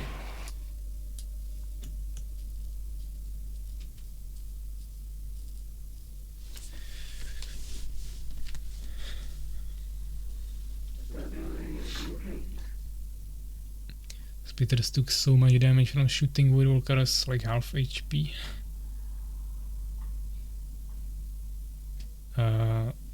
Splitters shouldn't be taking damage from Void Walkers. Void Walkers and Summoners reflect damage to melee units. So Stingers should be taking damage from them. It's actually quite high. Peasant will die to a Void Walker if you hit him, or not Void Walker, to a Summoner, to Void Walker for sure. If you hit him on not unholy ground, minion will kill him, but... or actually on unholy ground, but it doesn't matter. Basically it deals kinda lots of damage, but only to melee units. So Spitters should be getting damage from that. Taking the mid and making nice protected base. Yeah, finally the Chamber of the Avengers, second base here. Suwak coming, 2 Void Walkers on each side. Invisibility again, okay. SoulsKeeper 0 wood, not even gathering it here. He actually decided to get some wood here. Stalkers of course dealing with the guards quickly.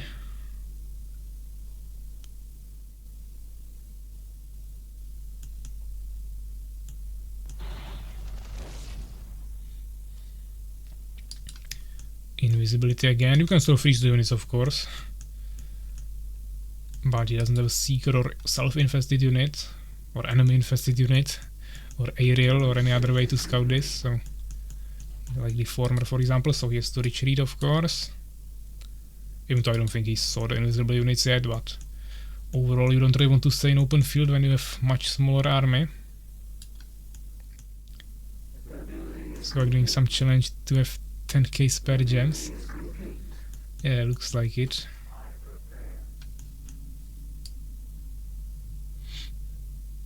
Once again you have mineral fields in the middle, the only 2 positions on the map that have this. So you can get even more gems there.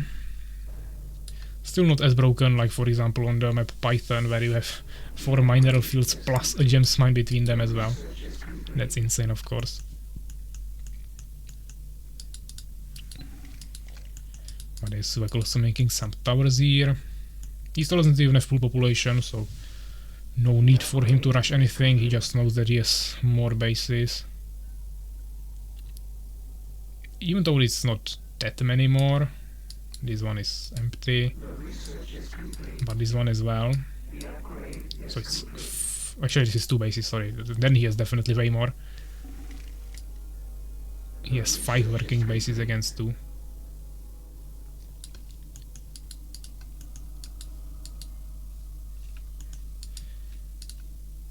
Mental equilibrium, so some HP for the Avengers.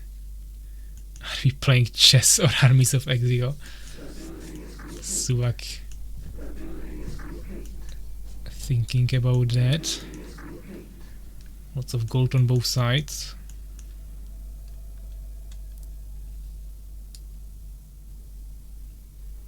I would expect some decays, but not sure if they... no, they didn't research it. You will see an animation above the soul trap charging it. By the way, level 4 here, level 5. So a little bit more experience for Suwak definitely. In case Fragile of Harris would be great.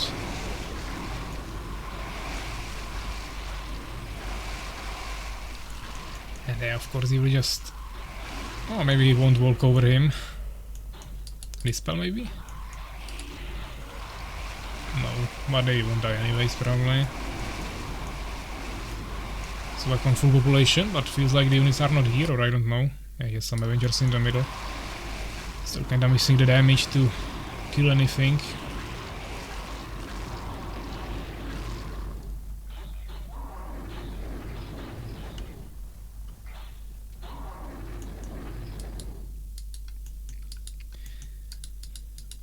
Many people guys consider mirror matchups the most boring ones to both play and watch. So even though you like it, it's definitely not a factual statement that applies to everyone. But if you guys want a special tournament, you can always buy it with Northern coins, so especially Urakaar here, he is rich, so he can buy it, we can do that. So I keep sharing other bases, lots of extra harvesters of course.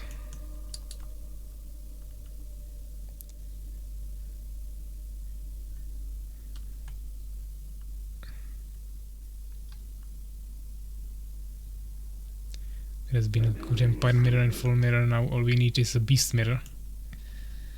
As I said, I should have went for a beast mirror with Suwak. Would work definitely better. And it would be a nice rematch from the championship where we had a nice beast mirror. But unfortunately it was just a best of one, so it didn't really happen. Maybe in the next tournament. There is still one more season of tournament in this year, and of course still the championship. And of course, yeah, you have up to 3 chances to get a free entry to the championship if you don't want to go through the qualifiers. So if you win the 1v1 tournament, seasonal one, you get a free entry. So I already got one from the first season, which was season 3 and first season of this year. And someone will probably get it in this one, of course. That won't be me anymore, so we will have another player. And then there is still one more. So if you guys want to get another chance, you can do that there. Last year it was also me and then Pravsha who wanted to use it, but unfortunately then had to withdraw from the championship. We'll see if he'll be maybe available for this tournament. I mean for this championship, that will be interesting. But yeah, for this game it seems like it's the end. Suwak of course bringing SoulsKeeper to absolutely drained state, 0 resources, 0 units, and he calls it GG.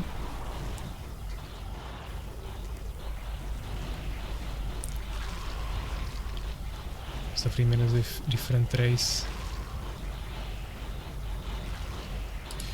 Okay, so 47 minutes, a little bit longer game. It's a best of 3, so still not decided, but 1 win for Suwak, even though he actually had worse skill-loss ratio here. But it was pretty much even, eh?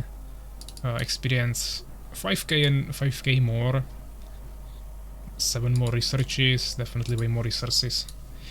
So let's save that. Tournament 25. Fallen versus Fallen. Larva. Suwak versus SoulsKeeper. And let's go for another one. And another game should be played on the map Terraform. So let's host that. We can also update the score. 1 point for Suwak here. We'll see if they will once again go with randoms, or SoulsKeeper will maybe rather move to his empire or something. New bets, we can also do that. So 1 win for Suwak here. New prediction. Starting right now, you guys can vote, 2 minutes. And they are both in the lobby. Suwak needs 2 minutes, SoulsKeeper saying tired. Okay, if he needs 2 minutes, I will also take 2 minutes, and then we will continue with the game, so at least you can make your prediction in the meantime. Maybe try to change the stream label to something like loser bracket, grand final. That's what we are doing. More viewers to the stream. I mean, I would have to change it constantly like this. I don't think we are really getting any viewers from Twitch, yeah? I think it's everyone just from the community who saw the ping there in the tournament's channel, but I don't know. We can of course try it next time.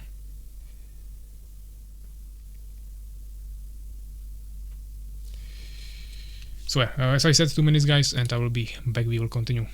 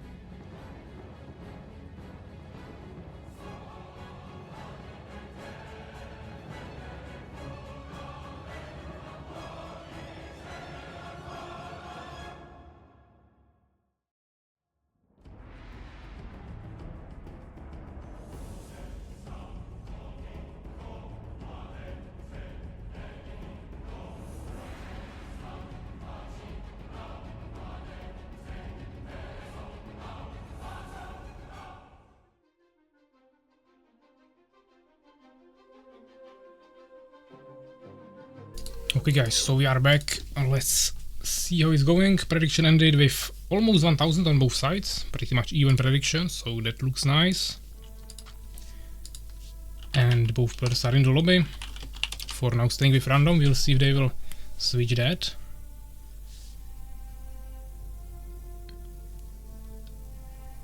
Still wanted to put 2.6 on souls, but it's already closed.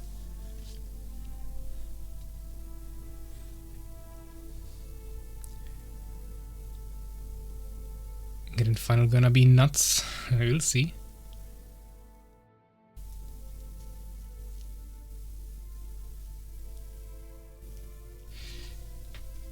Okay, both are ready, so good luck, have fun. Double random again, this time on Terraform. Second game of best of 3. Need to play today night winner of the tournament. Okay. So yeah, Terraform, Suwak against SoulsKeeper, second game of best of 3. Last chance to get to the finals. This time for SoulsKeeper, of course. If Suwak loses this, there will be a third game. And we got Suwak in the bottom right corner of the map, getting the beast race, and he has also the yellow color. And then we have SoulsKeeper in the top left corner of the map with the green fallen again. So once again they went with randoms. SoulsKeeper going for a defallener here. There's not even a ramp on this map, so this is still not like 2 advantages to take. It's basically the same width as this. You just kind of have to walk a little bit further, and he didn't want to waste time, so we'll see how he manages to pull this off. But looks like it's some really fast stinkers or something.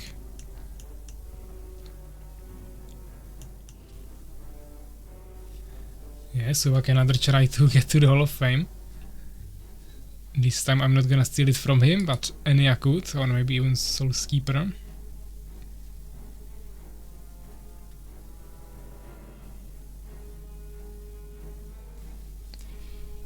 And we got second hive here. Good spirit. Okay, so Arena stables, of course, from Suwak. No fast expansion from either of the players. Of course, way bigger map, so this is probably more fine for SoulsKeeper, but since he's not getting the expansion, he's not really utilizing the size of the map. Kinda fast scout with a minion, so if there would be an expansion, he would scout it kinda quickly, but it's a big map, so still wouldn't probably be able to stop it.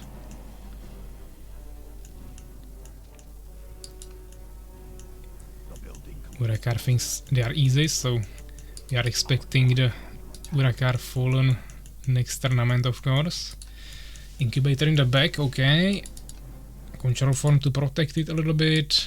Checking the expansion, didn't find it, but still wants to scout, of course, in the back to see if there is an incubator or soul trap or just maybe 3 hives. Never really know. There we have the goblin hut as well. This time kinda nicely before 3 minutes and already almost finished, so really early one, still got a 1 warrior there as well. Even population, of course. I have nothing more. SoulsKeeper knows that he was just fully scouted. I'm friendly, don't attack. Okay. Totem, now probably expansion.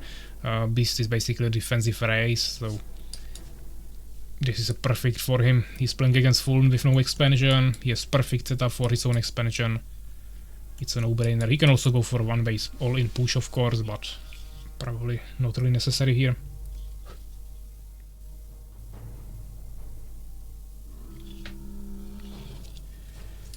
Okay, second Boron. Now saving up some resources, but actually spending it on third Boron. This minion is still kinda just roaming around the map.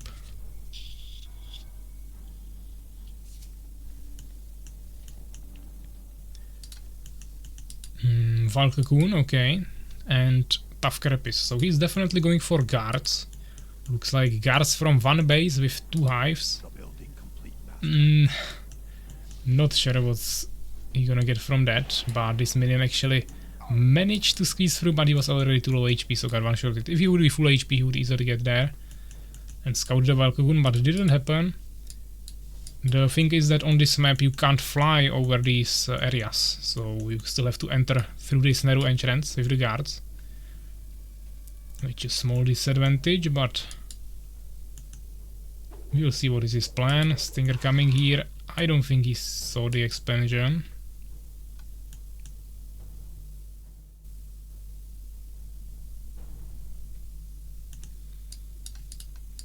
Lots of wood income here for Suwak. And Deformer, okay, so SoulsKeeper is slowly moving towards the expansion, producing his first 2 guards.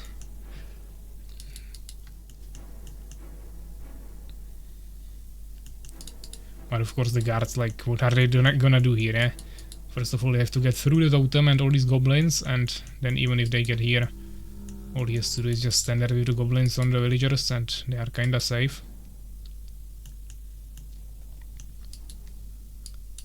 Especially just from one base and only 2 hives, it's not gonna be too many units. Actually, sorry, he has 3rd hive as well. You want to have usually 3 hives if you go for 1 base guards harassment. But he might even try an expansion now. Or just more towers, okay. Also kinda interesting positioning, it won't really protect the expansion, at least this one. And here he already had a tower.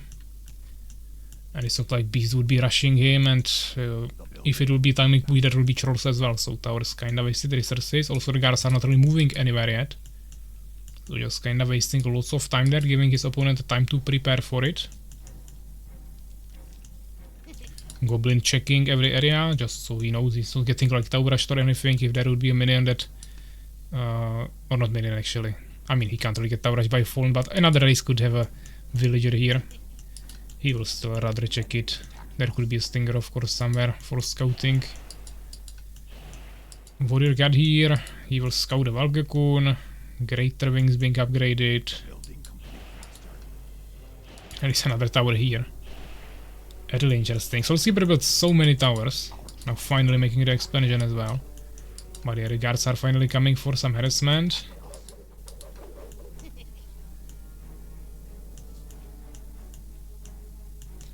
He's getting here.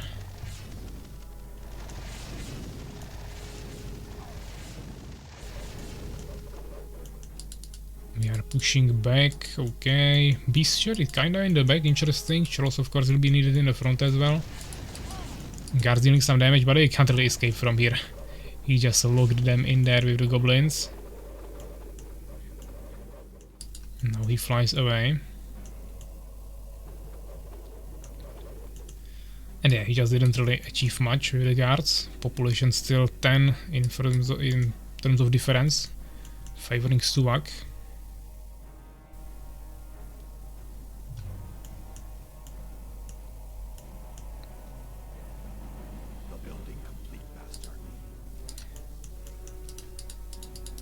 And this is looking fine. He's going just with more and more guards, so I think this will be Manticores. Yeah, no trolls for now.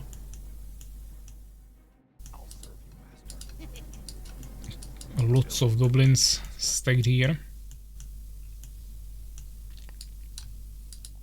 Soul Trap in the front.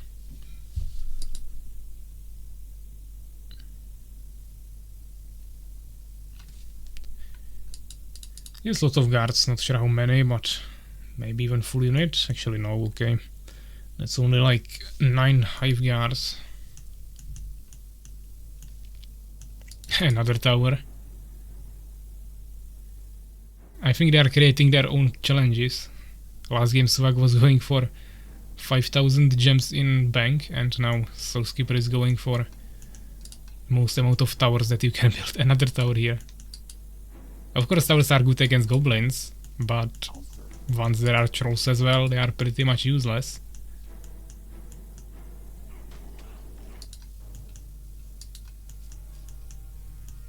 So I'm not sure what is the idea.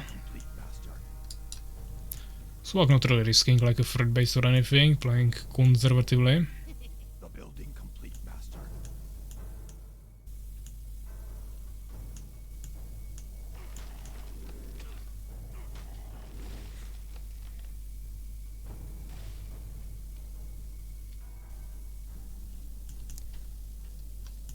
What is this? Okay, okay.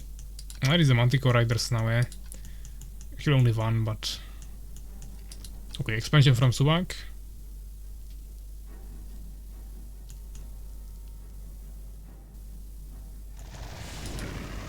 And Manticore is nice split, I mean. But the goblins just, of course, forcing everything away. It's too many of them. For this you would need some splash damage ideally, but not many splash damage for Fallen except Avengers, which still has kinda small area.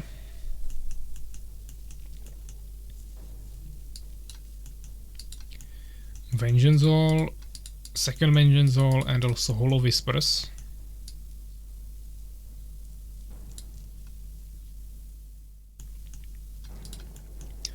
So Lizard Fortress for Suwak.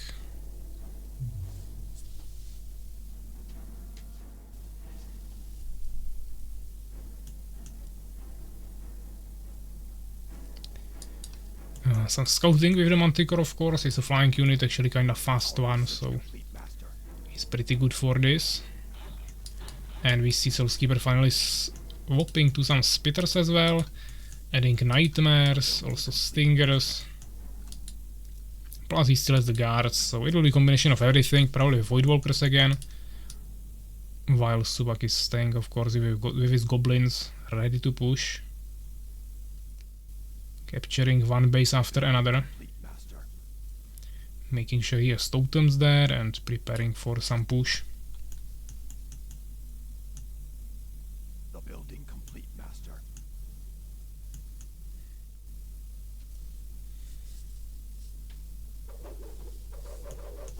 The building complete, Master.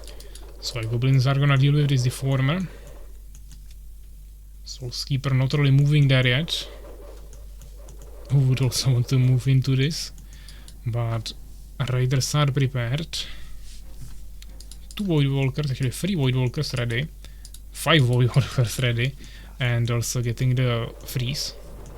So definitely lots of freezes, even though Suwak already has the Lizard Fortress, he doesn't have the Lizard Keep yet, and definitely doesn't have any Warlocks, so could be devastating for him to push into freezes. He doesn't have the dispels yet.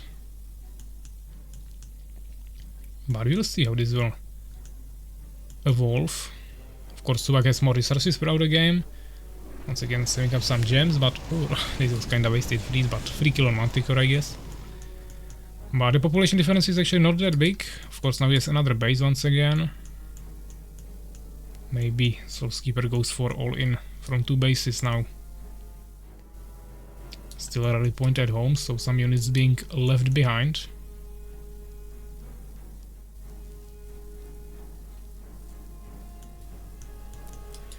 But 3 new Manticore Riders coming. 2 full HP, 150%. First totem. It's just full goblins, yeah. Doesn't even bother making anything else, really just some casters to support it. Maybe one more kill. If he can kill it in time, maybe it will fly away. Cast it another freeze. I mean, he made so many Voidwalkers, but he already wasted mana on 3 of them, so... That's not too good, and now there are the Warlocks, so I think that's GG for Voidwalkers. Now getting Poison Fog as well, that's 1.5 minute research time. Lots of Stingers in production, Voidwalkers, Summoners I mean for now, yeah, Ferocity upgrade for attack speed for Ogres and Trolls. Guards kinda luring the Manticores away. But there is a Guardian Rune as a scout, a really good choice.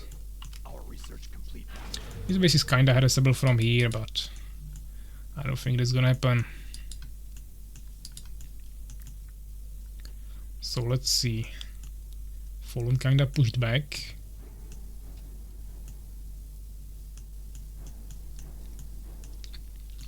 Still 20 population behind, but yes, lots of resources. Finally going for the third base as well.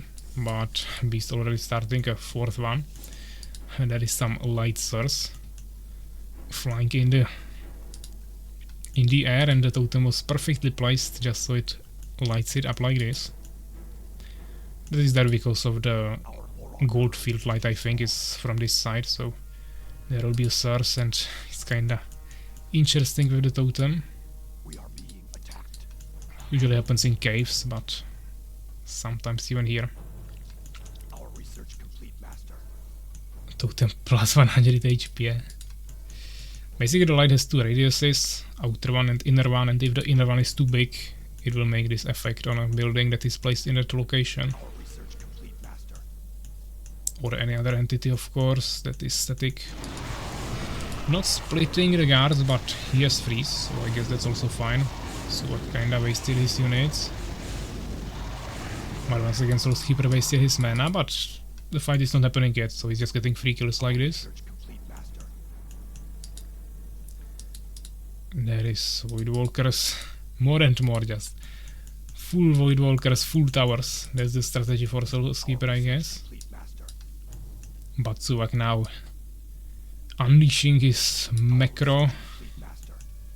going for all the bases. But yeah, the population difference is not that big. He's even getting some ogres there.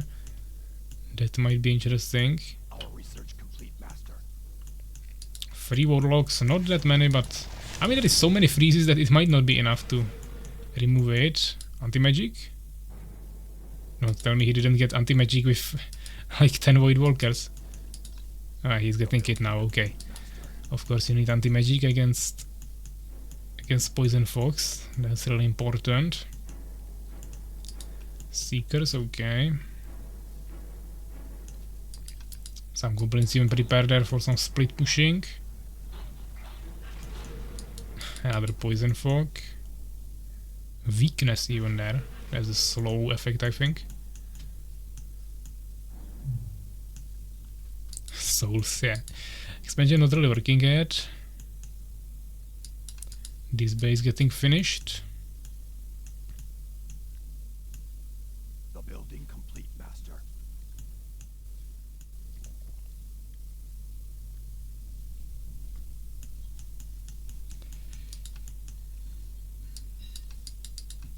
So yeah, actually more ogres. This will be really hard to stop.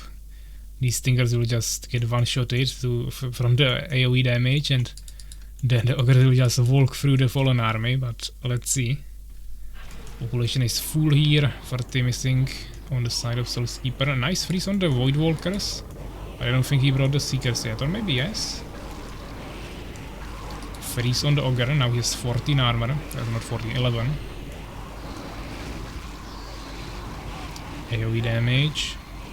Let's see, ogres versus stingers. I mean, you saw goblins one-shotted stingers and ogres just continue walking through the backline. Can't really end in any other way. And also most of the backline was still frozen here on the side of Suwak.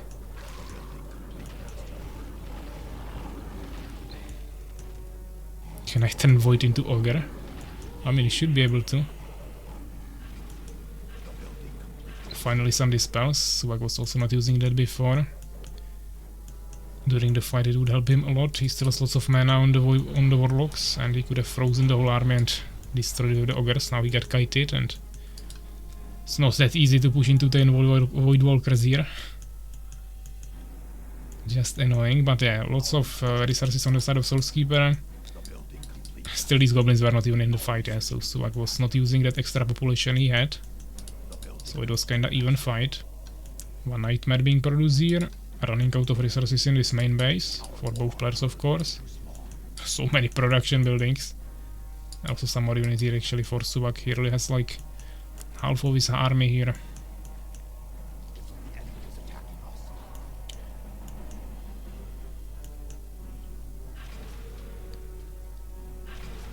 Could be the play. I mean, you can just kill the ogres with your own ogres.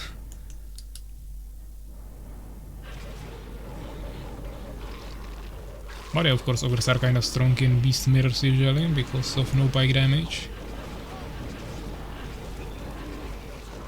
We see some freezes on the spitters there.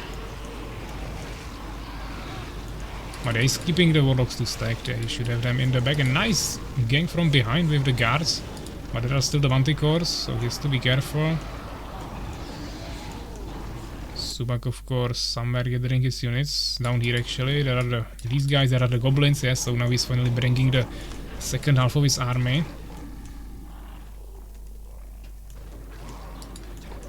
So now there are the goblins pushing here. From below we have the ogres with one witch and also lots of barons to heal them. Interesting. Suwak, no wood. Ogres are kinda expensive on wood or overall the whole beast race. And new bases are not really helping with that. For wood you need to, of course, assign some special units, but no towers in this base. Of course, if the ogres are alone there, they will suffer a little bit, but still 600 HP pool is quite a lot. Once again, he let all of his warlocks frozen advance, be frozen advance. But here he walked through the stingers with not really big problems. Another ogre is on the villagers. Goblins getting heavily frozen, but we see some freezes abducted on the fallen units. And now the splash damage should just finish the rest.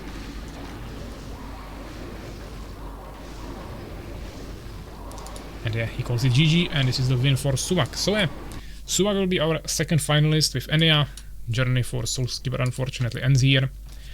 Suwak with 121 kills, 47 for SoulsKeeper. Resources, yeah, also better by 10,000, 3 times more researches as well. So let's save this. It was the game number 26. This time Beast against Fallen on the map Terraform. And let's go for the finals, guys. So first let's check the bracket. Actually, now when I look at this, this should have been 2-1 and not 1-0. There was also best of 3. We can actually still edit that. 2-0, 2-0, and also 2-0 here for Suwak.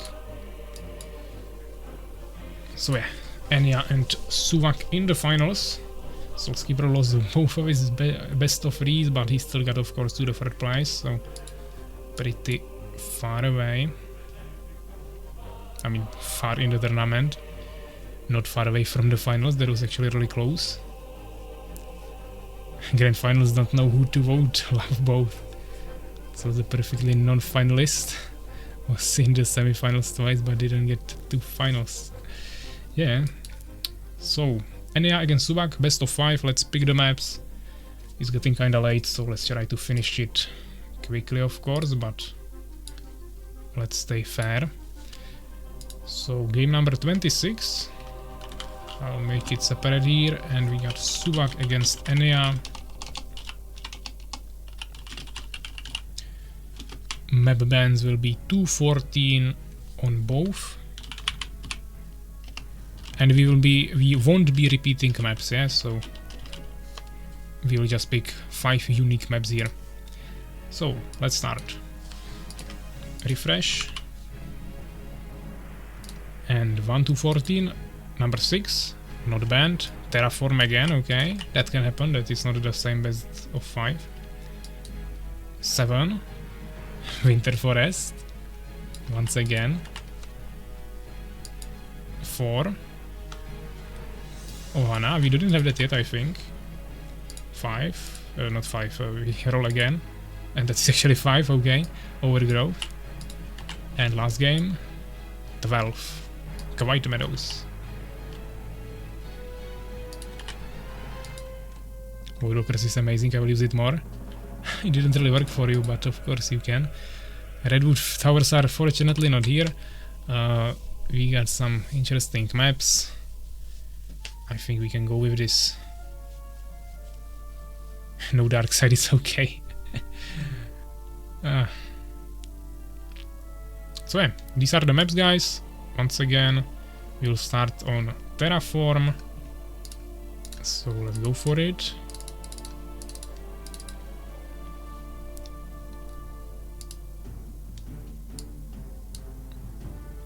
Suwak not even writing anything today here, he's fully focusing on getting his Hall of Fame, so big pressure on Ania here. But Ania had lots of time to chill now or even practice. Suwak was playing games for a long time now. So he might be already more exhausted, but also he got some real time practice. And I will just zero the scores. We got Suwak, Ania,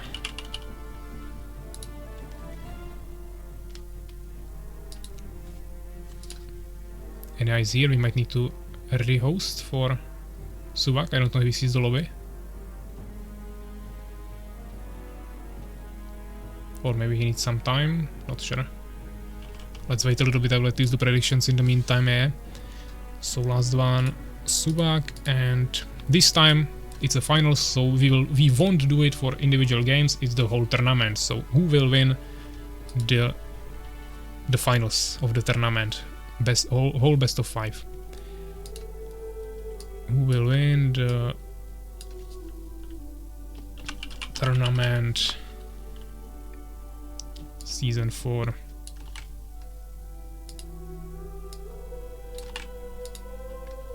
It will be either Suwak or Ania. You can guys start voting right now.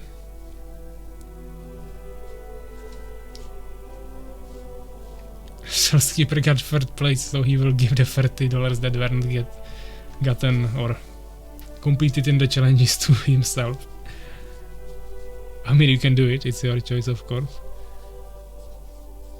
If you want the money back, we can do it.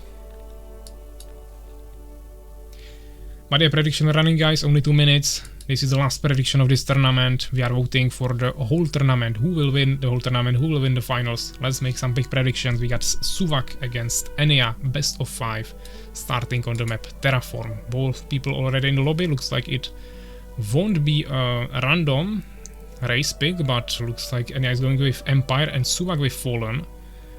I believe they already played before and it was the other way around and Suwak actually lost there. It was on the Winter Forest map. This time it will be Ania with Empire and Suwak with Fallen, at least for the first game, so let's see that. Prediction going, 65% now. Oh, huge bet on Ania, 3,500. But we still have one and now 2,200 on Suwak. Bets are rising quickly, still 40 seconds remaining. Right now 39 to 61%. Looking really good. So this is barely Robin Hood, gives poor, takes away from rich, but sometimes anyway take from poor and give himself.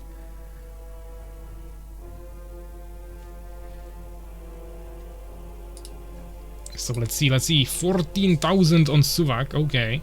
And 4,000 on Ania. Last 10 seconds, guys, if you want to participate in this huge bet for the whole tournament. Winner, you have last 5 seconds.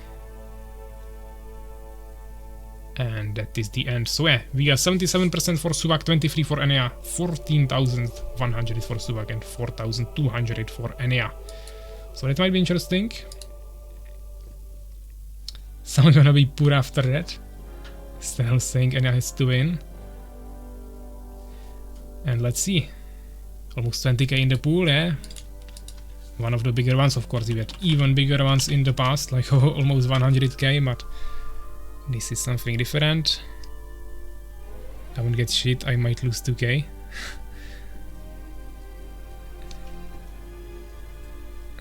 I mean, you should have voted more if you wanted to take everything. Someone betted way more. They are both ready, so good luck, have fun. First game of the best of 5 in the finals, Armies of Exigo Tournament, Vanilla Tournament Season 4, starting right now between Ania and Suwak on the map Terraform.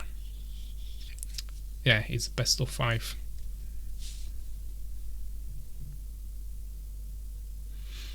Good luck, have fun. Exactly. So yeah, we are in the game. We are watching from Ania's perspective, who spawned in the bottom right corner of the map with the dark blue Empire. And then we have Suwak with the green color Fallen in the top left corner of the map. Coming here immediately with the Summoner, getting the control form. I am expecting maybe immediate expansion. It's a big map. He knows his opponent is Empire. Even double checking. Even though not sure about the answer here, but that was probably like true. So of course it's not the safest, you can still get tower rushed and things, but you can easily pull it off. So I think he will go for that, probably for from 12 population, one more harvester, yeah. Well, of course Ania goes for a barracks here, creating some front base, still considering some potential stinger push from Suwak.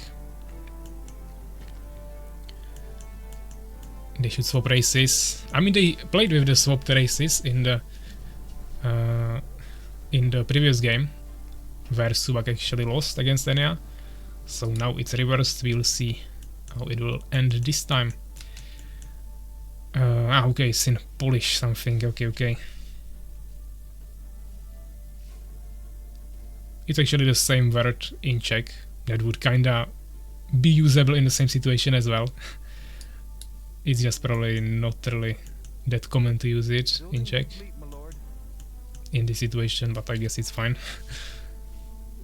Just never heard of that shortage. Don't watch the 1v1s on community. Was there win race between each other? They play Empire previous.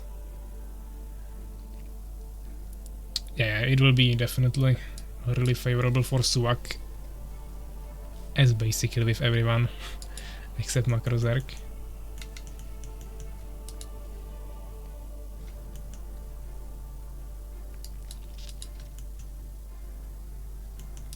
So yeah, finding the expansion.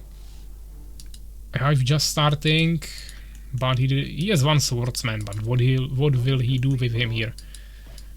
So I will just bring some harvesters before this is even finished. He won't even get here, yeah, so not really stoppable. And he's going for expansion, of course, which is the right answer here. So we'll have definitely at least 2 bases on each side. I don't know, last 3 weeks, so maybe 50-50 now. I mean, I haven't seen too many games from them, but overall, to be honest, the last few weeks, not many people were playing overall. I was playing quite lots of games with Suwak, but there was like at least a whole week where basically no one else was playing. During the last week, there was CQ playing a lot as well, but before that, it was a little bit more dead. So I don't even know if Ania played any games there. I think he took like 1 or 2 weeks break basically. And now he came recently to play some games. So Lightning Spire, there are the Swordsman, but yeah, what will he do? And there is already the Stinger production, plus the Hive Guards. Harvesters, not Hive Guards.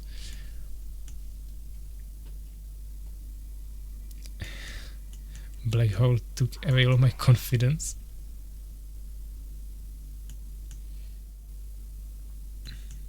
Redwood is. Our forces are under attack. Building complete, my lord. I mean, Terraform is kinda okay map.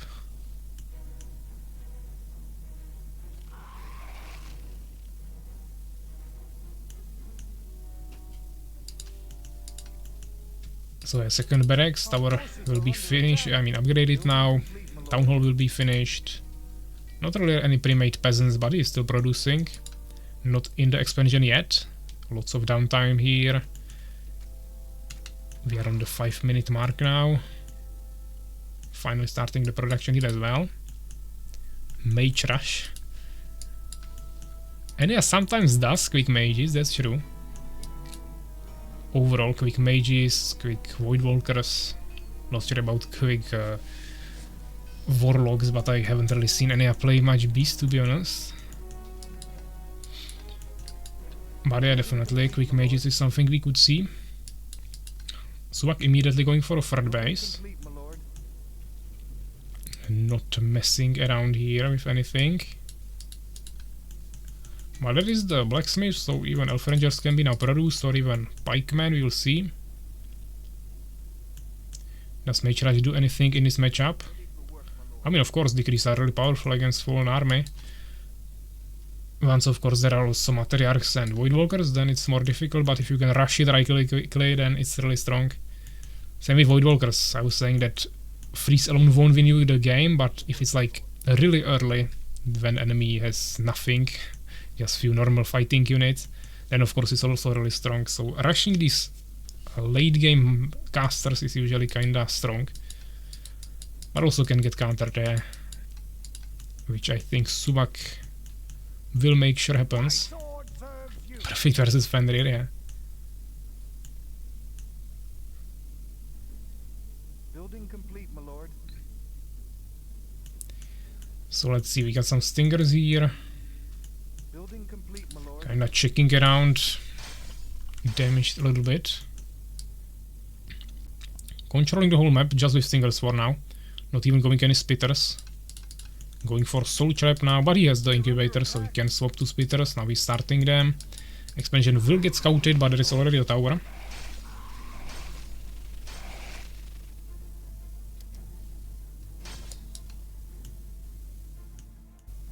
We're under attack. Yeah, he could run of course into the base, but the swordsmen are roaming around these lands.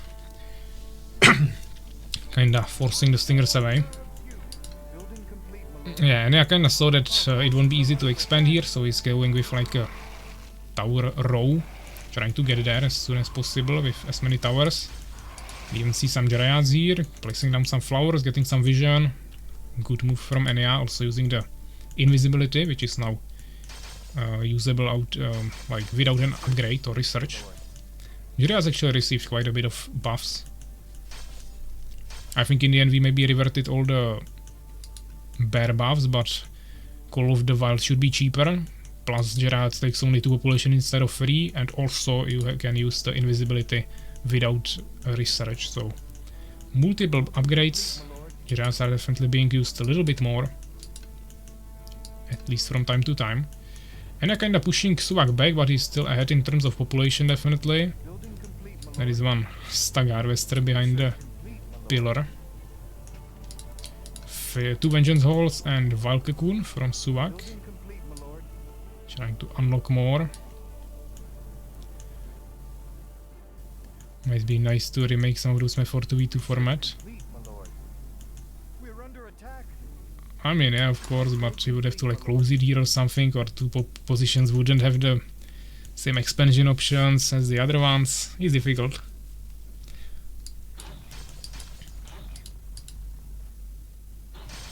But there is some remakes of maps for different formats. Definitely already done.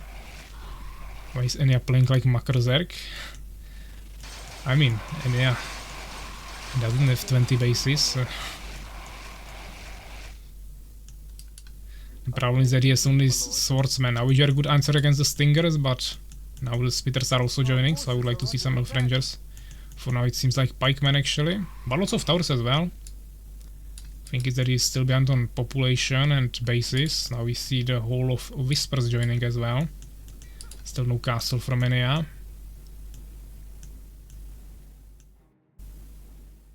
I'm Ania, he's Macro.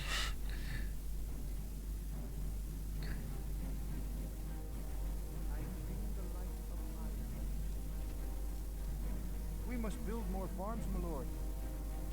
Practiced a lot with Ania. Same country, same style. Okay, so 3 priests. I mean, there is stinger on every single expansion from Suwak basically. He has an army, but on the top basically everywhere except this corner one. Taking 4th expansion now.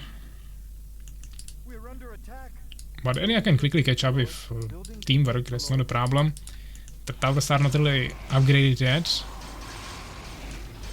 Suwak actually casted Windwalk instead of Frost Shields. Interesting decision, I think that will cost him lots of units. The Frost Shield would be a good addition, that would help him quite a lot, and he just lost like 2 spitters and 4 stingers and didn't kill anything, even though he brought the swordsman to low HP, but the priest will quickly fix that. Ready for work, my lord.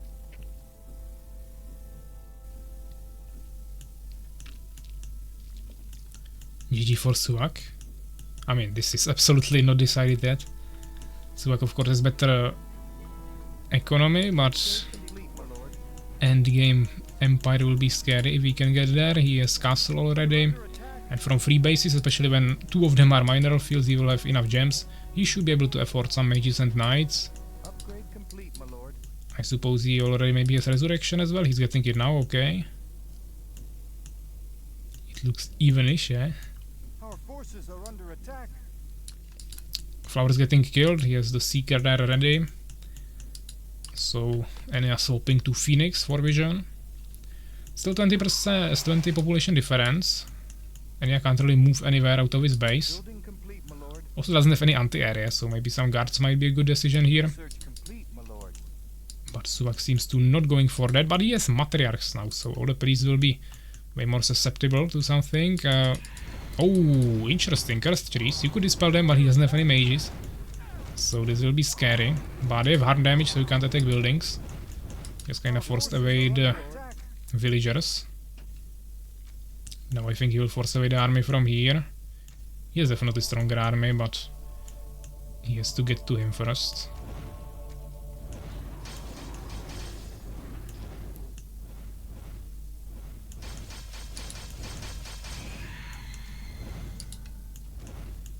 Our forces are under attack. And eventually still there. Getting some value, but not much. So 3 against 4 bases now. Complete, my lord. We will see if Ania will maybe teamwork power build another base soon. Or if he will just go for a push. But he still has basic units, yeah, he needs to get something more advanced there. More farms, my lord. Suwak playing for the people. Research complete. I mean, this map is not the best for cursed trees. There is lots of trees here, but basically none here. The paths are too wide, so you can just move to the side to get out of the range. Overall, not the best. But maybe, for example, here it could be kinda strong. Depends on the position. He's getting lots of matriarchs there. Like, actually a lot. But we'll see what Ania gets. Finally some mages are coming. So all the summons from matriarchs could be dispelled, or we could see some decrease.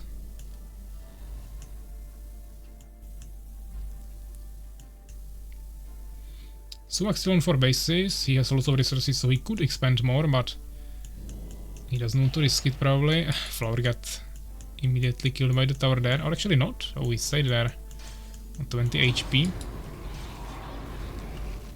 No autocast on Frost Shield, so his mana didn't get used. There is the expansion, but no power building.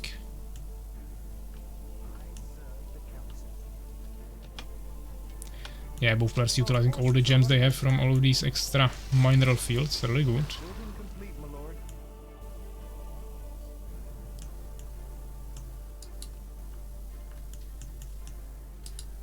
So I have 4 mages.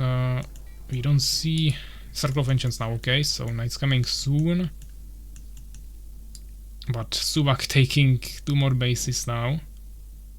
Some stingers coming here. This tower is not upgraded yet. He just started some new ones, but not looking too good. No workshop. Okay. We're under attack. Stingers coming. He's kinda nearby, so should be able to deal with that. But he's wasting lots of time here. Not even repairing the tower. It will maybe even kill the stingers if he repairs it, but like this, I'm not sure. Really close, 24 HP, but he managed to do that. Complete, my lord. Still. Complete, my lord. Suwak kinda said to himself, okay, I need more infrastructure. So he just made 6 more hives and 3 other buildings. But there is definitely lots of space in the base on this map, that's true. Our forces are under attack. We're under attack. We should also make probably a little bit more priests. This is not small amount, but he could utilize a little bit more. Building Also for now, Suwak is not really utilizing some harassment on multiple places, just kind of working with his army, which is building complete. ideal for Ania. But Ania sitting on so many resources, population difference not even that big. Suwak now invested into new bases, lots of towers. But they are so totally out of position, he will definitely lose this base. Of course, if Suwak wants to push into so many towers, but they are not even fully upgraded. So I think he probably can. He also has some Avengers somewhere, but he's not bringing those yet. He can get, of course, through here. Yeah, he just goes into the towers. You can't, of course, run through here. Circle of Ancient finished. We see some nice production already, but this base will definitely fall, so now it will be 6 bases against 3. Complete, my lord. We're under attack. Stream died. I don't know, guys. Did it die? I see some lost frames there, but it seems to be working fine now. Maybe there was some drop, but hopefully it's working fine now. So yeah, lots of knights. Stream is fine. Okay, okay. So knights are joining, immediately running down the fallen army. And basically now all Ania needs to do is maintain this army. Get some kills, level up. If something dies, just resurrect it and continue pushing, clearing the bases. What Suwak needs to do is of course start clearing the enemy bases with some split pushing and getting more bases for himself. But in a straight up fight it should be really easy for the Empire. 20 people on stream, nice, okay, okay. Okay, Suwak is fucked now. Urakaar finally realizing that Empire in late game is OP. Of course, full buffs. 1 mana depletion there, even 2, but doesn't matter with so many casters. All priests have full mana, and now we continue here.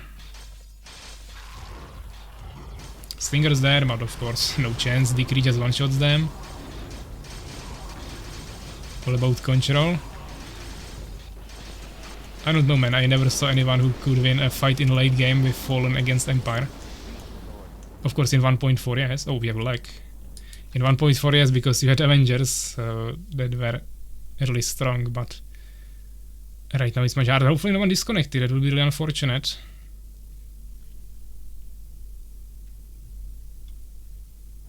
I don't really want to call anyone a winner here, even though I think Ania would win it now. Suwak still has half of the map. But it really looks like someone may be disconnected. Stream is lagging. I mean, if you can hear me now, guys, then it's not on my side.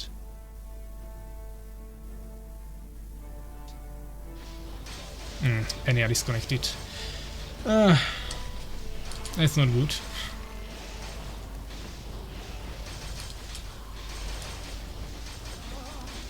I mean, I'm not gonna call a winner here. As I said, I think Ania would win this. He has stronger army, more resources and everything, but Suwak had half of the map. So we are going to do a rematch.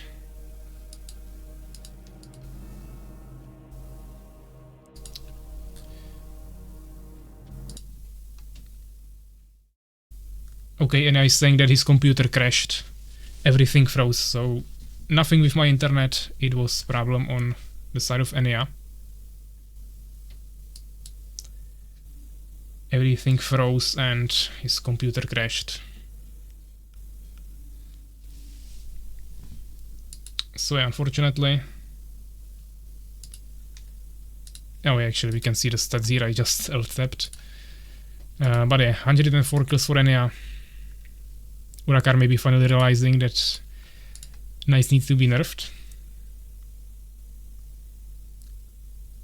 We have 1 more games at least.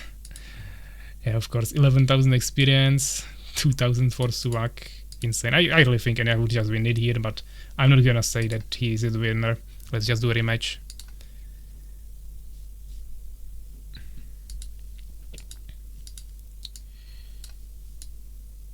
Empire OP, exactly. Yeah, let's do a rematch. Same map, same everything. We don't count any points for this. Hopefully Ania will make the computer work now. Observers, let's join. But he was able to write on Discord. That could have been, of course, from phone, but I don't know.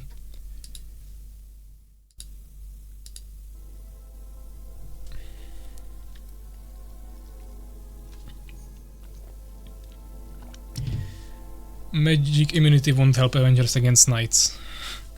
They does like literally nothing.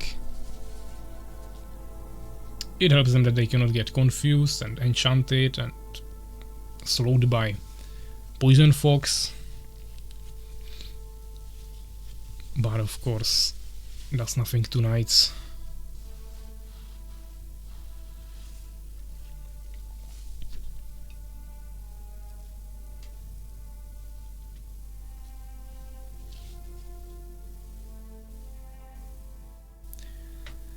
You won't freeze them with your own spells, but that's like not really important. Yeah, Empire, Beast. Oh, so we're going Beast? I mean, I would prefer a rematch with same races, but...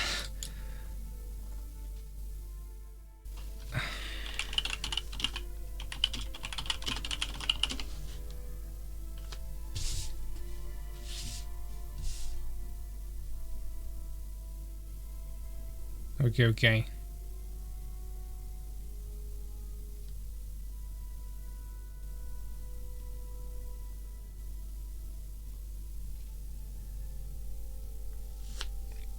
And they are not happy, but it was his PC.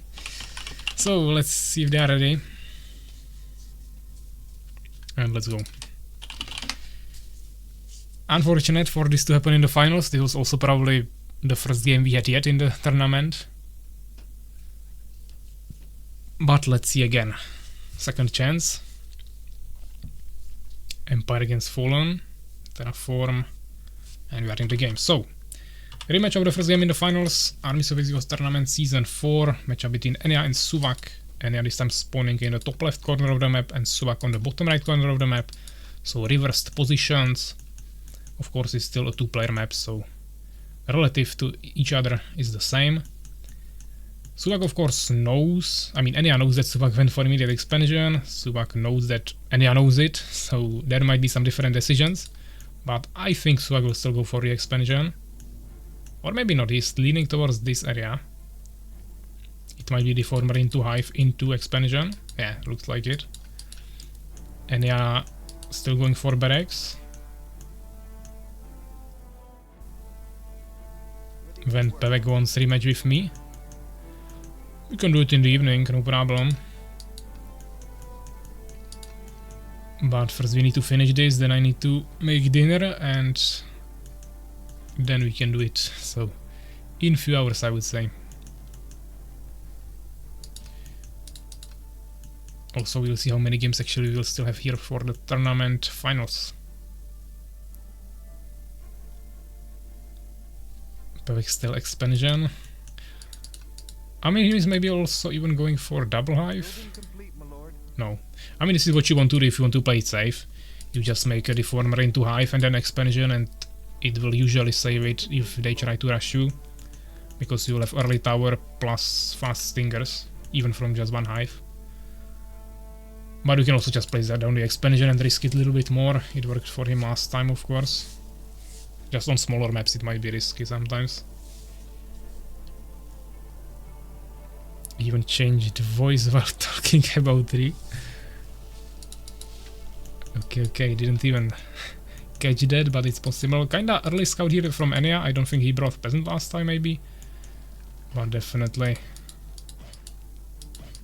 gonna scout here nicely, and I think he will just attack with expansion again. Yeah, not even gonna upgrade the tower, just waste of resources at this point. And this expansion is later than last time, so this is better for Ania in terms of resources in the early game. So they have a chance to show superiority, so don't screw that chance. Do you have guys some problems with stream music sometimes?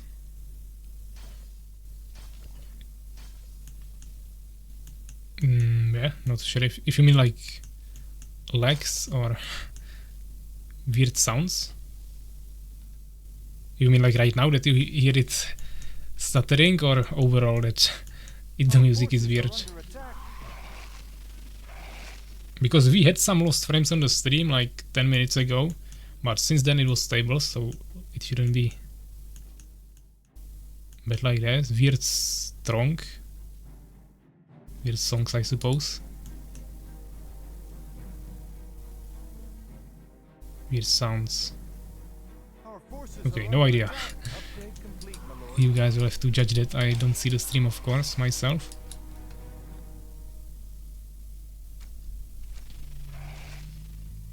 Building complete, my lord. Yeah, it could be trying to catch up the stream, I think. If there was a bigger delay before, but can't do much about it. So yeah, Suwak expansion working, bringing half of the harvesters there. And here chasing down the villager scout. Yeah, reloading of course with F5 could help you with that. Ready for work, my lord. Still only one hive, not even a lightning spire, but I think he will maybe just go for the base immediately without even making anything, but I guess a second hive will probably be needed. Actually a second hive in the back, sorry, so he has production, he just didn't build it in the front. So maybe third hive and then expansion, could work. If you mean that sound of falling sand, that's nice microphone. Show my true power. Okay, we'll see the true power of SoulsKeeper. Can't wait for that. Building complete, my lord. Problem solved. Okay. Building complete, my lord. Let's versus Suwak because you don't want money. So let's see. Peasant will die. Both pairs on 2 bases, and Suwak now moving to the third base while making 5 hives. 5 hives and the Bal Cocoon, okay.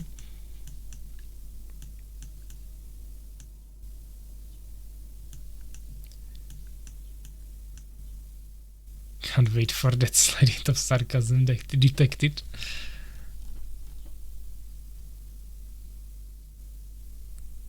Building complete, my lord. Okay, so 6 harvesters here on the mineral fields. 6 on gold as well. Only 1 on gems. Losing some gems value here.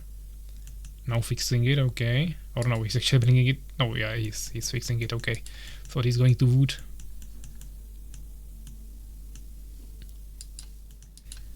Second tower, kinda on the side, and some swordsmen scouting, but stingers are coming. Suwak doesn't usually do the spitter harassment against Empire, which is usually the preferred strategy for most fallen players, I would say. He just kinda goes with some stingers and then either expands or guards or something else, or add the spitters later after you have the stingers. So interesting, of course, decision there. So the microphone thought it starts and stops. That is actually sand being jabbed by PAVVAC. Yeah, I'm dropping sand here on you. That makes sense here since a lot of gems. And yeah, hits air. I mean, yeah, but he's prepared for it. He has Elven Sanctuary, he has Blacksmith, also he has towers. There is only this one narrow entrance for the air to enter the base.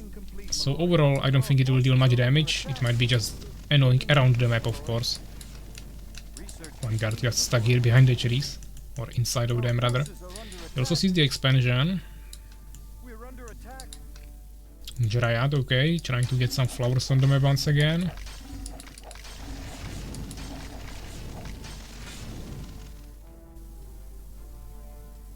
Upgrade complete, my lord. He's already gathering here without this even being finished. Okay.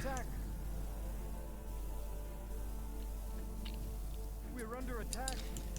And guards are in. They flew through the towers. Phoenix will be out, but only 1. Elf Ranger's kinda late.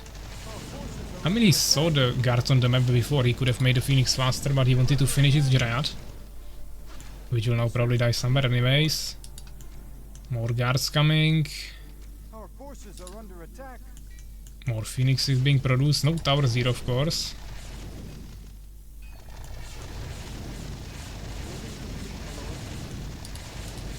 Peasants, of course, can hide, so that's an advantage of the Empire here.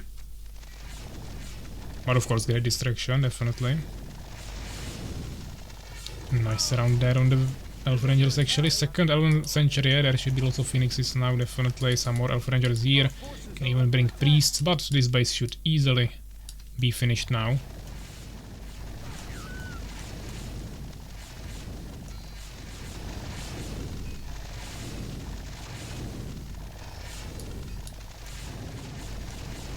I don't think so. I will take 5 bases, but he will safely finish the third one. Also, he stops Ania from gathering here for a long time.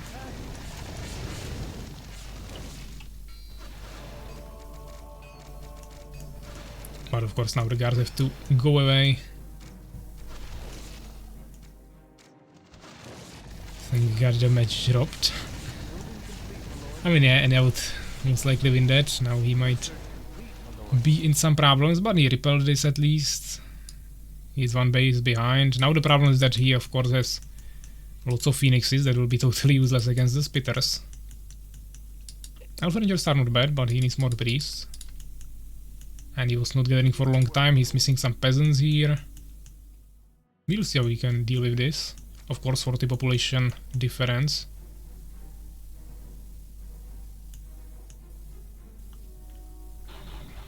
Upgrade complete, my lord. I mean, yeah, I think Ania would win it, but Suwak still had way more resources and, I mean, way more bases.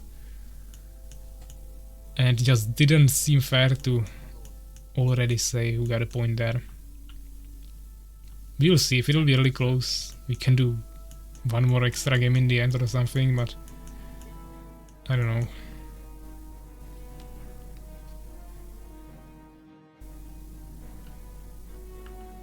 We must build more farms, my lord.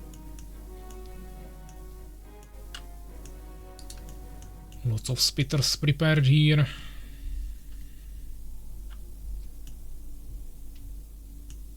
Building complete, my lord.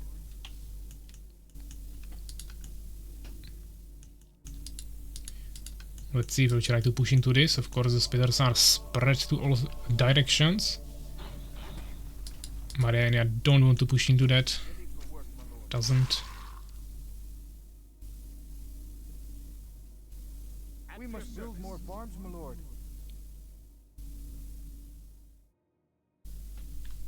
Building complete, my lord. Okay, getting a resurrection is definitely smart, but he needs more priests, as I said. Under attack. 2 priests won't be enough, even though there are no matriarchs. But of course, this is lots of units from Suwak. I don't think Ania can do this, even if he focus fires properly. Probably won't be enough. Nice pikeman here on the top, he will definitely kill it there. But the priests are missing behind it. Research complete, my lord. I got some bugged sounds there. Yeah, at this point it's just GG probably. Ania is too far behind already and doesn't have resources, enough resources to get to the late game from 2 bases, of course.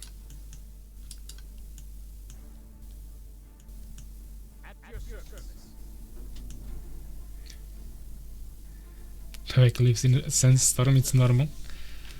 Of course it's normal, I don't see problem with living in sandstorm.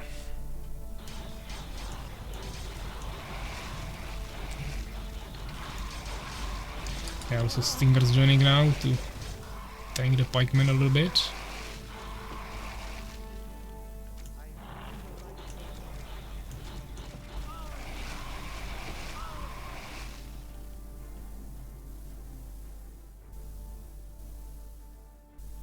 Upgrade complete, my lord. Way more pikemen in production, also some swordsmen. But he might even need more elf rangers. Also catapults could be an option here. Especially when Suwak is trying to push him like this. The thing is that Suwak is really on 4 bases here and getting more probably over time. What is this? Just wood gathering? Okay.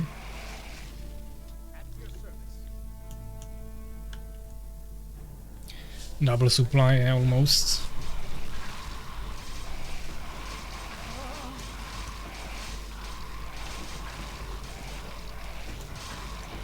Suwak trolls? I don't think so, he's fine.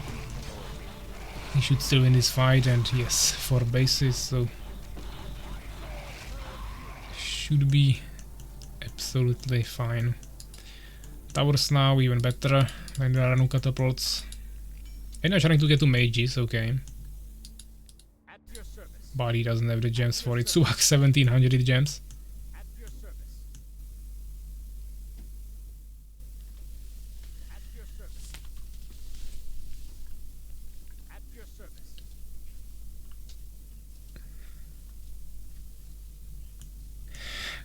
Become Urakaar is this PAVVAC game. We're under attack.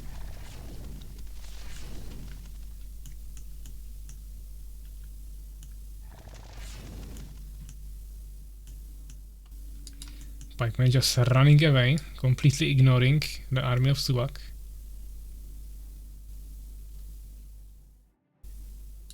Our forces are under attack. But of course, Pikeman against Stingers, they can still kill them, but it's not ideal. You rather want Swordsman there.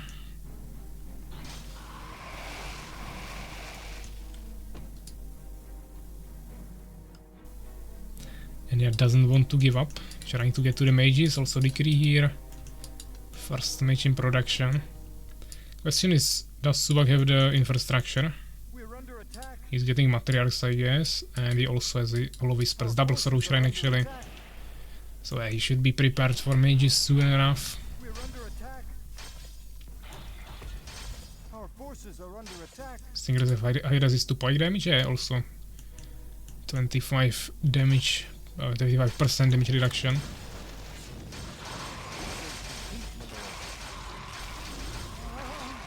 But yeah, this is a surround and Ania might call it GG here. Decree basically zero value, of course you can't really use decrees like this.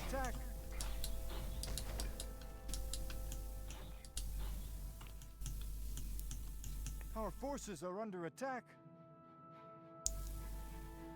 Suwak getting his 5th base just for gold. Kinda annoying sometimes the harvesters go around and then they are stuck behind it. First Matriarch here. Doesn't really want to push into the towers without Avengers, I guess, but at this point he can just go there. He has full population army. Even though it's basically just Stingers and Spitters. If like one Matriarch and Nightmare here. Decree on the Stingers, that will do the job. A nice split there from Suwak. And they didn't cancel the cast anymore. And even though he's tanking all the damage from the towers, he's pretty much fine, of course, with full population. It's just more swordsman. Decree killed the swordsman. Yeah, GG. Of course, resources advantage and kinda even kill loss ratio actually. So yeah, tournaments. I don't think we saved the last game. No, we didn't because it crashed, so I didn't want to save half game. Empire against Fallen Terraforms, Suwak against Ania. Actually, it's Fallen against Empire.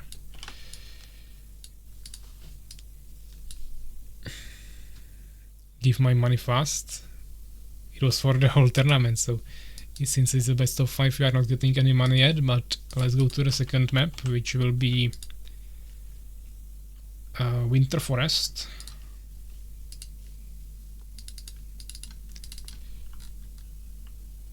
And it should be somewhere around here. 2-player map, Winter Forest Observers.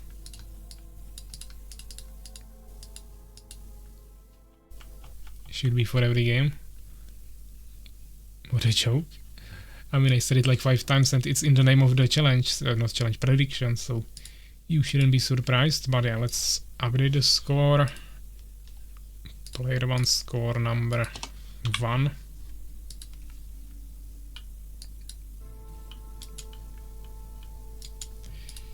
Let's wait for them to join.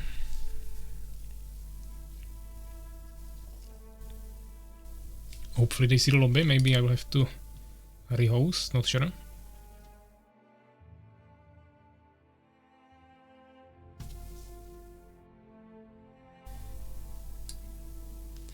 Ania is here, okay. Suwak as well. And Suwak immediately going to his beast. He didn't want to play the Fallen again, even on the rematch, but since it was a rematch we wanted the same races. Now he goes for his beast, of course.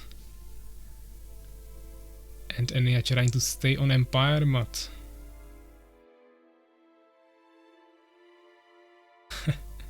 not gonna convince him, yeah.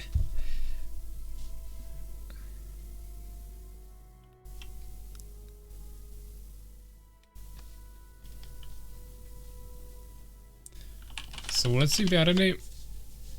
Nothing more to be done here. Ready, okay, good luck, have fun.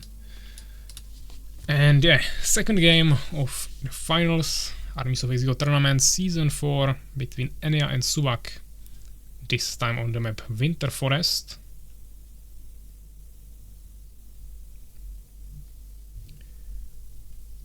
And we are in the game. So, Ania spawned in the top left corner of the map with the dark blue Empire, and then we have Suwak in the bottom right corner of the map with the green Beast. So he's never doing the same. Oh, I mean, he's playing similarly most of the time. Proxy Dark Ultra 100%, yeah, for sure.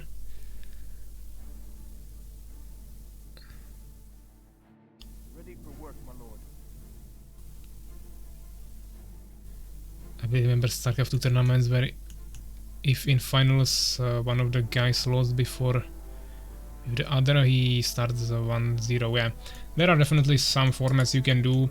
The idea behind it is that if you play the double elimination, then one player that wins the whole upper bracket and gets to the finals, which was Ania in this case, didn't lose a single matchup, and everyone else was allowed to lose one game. So to balance it, you can give one extra point to this player in the finals, so he starts 0-1 or 1-0. Which we didn't do here because it would be confusing usually for the people, but you can do this to kind of balance the factor that everyone has the chance to lose one game, and this one player doesn't have the chance if he just wins everything before that. But at the same time, this is a best of 5, so you still can lose the games. So since we have different formats, I didn't feel like that was really needed. Building complete, my lord.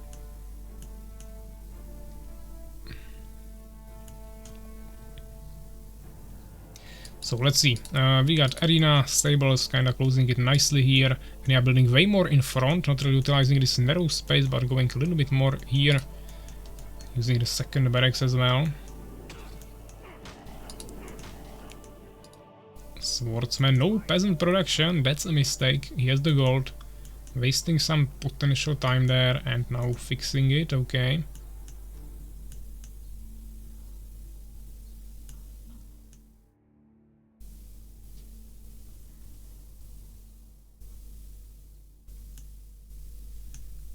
Ready for work, my lord. Minion escaping here, but Swordsman is after him. Goblin Heart, okay. Hopefully he didn't fully block it here for a big unit, but I don't think so. Plus there is another space behind the trees maybe. But that will probably also just small units, I'm not sure. Minion just running here. No tower from Ania. Going for another farm. Free population behind. Build more farms, my lord. 2 now. Building complete, my lord. Another farm, okay, 3 farms, interesting. And goblins are already in production. Oh, we have some lags again. That might be my internet. My sword serves you. I don't know if the stream dropped now or not.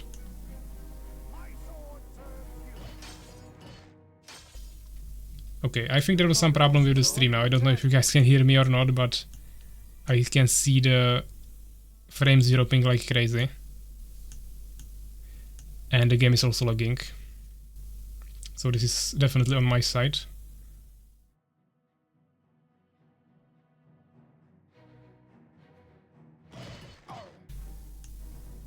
But the game is running, I don't really want to stop it for them when it's running, but I think the stream is completely dying. Forces are under attack.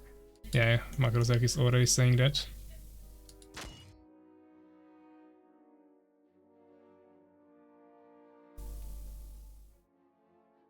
Yeah, stream is dead, basically, I guess.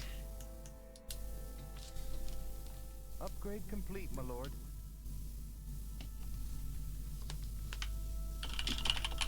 Building complete, my lord. We're under attack. Okay, I wanted to stop it, but seems to stabilize now. Okay, guys, try to refresh. If I mean, you maybe can't hear me, but if you can hear me, try to refresh the stream. We had some internet problem. Yeah, we are on data. Don't worry, but seems like the provider still has some problems. They mostly resolved it, but there is still some spikes. But the game, it was lagging a little bit, but I think they were fine. There was no major fight, so we should be back. Upgrade complete, my lord. And what happened here? Yeah, Harpy Nest. SoulsKeeper attacked by the internet for revenge. Suwak stays a little bit more defensive here, and they're going for a proxy tower on the expansion.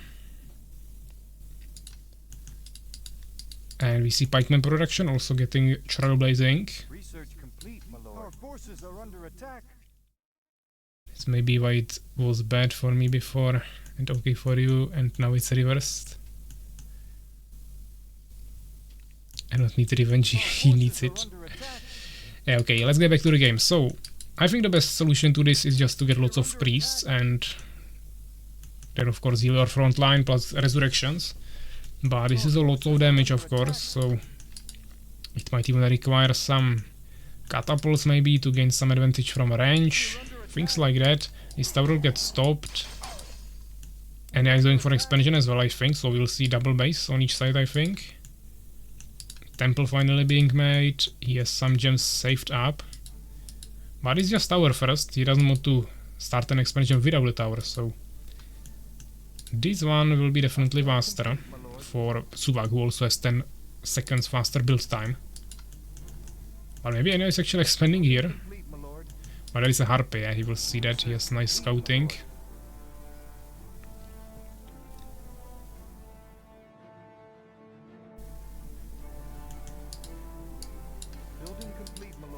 We don't see the revive altar yet, which is usually what Suwak goes for after dark altar to unlock the superior boomerang.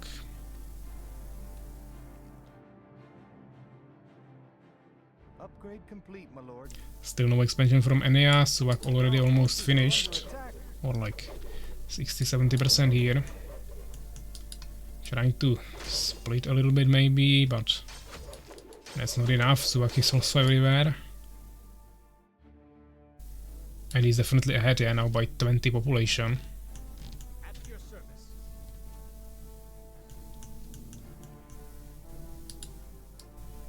Research complete, my lord.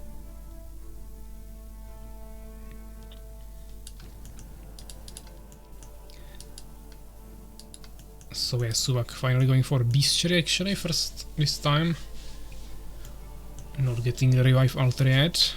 Trying to get trolls or maybe prepare even for manticores if needed. You could also go ogres, but there is lots of pikemen. Resurrection from Ania, but only 2 priests.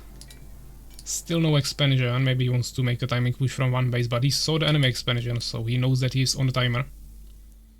And to be honest, Suwak still a stronger army even though he invested into the expansion.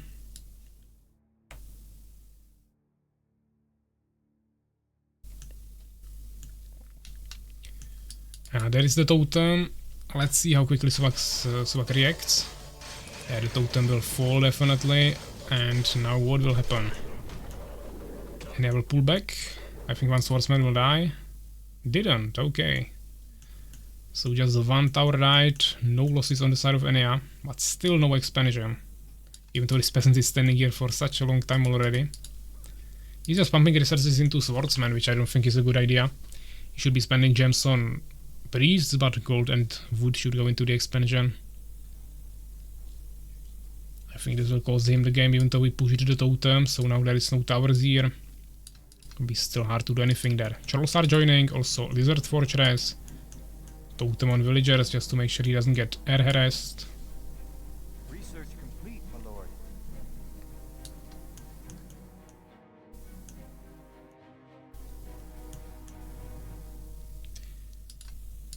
And actually a farm, so and they are still not making the expansion. There is some long distance gathering. Only 2 priests. That's a big problem, of course. Tower not finished yet, but there is also all the minions, making it even harder. Nice round on the goblins, definitely good, but huge armies coming from the back in the meantime. But all of the minions could die here, plus of course he killed some Borons there, some goblins. He needs to probably escape. It was a good damage, but now he's kinda locked in here, so I'm afraid now we will lose everything. This is terrible, of course. Now we got an extra armor from the swordsman aura. But yeah, he's just getting splashed down. The goblins are too strong, you need some splash damage for this. Either catapults or mages. Or lots of resurrections, so your units can actually stay there longer and eventually kill the enemies. But like this, it's not gonna work.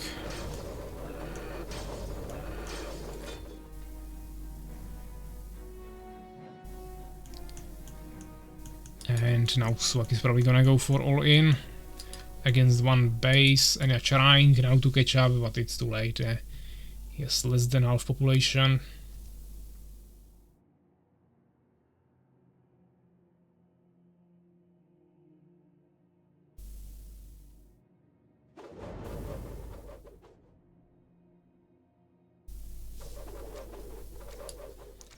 Tower holding him back, of course, a little bit, but he has a troll, so he should be pretty much safe here.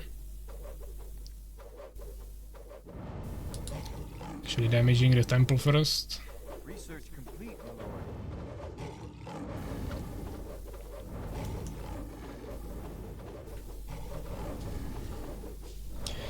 And actually we see cancel on this expansion. Trying to desperately invest the resources into units to somehow hold this. Pikemen may be coming from the back, but there is some units that will scout them anyways. Harpy checking the area.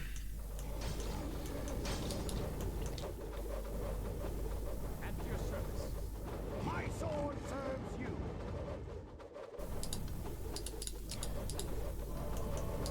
We got a blast there, and let's see. I mean, goblins die quickly, of course. You need the riders in the front, even against pikemen, but we got some pikemen here from the back on the troll. This might actually be a kill from Ania. He doesn't have mana for resurrection, but still nice round. Even got the aura there. I bring the light of Aya.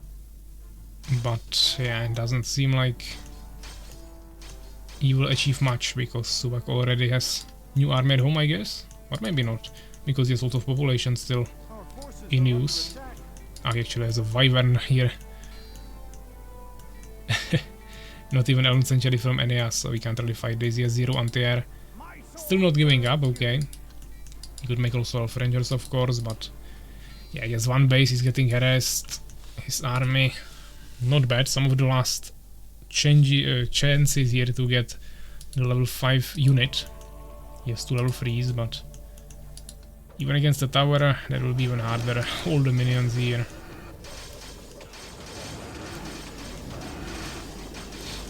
He can't really get to the totem. And he will just fall here. Even though the swordsmen are definitely holding nicely. Some more units at home, still no expansion. Wyvern actually retreated, okay. Wanted to defend with everything when he saw the all-in push instead of harassing the enemy economy. Kill the priest there. Yeah, also now a nice spending gems on the phoenixes instead of more priests. Yeah, definitely this will be a win for Suwak. Let's just see how long Ania will keep fighting.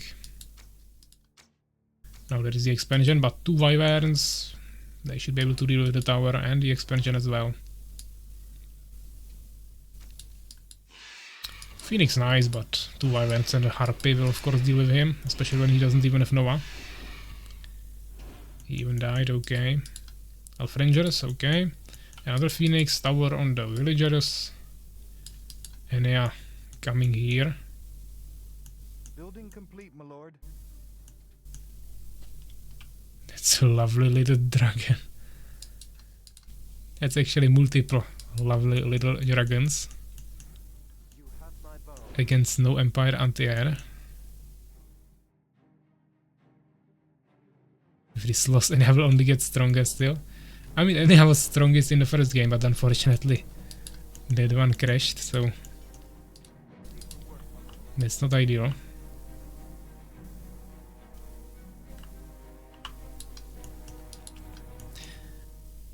If it will end 3-0, then we can put that one win for Ania there, but it won't really change anything.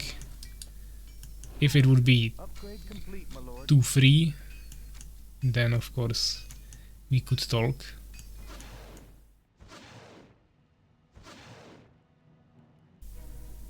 Yeah, I know that Suwak would definitely agree on 2-1.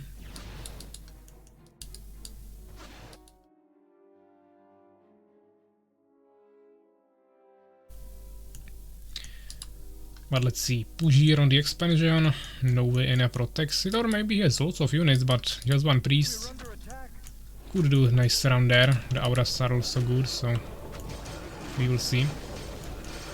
But there is also the wyverns that don't have much counter here. Immediately focusing down the priest, really good move. He still had mana for resurrection, so that's nice. But yeah, definitely when it's surrounded like this, beast might have a problem. And that is lots of levels, but it's more units getting to level 3, not really any of them getting higher.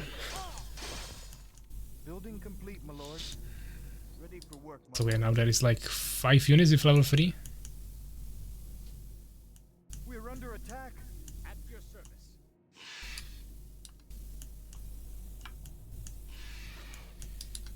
So I'm just doing these small pushes, now also bringing warlocks that might kinda turn it around.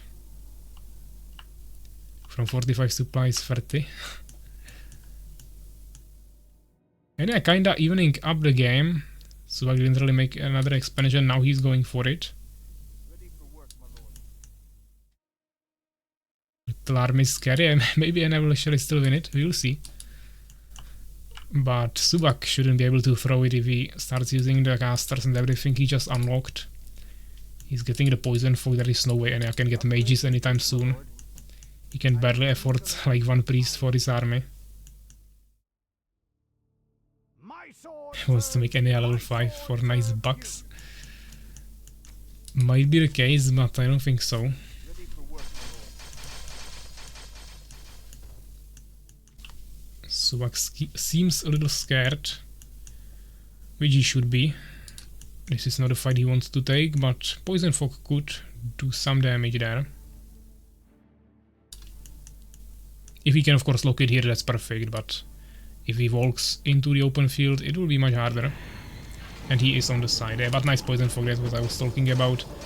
He has no mana for resurrections, so it's just heals. Still nice round, but of course it's also slower attack speed from the Poison Fog. Because you have the weakness debuff.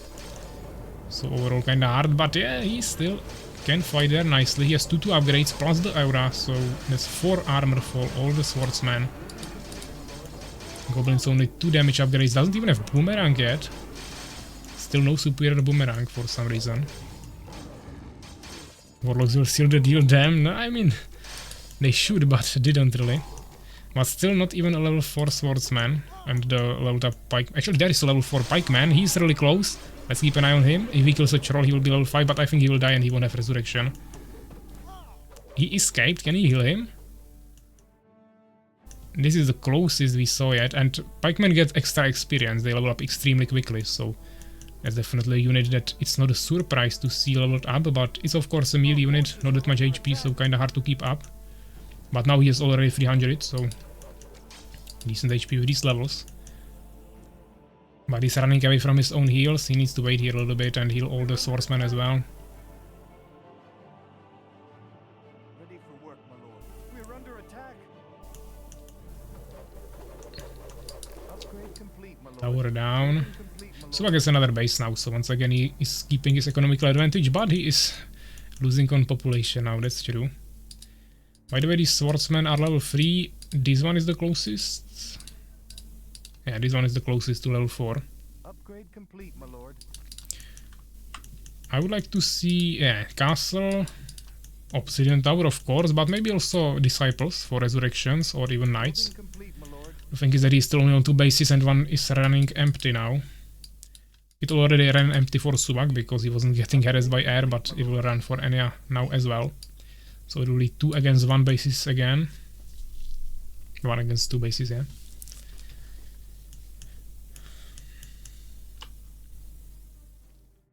Yeah, perfectly balanced supply. And Ania going for expansion. Suwak can't really afford to push more. He has nice scouts around the map. But once there are mages, it will be even harder for him, so I think he should still try to do some pushes here, but he just wasted so many units by doing small attacks, small pushes, instead of accumulating a bigger army that will actually, of course, contain a full group of goblins and supported by 5 trolls and lots of witches and warlocks. Then he could push it easily, but right now the Empire army is already kinda big and he doesn't have the army anymore.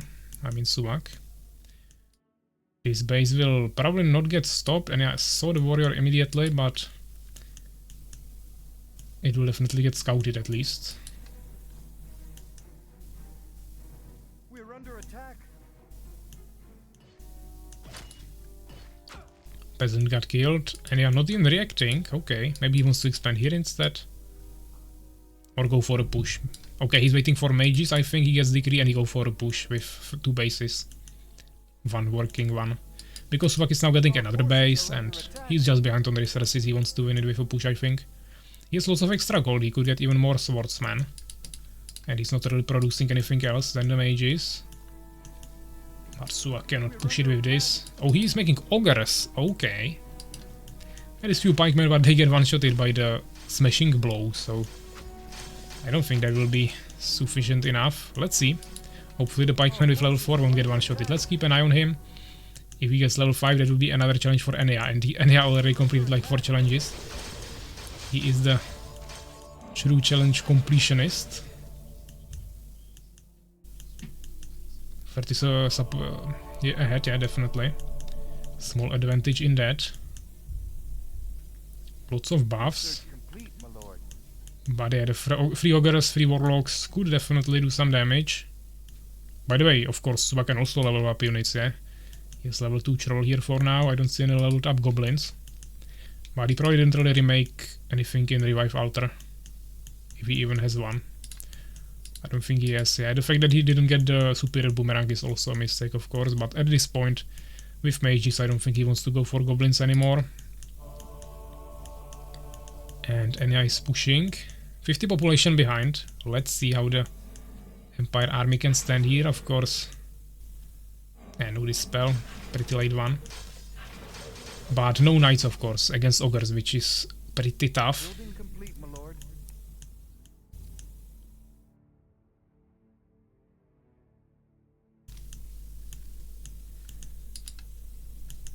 So I would like to see some knights included here, but of course that's really heavy on gems. Maybe power builded this, I'm not sure. Or it wasn't restored, he just finished it. Okay, so expansion is working. Suwak once again still has advantage. This is the last bait that is not taken yet. Pikeman is still level 4.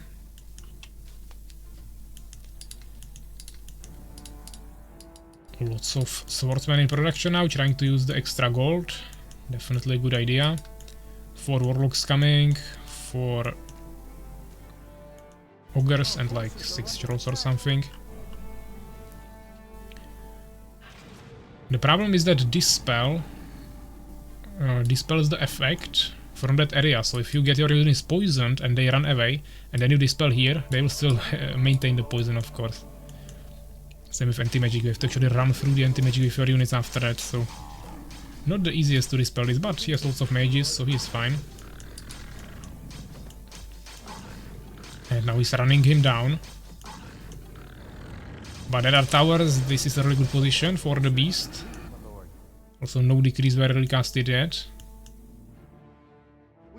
But this is still better, yeah, if they were fighting here it would be much better for the beast probably still, so this is fine for the Empire.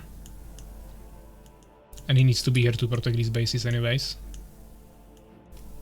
So getting closer, yeah, a little bit, but the income is still higher on the side of Suwak.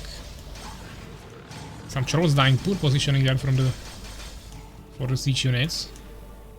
And he just needs to pull back, of course, heal for a bit, even though he doesn't have too many priests. He can kinda quickly catch up. Building complete, my lord. Well, of course, Suwak needs to at least sacrifice his Borons. We see some swordsmen on the side. Pikeman still level 4. Multiple level 3 swordsmen and another pikeman on level 3. Complete, my lord. Elf Ranger also here, level 2. Some idle peasants. Still not even trying this expansion.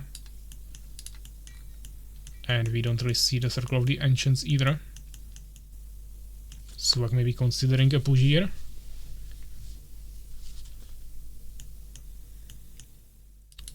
For 31 minutes, time of the game. From this point we see why BC is weak in late games. I mean, it's more about Empire being strong, but the main strength of BC is anyway in the timing push in the mid game. Complete, my lord. Our forces are under attack. Also, he's not utilizing Rains of Fire, he doesn't have any harpies for confusions on the mages.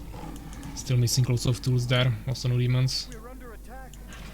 And some AFK units in the back. Found the expansion. Complete, my lord. Let's keep an eye on the pikeman, he's in the front now. I think he will die.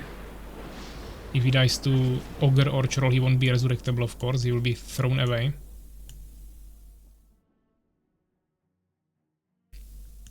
We're under attack. If I hold as Fallen, it's win. I mean, of course, same as if you get with Empire to late game, it's win. But if you don't hold it, it's win for the beast, that's how it works. I mean, there is no surprise about that. My lord. And yeah, splitting lots of, I mean, all of his units into lots of small groups.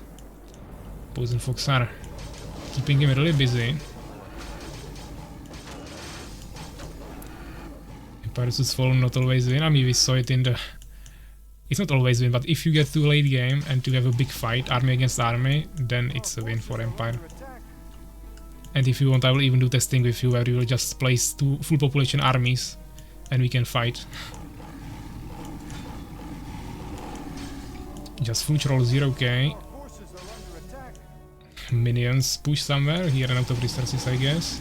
And this was a insane shot there from the trolls on the mages. But also the swordsmen pushing them back. Yeah, because you had bad army composition, man. But Ania in the first game that crashed today, that was basically how it goes usually. And I also have lots of replays like that against Suwak. But yeah, unfortunately Ania is now running into the towers here.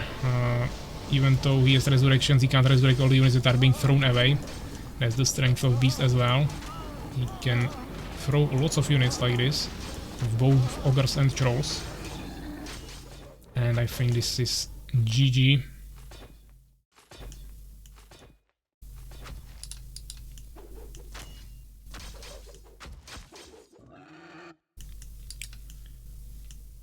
Even though Ania probably won't give up yet, he still has some resources. He also didn't give up even before when he was way more behind.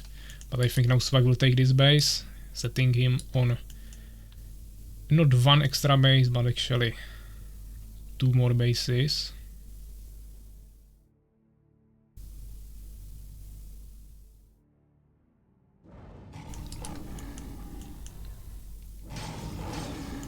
Pikeman is still alive.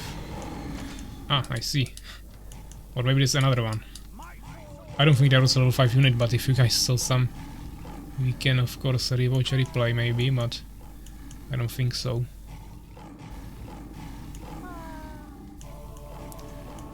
He just needs to kill 1 troll with the pikeman, and he should get level 5. But it's not easy. Building complete, my lord. Building complete, my lord. You could also try to hunt some minions somewhere, but that's even harder.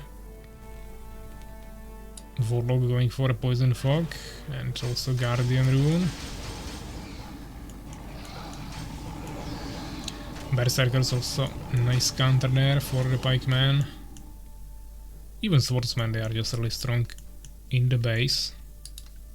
But Ania has full upgrades on the units. Suwak a little bit behind on upgrades.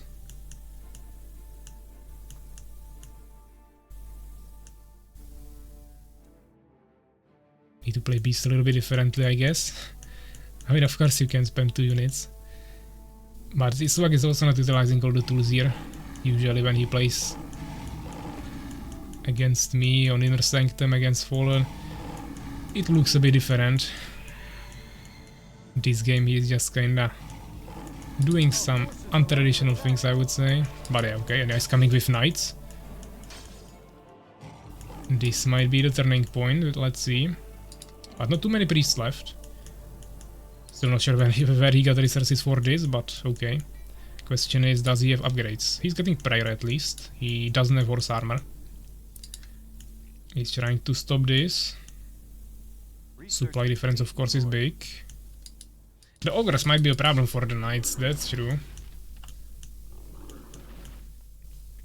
But he's pushing from 2 sides. Some nice damage, but he would need the knights here actually on the trolls. Where is the pikeman, by the way? Don't lose him. Yeah, the knights should be here, of course. Tanking the towers, attacking the trolls. Then ideally getting resurrected, not one-shotting your priests with decrease and mages. 2 level 4 pikemen there. I'm not even looking at the fight, I'm just checking the levels here, but yeah, he didn't manage to level them up. It's of course too much, yeah. Too many trolls and towers, so he can't push into this, he needed open field fight. But he still has some resources he can remake.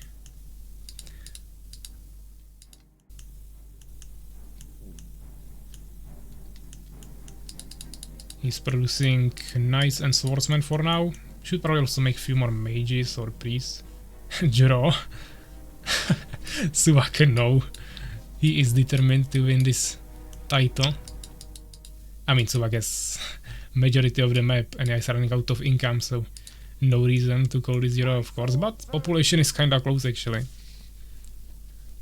to face this game. Yeah, definitely interesting one.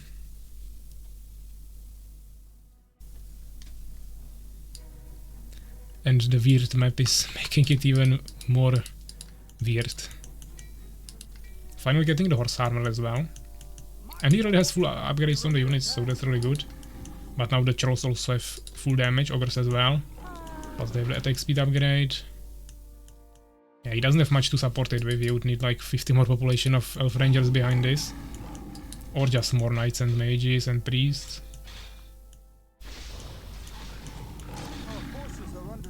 Narrow space, but knights can deal with that. He has so many totems. He needs to take them down, but now he can when the army is on the left. He can create some fighting space here for later, while holding it here with few units. He's doing it right. He still has lots of resources, he should use that. But yeah, he took down all the totems. Ogres are now here trying to take the mages. Where are the pikemen? Level 4. Level 4, okay, still both of them level 4.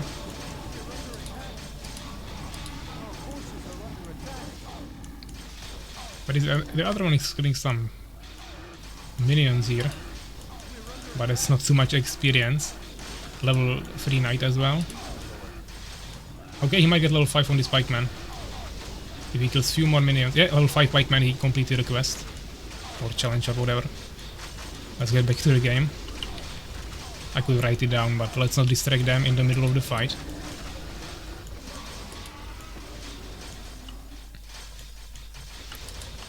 Insane?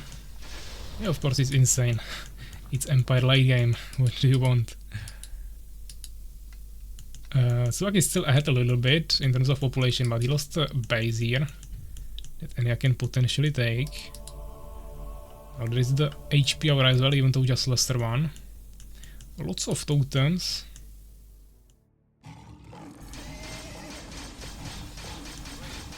Both play grey, it's not race. I mean, when he's 2 bases behind, then it's kinda race.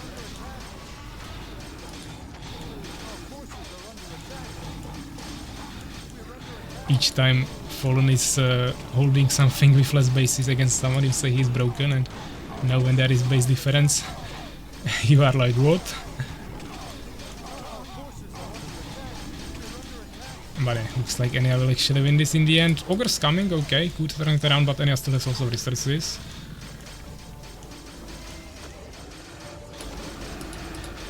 Knights could actually also nice level up still. Yeah, level 5 I can confirm. Resurrections.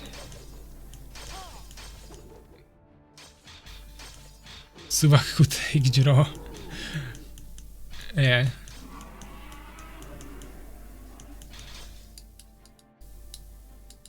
Warlock there.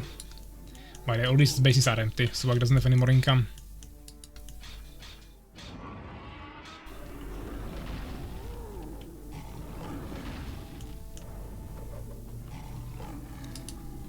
Walking through his own fox.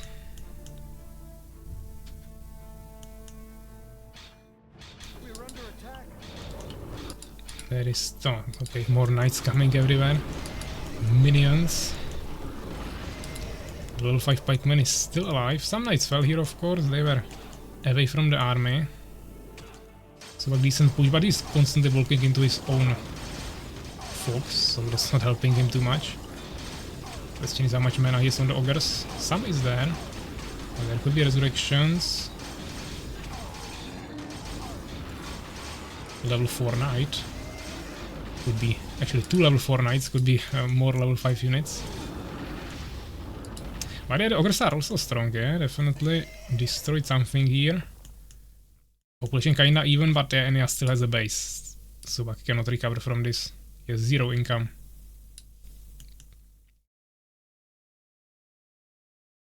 Need to make lunch. I mean, I also wanted to eat, but we need to make at least one more game after this. Still better to finish it now than continue next week or something. Game of the month, yeah.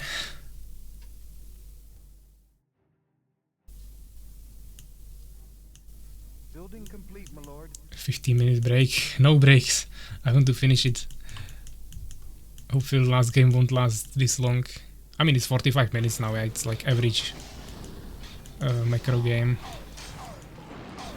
Not sure what these guys were supposed to do.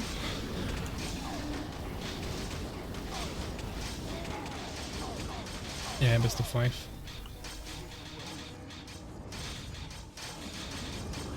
The next one could be the last, but and since Ania will win this, it won't be.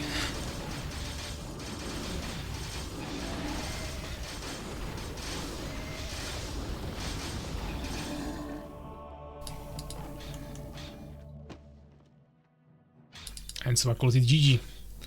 Okay, so win for Ania. Score 1-1. 300 kills. Suwak 187. I think Suwak will go Empire now. He played Fallen, then wanted to swap to Beast, then now I think now he'll go Empire, but we'll see.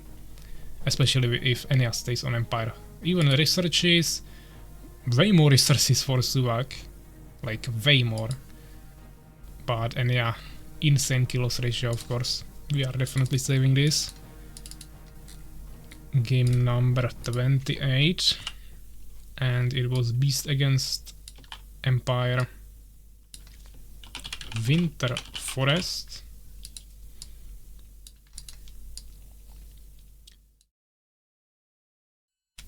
I offered him draw, yeah. What is the next map? Ohana, okay.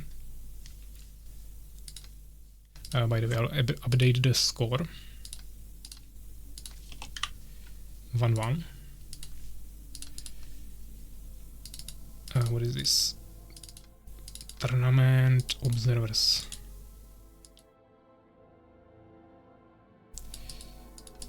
Okay.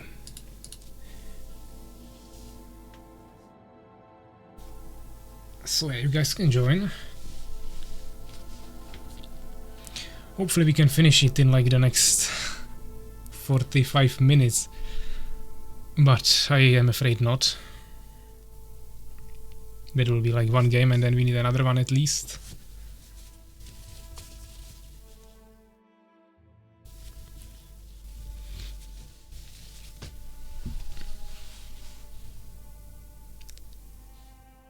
We need 3 minutes to cool down.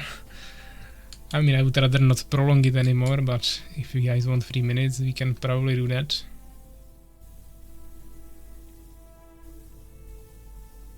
We could make like half an hour break if you guys want to. make some food and everything, but then we would continue for even longer in terms of the time when we would end. And I think Suwak wants to have it after him already, or behind him.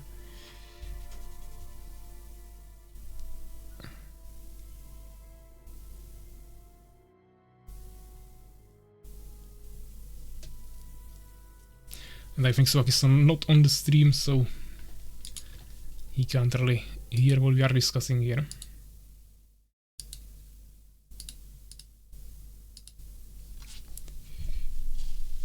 But there's still 16 of you, so seems like you are interested in the outcome.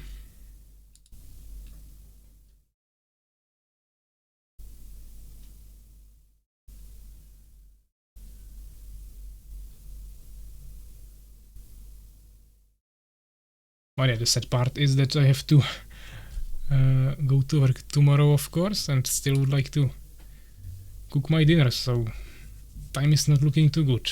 But let's hope we can start soon here. For now, score is 1-1. This is also kinda big map, so even though it's 2 players, I think it will take quite a decent amount of time. Ready host, okay.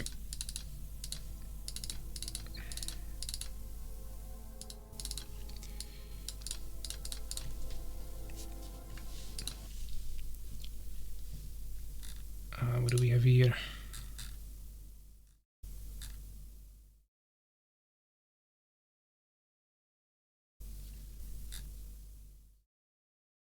Yeah, some 1v1s are actually happening there, I think, in the community.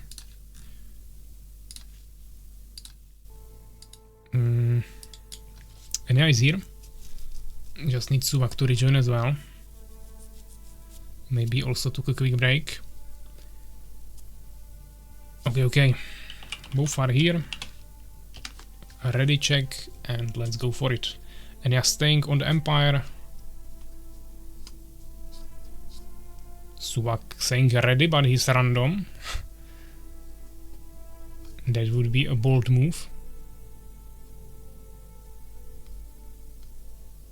And yeah, also ready, okay. Yeah, happy with level 5. Don't forget about that, guys. I have to write it down, but not right now, obviously. We have to focus on the game. So yeah, Suwak staying with random. Interesting choice. Maybe he's keeping the Empire for the next game, if that will be his last chance. He can still get it, of course, we'll see. And yeah, we are in the game, so we are watching from Ania's perspective in the bottom right corner of the map with the Empire race and dark blue color, and Suwak with the beast again, top left corner of the map with green color. And he even set the race to his opponent, which he doesn't have to do. It's an advantage to stay hidden, of course, if you choose random. But he decided to tell Ania. Okay. Ania is actually set for him. Or maybe set for himself, because the early game was really hard for Ania last game. He just turned it around in the late game, of course. He won't get the whole certificate. Okay, let's see how he does this. We see mirror building from both sides. He's cooked again. No, I think he will win this. He usually wins if he plays the same matchup 2 times in a row. Then he wins the second game. We saw it in the first game as well. And I kinda experienced it multiple times playing against him. Building complete, my lord.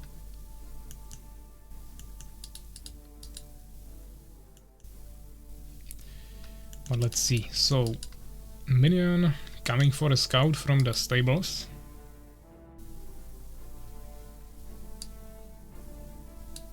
Building complete, my lord. Scouts meeting in the middle, and a little bit ahead, but basically same.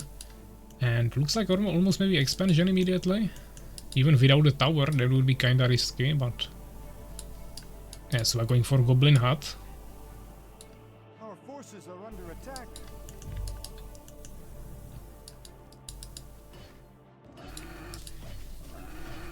And here we have some harassment on the peasant.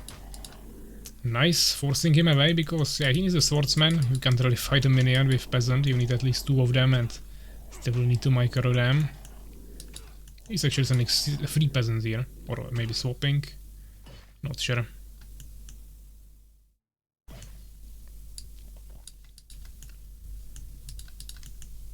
Goblin hut. I mean, he sees the expansion, he's still continuing the goblin hut. I think he maybe wants to go for a push. Yeah, it looks like maybe all in. There is no tower. And actually, Ania cancelled the expansion. Because he knows that Suwak now knows about the expansion, he knows about no tower, and... yeah, so I think it will be quite interesting early game fight, 1 base against 1 base. My sword serves you.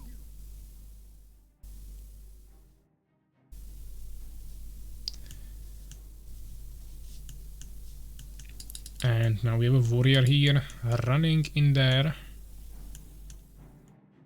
Pulling back.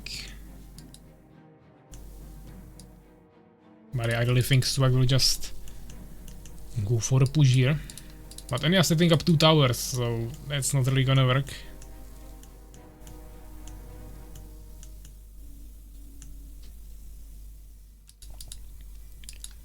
Building complete, my lord.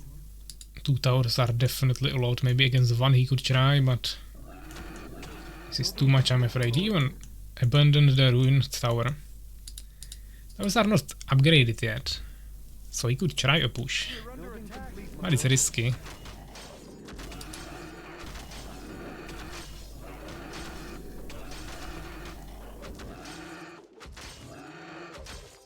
Yeah, I think the towers will now finish, and even though he killed the swordsman, he won't be able to do anything more. Oh, he thought there is an expansion and wanted to stop it, or kill the villagers there. But okay, he got through the towers with his small army here. He can go for villagers, I guess. But that is double swordsman production, so I don't know what he wants to achieve here. Some small skirmish here as well. He goes for expansion now. I mean, he can definitely stay here and just kill all swordsmen that come here by one. Or force Ania to accumulate lots of swordsmen here and then clear it and then maybe expand. And he's buying lots of time for himself, so actually kinda insane move. Also, these towers costed some resources. There is an AFK peasant. Tier 2 actually from Ania.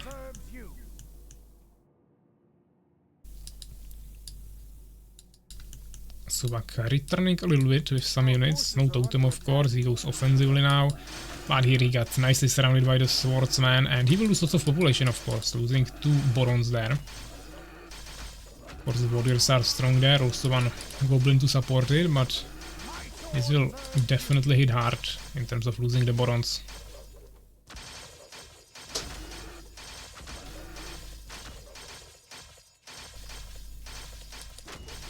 So he bought some time here, he didn't really kill anything, kinda lucky for Ania to escape on 4 and 5 HP there. But of course, good micromanagement. My sword serves you. Everyone who is watching and no AFK people, please commentate with 1. 1, 2, 3.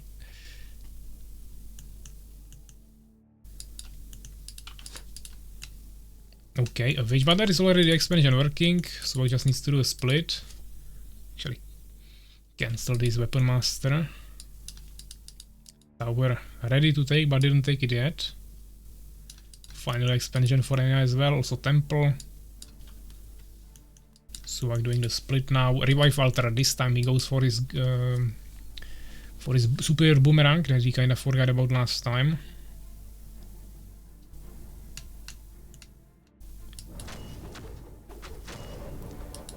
And actually he got through, so yeah, he sees the expansion, but it was kind of obvious that there will be one. But he also sees the saturation there.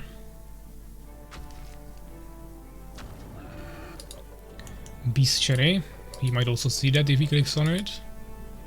He got cancelled. Oh, he showed Beast Cherry, and then he swaps to Lizard's Fortress. So maybe Ania will now try to prepare for Shrolls, and there will be lizards and wyverns. Interesting move. Maybe it wasn't intentional like this, and he just changed his mind or misclicked, but definitely was interesting. But wyverns will be countered. There is 11th century. He's smiling there. No blacksmith yet, so also no elven rangers.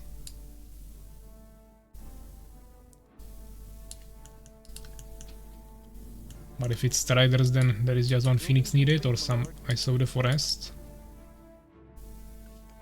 Sharp Blade upgrade for damage for Suwak Goblin Hunters. Super Boomerang really quickly before 10 minutes.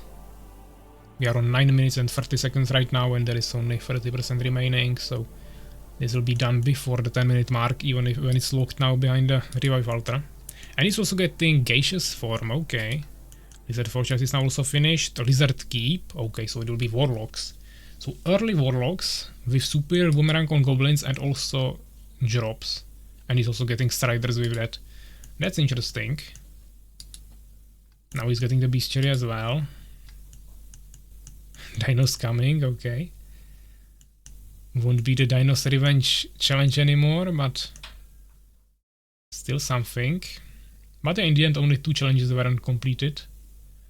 The level 5 was completed by Ania, and yeah, Ania completed like 5 challenges or something, plus he's already at least second, so that's another $20. If he wins it, then that's another 50, so definitely getting kinda rich from this tournament.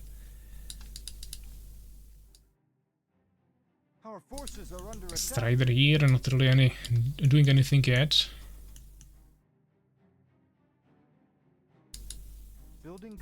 Expansion will get stopped or at least delayed. But really Ania doesn't have much, yeah, so I could now even push this. He can get one troll here from the Bestiary and go for a push, but he probably wants to do the Gaseous form drop or something. Or he will stay defensive here, you'll see. So yeah, 1 minion died. Swordsman still running here, of course, with the Trailblazing, hard to catch. Hiding on the edge here. Big units cannot really flow there. First Warlock, okay, get the Poison Fog.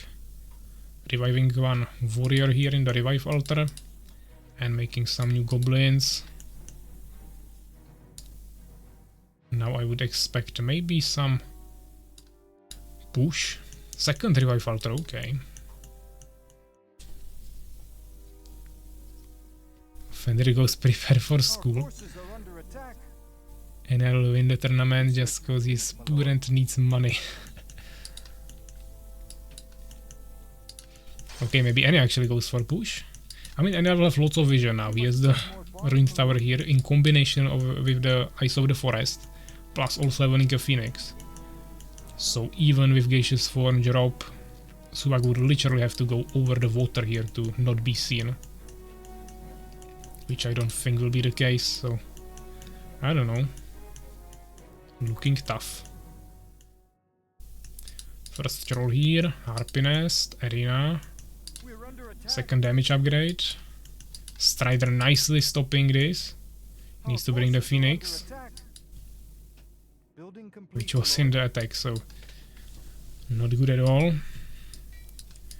Getting to the castle, but doesn't have it yet, so of course Poison Fog will be really powerful now.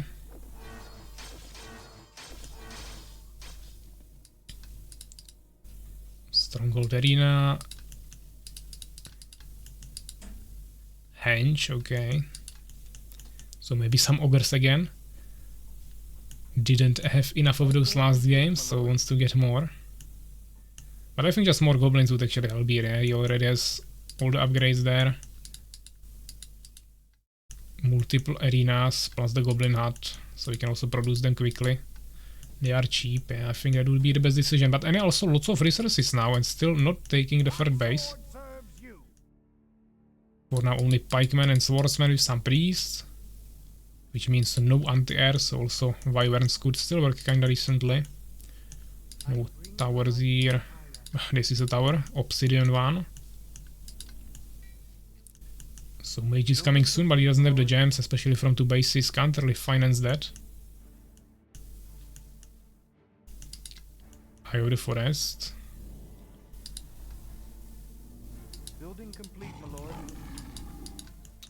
Troll hit there, question is if Suwak even noticed that. Lots of warlocks joining here. Or maybe not lots of, it's actually 3, but he definitely is producing them.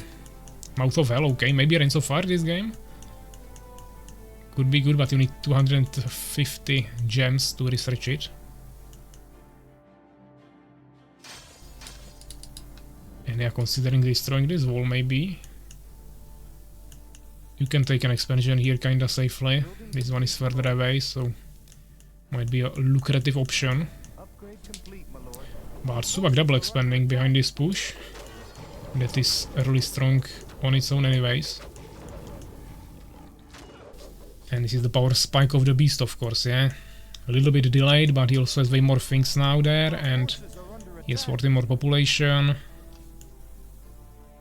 Warlocks ready, mages are not here yet. He's getting decree. First mage will be there, so maybe he can dispel some poison fogs, but actually he's pulling back. Just kinda scared the enemy away.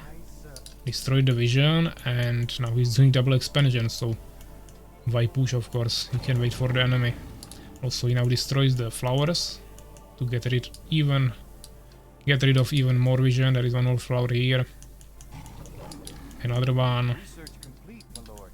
Harpy scouts it, of course. Also, you can scout invisible things with guardian runes. I think both activated ones and idle ones. But multiple groups for Ania here. He could surround, he has the mages there. Decree is gonna be finished in like 1 minute, so he cannot really wait.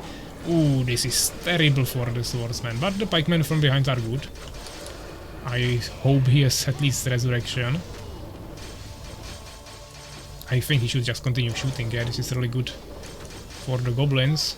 If they don't kill this, then nothing else will, but yeah, the resurrections are just really strong.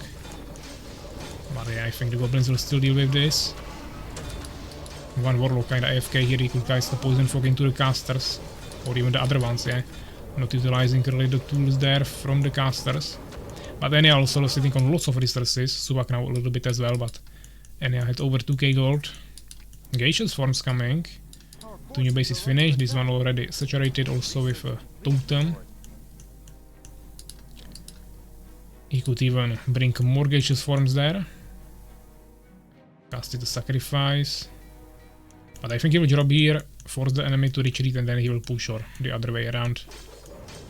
Push, and when he's distracted he will drop. It's some goblin riders, okay. Our forces are under attack. Decrease, yeah, it's mainly mages now and some pikemen. But this is not the best, you should do drops with warriors, I think. Goblins are... you can kill the peasants, but when there is some units, they won't do much.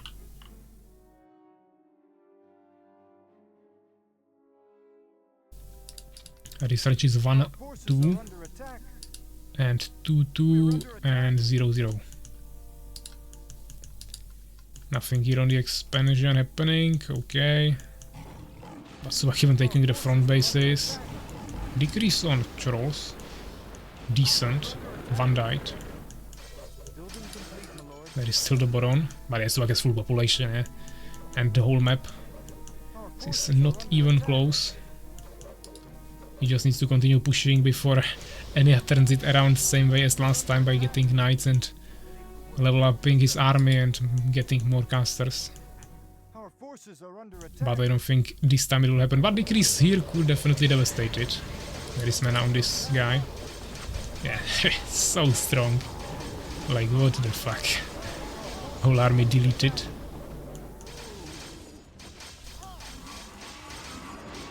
And he also gained lots of levels from it. Our forces are under attack, my lord. We're under attack. Okay, drop nicely done by Suwak there. He made a good distraction there and destroyed an expansion, setting the economical advantage even higher for himself. A nice escape as well with the gaseous form, taking this base that is still protected by the wall. He's going full warriors. He doesn't want to deal with the problem of dying to those things as last time, so he just goes full warriors. I don't think he has Reigns of Fire, maybe he'll get demons or something. He's also getting goblins now, but he wants to have the front line there. And I suppose he's getting Berserker upgrade, yeah. 1 more minute.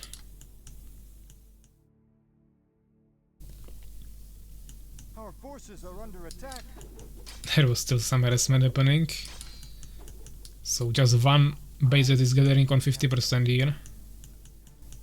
70 population against full. Some more minions coming here. There is still some gaseous forms ready. If Suwak loses this, we need to adjust the balance. I mean, we'll adjust balance anyways, but I don't think he will lose this. Where is the Berserker? 10 more %, so basically kinda fine. Maybe not yet. We get more HP from it, so it's good to pull back. 40 more HP, I think. Oh, lots of decrease. Building complete, my lord. Okay, let's see. I mean, he doesn't have any witches there for healing or any to do anything with the Borons, so he can still easily susceptible to the decrease. By the way, level 4 Goblin. He could get level 5, but it's already completed by Ania. No decrease for some reason. Also no dispel on the Poison Fog. Kinda AFK there with the mages. Goblin Hunter still level 4, and Ania calls it GG. So yeah, this will be a point for Suwak. 80 to 130 in terms of kills, so really good by Suwak there, or yet twice the resources, yeah, so pretty one-sided there, also more upgrades. But yeah, let's quickly save it and let's continue with potentially the last matchup, or still one more after that, we'll see. Game number 29, Beast vs Empire, Ania vs Suwak vs Ania, and Ohana is the map. So now we should play the game on Overgrowth. Kind of similar map, I would say, or similar feeling. It was the same guy who made it. But I think this one is a little bit better, maybe. So yeah, you guys can join. Beast's power. Yeah, we'll see if Suwak will even play a single game with Empire, but maybe he will just stay on random and he might get whatever.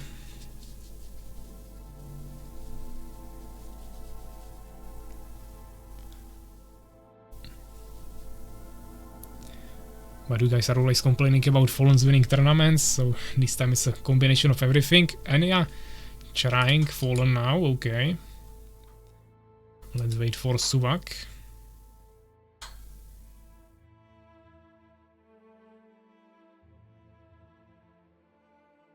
And Suwak is here, so ready check. This was a quicker game, I would say. Overlay, yes, sorry guys, we can set the score. This was a point for Suwak. And Suwak going with his Empire this time against Ania's Fallen, okay. I'm surprised because he lost this matchup before. Against me he also took Beast. But you'll see.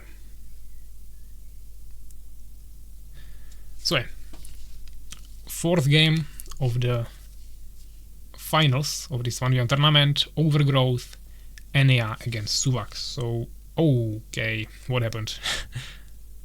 Suwak was defeated. Did I host the wrong map? Oh yeah, this was not a tournament version. My bad. One more try. I was in the wrong folder. Overgrowth Observers, yeah, this one. Suwak defeat, yeah. We all saw it.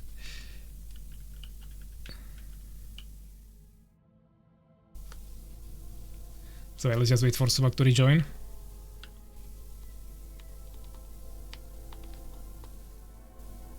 Two.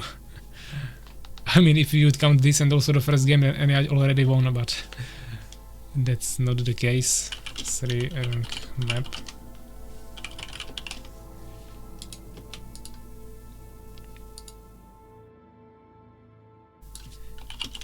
Okay. Still full Empire, nothing changed.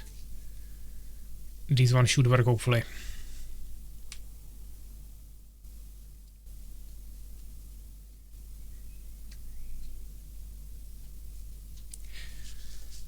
So yeah, we are in the game and we are watching from Ania's perspective in the bottom left corner of the map with the dark blue color And then we have Suwak in the top right corner of the map with the green human. Against Ania Fallen, of course, yeah.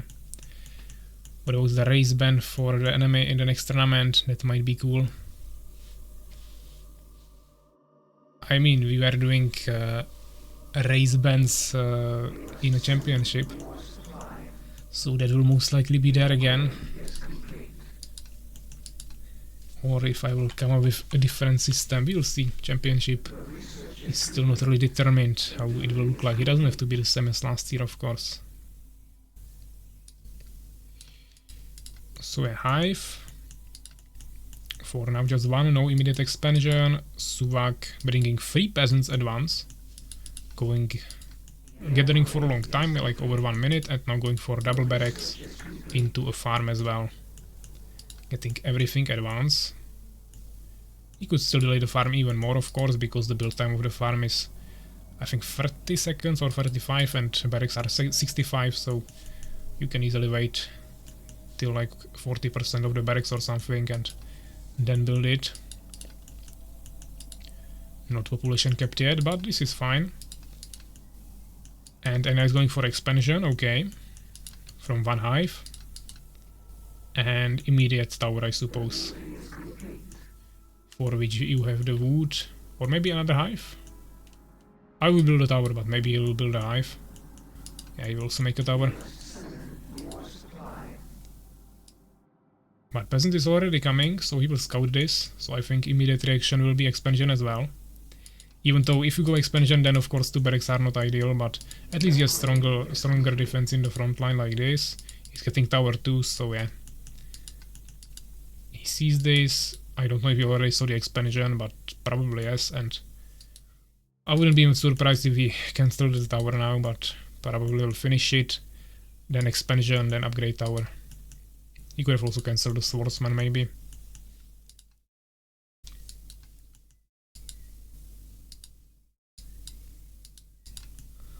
So let's see. He has some weird resources there. I think he was repositioning his peasants there. Redistributing them. Incubator cancelled. Maybe a misclick, or he goes for a soul trap. Okay, so I think we'll see the strategy he did against SoulsKeeper, I believe. Which was of course stingers with nightmares, skipping the spitters completely. Stinger running around here.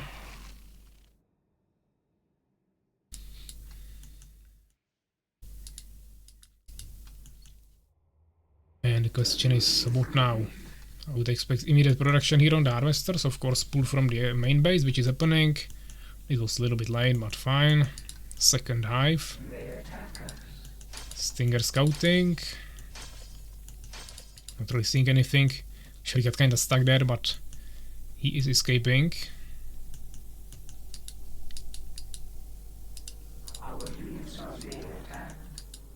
And the Stinger died, but I think he saw the expansion.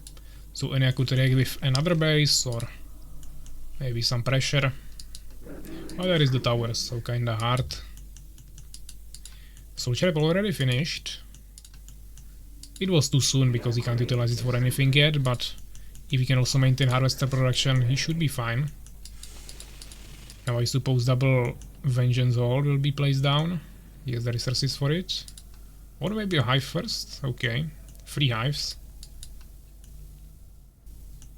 Maybe he goes for Voidwalkers this time. But no, it will be Vengeance Hall. You kinda need a Matriarchs there against Empire. But only 1 Vengeance Hall and 3 hives. I would go with 2 hives and 2 Vengeance Halls, but it's okay. He won't have maybe that many gems anyways yet. Overall it was really early. Expansion for Suwak also finished now, and he's only 6 population behind. Racers is kinda balanced, so he didn't lose much, and he has way more gems. And he has started getting the gems much later, so actually resources are looking better for Suwak, even though he had later base. And he's immediately preparing a tower for another expansion. Trying to throw his enemy off a little bit. Second Vengeance Hall finally as well. No one took the tower, Vision Towers yet. Ruined Tower. His stinger might be fully blocked here.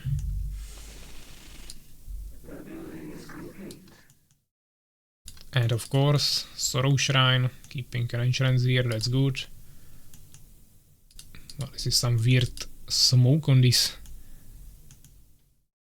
conjurer forms. Maybe that's the shadow of the tree actually. So yeah, tower should be finished. Of course, Ania now knows about this, so I'm expecting either a push or expansion. But Suwak has both towers, so he has full vision of the map basically. He knows everything what's happening. It is so powerful, yeah. You would have to spread like 5 or 7 eyes of the forest here to scout the whole area, and instead of that you just bring one small unit here and have the vision for free immediately. So that's really strong. Nightmares are being produced, so Shrine almost finished. There was some small lag. Actually, I see we have lots of new lost frames on the stream. Not sure when that happened. But right now it seems stable, so it was probably some minutes ago. Suwak not going for the expansion yet, just made the tower. The question is what now? Suwak is actually getting Gnome Workshop. He doesn't do that often. Catapults, but it might be also arc or something, but I'm expecting catapults because they are kinda good against the nightmares, of course. You just have to make sure the stingers don't surround them. Stinger found the tower, but you can't kill the tower with one stinger. This will be enough. So yeah, he's destroying the vision of Suwak. He's ahead in population, but there is a Phoenix, so preventing expansion on this location at least. Swordsman running away. He clears this, but he can't kill the Phoenix, of course. Swordsman actually escaped the tower and tried to kill the Stinger, and he took the tower from him. Insane move there. Suwak tried to outsmart Ania, but got outsmarted back. Of course, Swordsman also cannot take down the tower alone.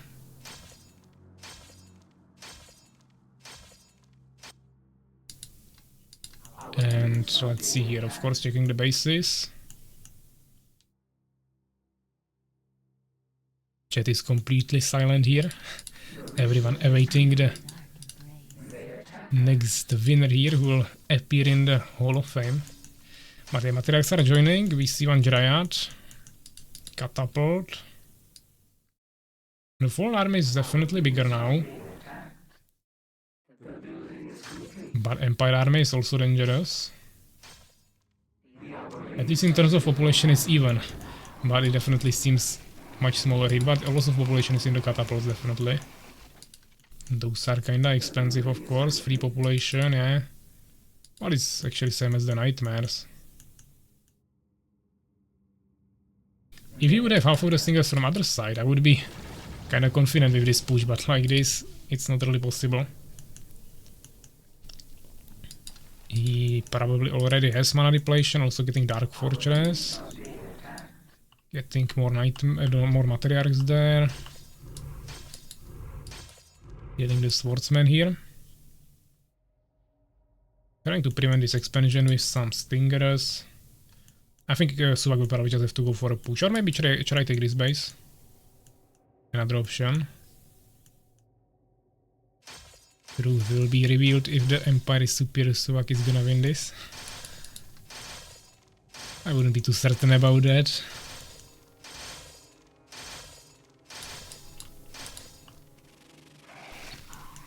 But this is a bet, because he's in a really bad position. There is Windwalk, so we can't really regroup. This wasn't a good move from Suwak, but he kinda managed to save it. Of course, mana depletions are being casted there. He needs to one-shot the backline, all the materials and everything with the catapults, while the swordsman deal with the stingers. That's the main thing, and he's doing it pretty good. Nicely pushed him back. Now we can secure his expansion. To stinger heavy. I mean, basically you want to have 1/3 of your army stingers, not stingers, nightmares usually. But it was actually increased the mana pool for nightmares, so now you can cast 4 frost shields with 1 nightmare, so you can potentially have only 1/4 of your army nightmares, another quarter matriarchs, and half of your army stingers to frost shield every single unit if you have full mana on everything, which you usually won't have, so then you can have a little bit less stingers, for example. But yeah, stingers can easily be half of your army. Or even more, that's not a problem.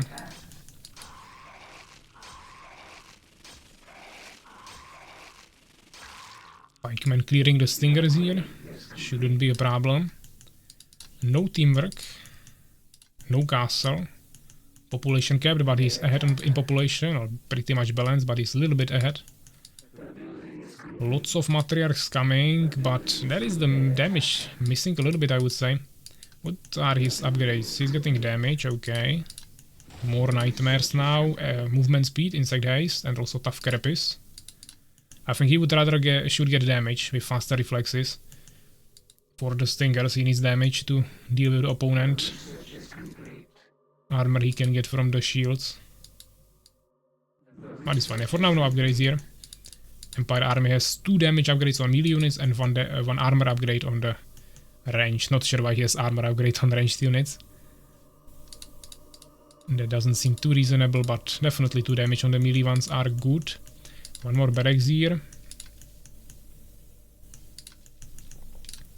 Even level 3 tower. Fallen getting another expansion. Some small army here from the side, but through the towers he won't get far.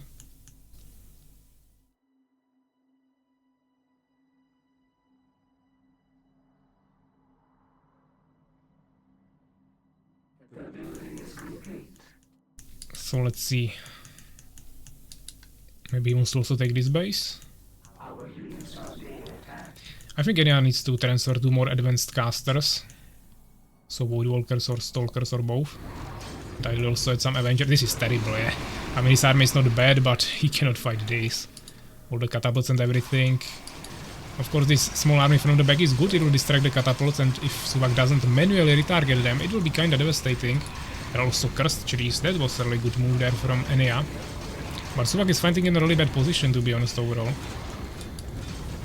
He needs to kinda pull back to his towers. He's not using half of his army. He lost his front line. Catapults are not really shooting. I think he was now producing some units and kinda neglected the micro here, but overall it still worked fine for him. And Ania was kinda pushed back.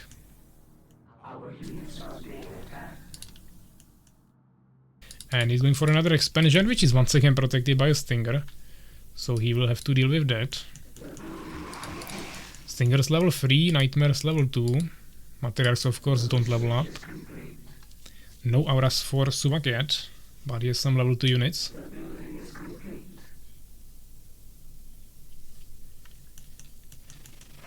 Stinger is a pikeman, but I think peasants will still die before he comes here. Suwak taking forever to stop this. Actually, 2 peasants died there, okay. But yeah, power building definitely paying off there. He's gonna catch up on the amount of bases. He's 20 population behind. Some stingers coming from the side here. Lots of nightmares from Ania. And adding some spitters to the mix now as well.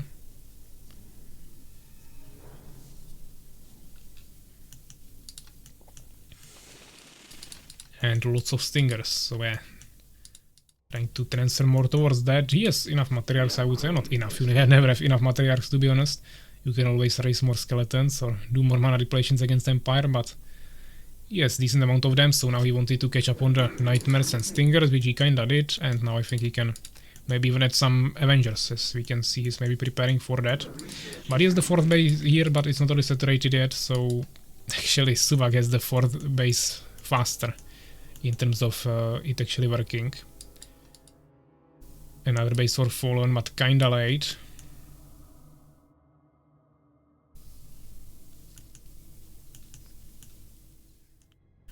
Some towers here, not many in this location, but overall towers probably won't be the biggest deal-breaking factor. Mages, okay. Decree being researched. Circle of the Ancients and also Gnome Alchemists, so literally going for everything. And Knights, Steamers, Mages. There will be everything. Avengers shouldn't be a problem for him either, because he has the catapults that can kill them quite quickly, plus if you tank it with knights, it's a good combination against them.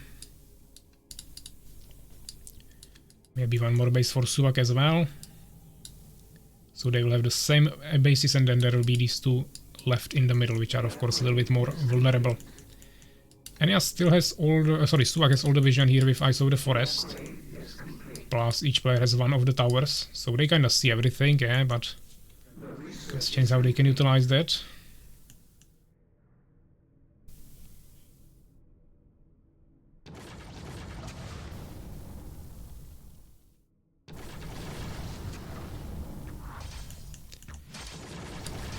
So let's clear this. Something is prepared. I mean, overall, I don't think doesn't have really groups. Should group up his army, take a position somewhere, or send some harassment. Right now he's just kinda chilling here, but Suwak is also pretty passive for now. They are both trying to get to full population, get more bases, and then I think we'll start to see some first fighting. Few knights will be joining here before the population is complete. That is why Suwak was not making any more swordsmen for now, because he wants to add the stronger units. One steambird can definitely make a difference, especially when there are no stalkers and also no voidwalkers. Yeah, and I have full population, but there are no good units, or not good units. Of course, there are good units, but many late game units are missing here. Fenrir leaving right before the end. Need to sleep, that's terrible decision, man. Stay here for 20 more minutes and you will know how it ended. Okay, so pikeman harassment here, but army is right next to it, so I think the harvesters will die, but the pikemen might as well. And there is a push from here as well. Okay, this might totally distract Ania. I think he will push bottom, and then there is this. Some voidwalkers also joining, okay.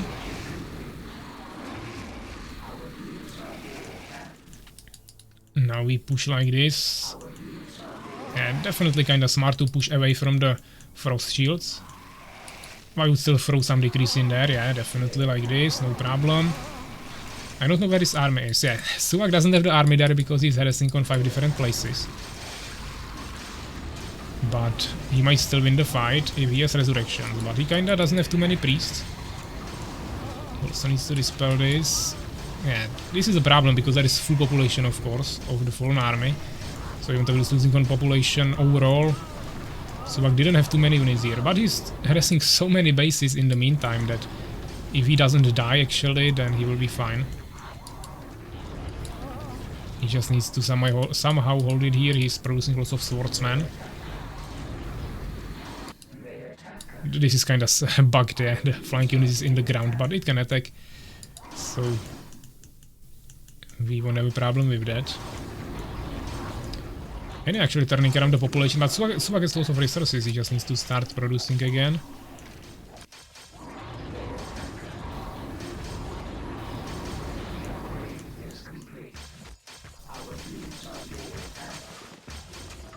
One steambird. Narrow point is good for the stronger melee units, but there is too many range, so of course this is not good. It's not looking too good for Suwak, but yeah, he has the resources, he just wasn't really able. I mean, of course harassment is good, but you can't sacrifice for the main fight, and that kinda happened here, so it will be GG, and that means 2-2, we are going to game 5. I didn't want to see this, but yeah, perfectly even kills and losses here, really well played by both of them. Suwak had more resources a little bit, but kinda lost this fight now, and yeah, it was GG. I actually only played 23 minutes, wasn't that long. But yeah, the next game will decide this. Which will be, I mean, this was what? This was Fallen against Empire, or Empire against Fallen, whatever. Overgrowth.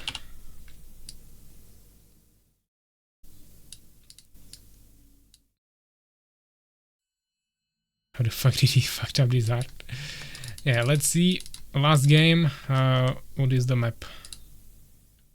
White Meadows. Okay, that's a 4-player map. Right folder. Okay.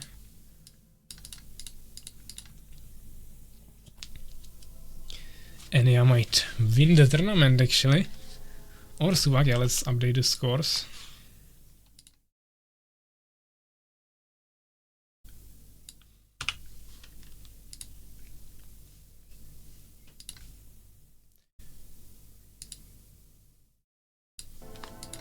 So let's wait for them to join.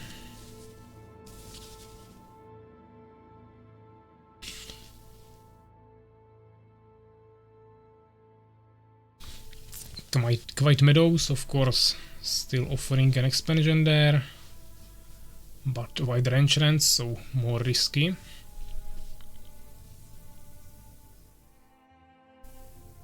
Maybe we need to rehost lobby, not sure.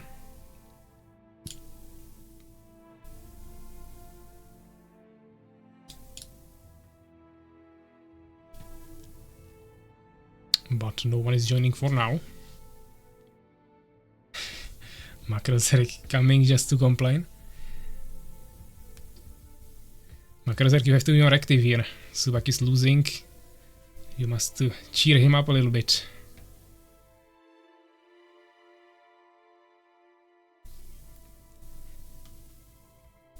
So our money are fucked. Yeah, I don't know if maybe Suwak doesn't see the lobby. But Ania joined. Maybe they were checking the statistics and things, but it's already quite long.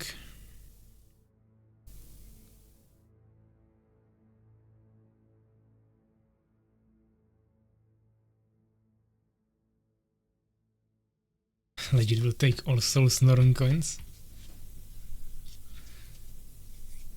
Okay, I think we try to rehost Quite Meadows because Suwak is not joining. Or maybe he thought it's already the end, but yeah, there is one more game. Quite Meadows, let's try to rehost it. Maybe that will help.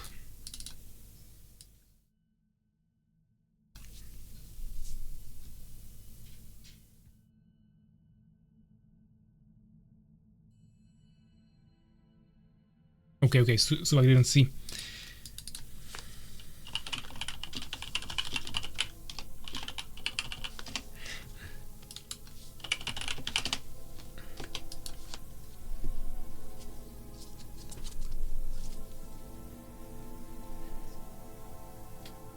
Suwak probably collapsed already. So let's see what they decide to go for. Maybe double random or something.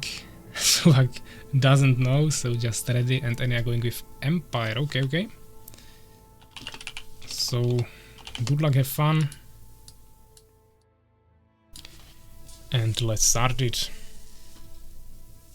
Ania must win. Legit wants his money. Let's see.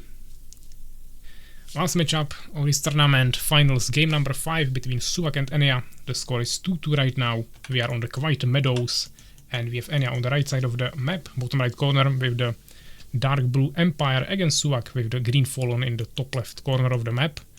So they spawned across the map, lots of distance between them. Could turn once again into some longer macro game, but we'll see.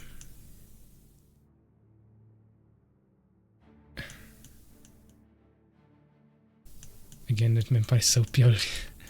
Macrozerk will leave again, so that doesn't really matter. But yeah, Empire is OP if you want to hear it in late game. But you have to, of course, utilize all the tools as with any race. But I think if the game before against Suwak's Beast didn't convince you, then I don't know what will. Literally losing 5v3 bases. Yeah, he had all, but it wasn't grouped up at all. He was across the whole map, just scattered. So yeah, Ania going for a front base here, preparing for the expansion. Same thing for Suwak, but he's not opening with... he got fallen this time, and he's not opening with expansion. He's going double hive. So I think this might be actually even some all-in or something. With stingers or splitters, we'll see. Or even fast guards. But not looking like expansion, at least for now. He could still make one, but... I don't think so. Second barracks for Ania as well. Okay, trying to close it as much as possible.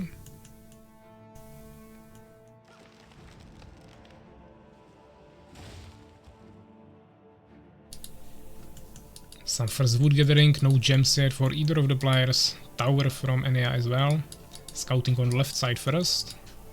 Suwak making his second summoner. Double stinger production. I would expect this to be removed and build something here, but if he goes incubator, maybe not. Or he stays on 2 buildings. Okay, interesting. Maybe he wants to build with the third summoner something more. And for now just pump everything into units. Building complete, my lord. Now he will get scouted. Building complete, my lord. Yeah, and I will definitely win some good money there. Are under attack. No matter what. Our forces are under attack.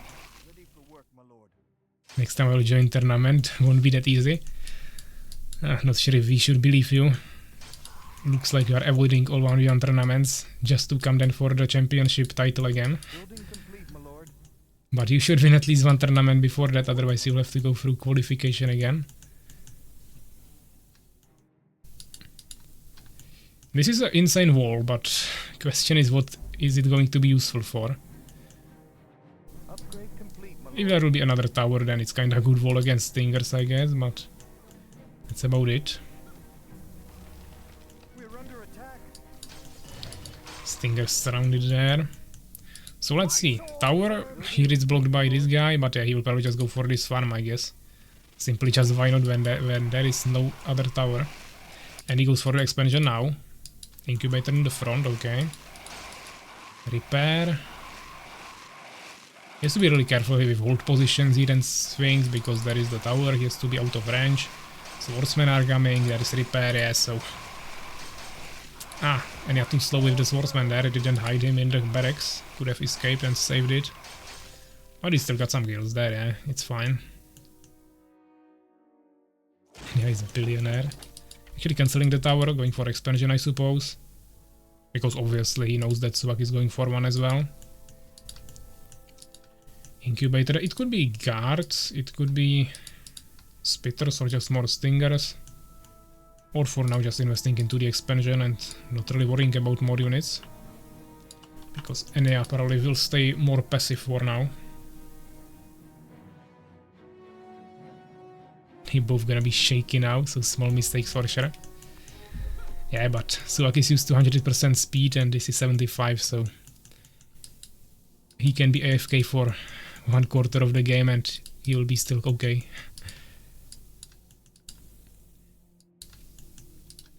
Tier 2 for Ania. Expansion on 50%. So a gathering here, but it's split, so definitely not 2 fully working bases yet. How Suwak lost last game. Yeah, he just sent half of his army around the map to harass bases and then lost the main fight. We just kinda destroyed his base.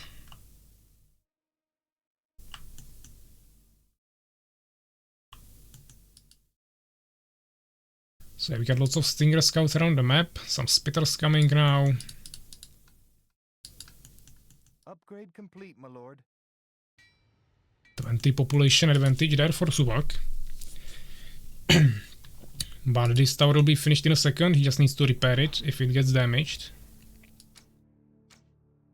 And it is right now, so yeah, no more harassment basically really possible. He needs to get something better. Building complete, my lord. Maybe like one spitter in the middle could shoot on these barracks, potentially. Like Suwak style multitasking more than all. My lord. Last hope for a Hall of Fame. Pressure on Suwak. Ready for work, my lord. Last gaming grand finals decider. His pulse is around 200. Hopefully his APM is also around 200. He's going for third base. Ready for work, my lord. Phoenix, okay, some scouting. He needs to split the peasants, no value from this base for now. He will get his second base saturated when Suwak will have third one. If he continues like this.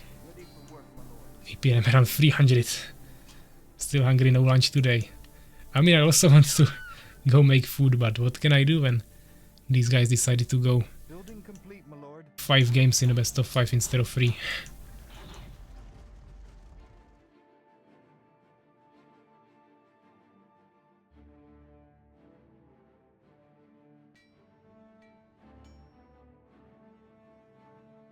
Good for no breaks, respect that. At least something. Okay, gnome workshop. So I suppose some catapults defense. But that means he will be stuck on 2 bases, of course. Trailblazing as well, okay. But he doesn't really have any army for now. He's trying to make more peasants, also going for improved farming. Not really worth it with 2 farms, yeah. Usually you want to make like 5-6 farms, then this becomes worth it. But you can do it. It just blocks your peasant production or whatever you can do else with the main building. Like upgrading it.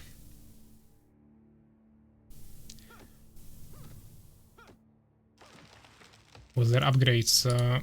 0 for Ania, getting both melee units upgrade now in the blacksmith, and Suwak is on 1 damage upgrade and getting armor now. Also building Wall Cocoon, expansion finished. There is the Phoenix, so probably Ania knows what's happening on the map. But population difference is basically double now. Building complete, my lord. Upgrade complete, my lord. Prepare for the siege.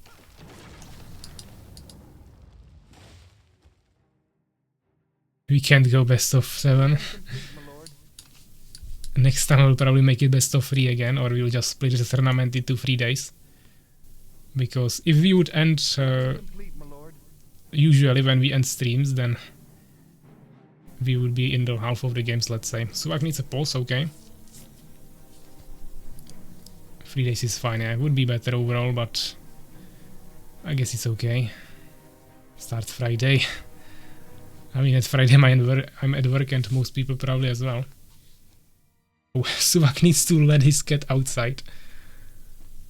I guess he's not under that big of a pressure yet. If he has time for checking his cat.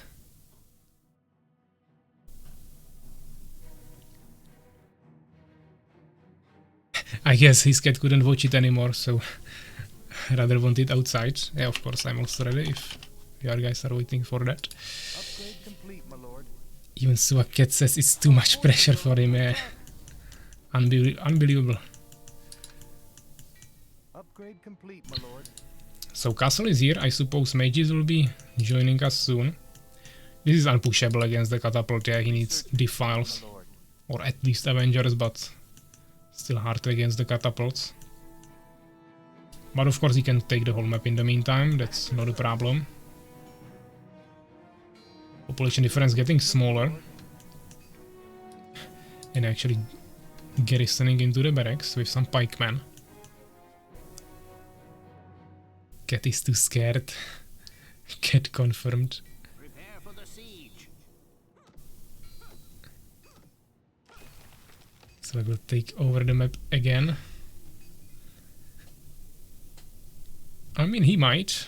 But last time, Complete, my lord. in the first game, it didn't really work for him. He turned around it with guards, which is what he's gonna do again. Complete, my lord. And there is no elf rangers. Upgrade Just 2 complete, my lord. phoenixes, and decree definitely not coming yet. No towers on the villagers. I think guards will decide it here. But maybe a push. Potentially. Singers should die quickly. Catapults could kill the spitters. At your service.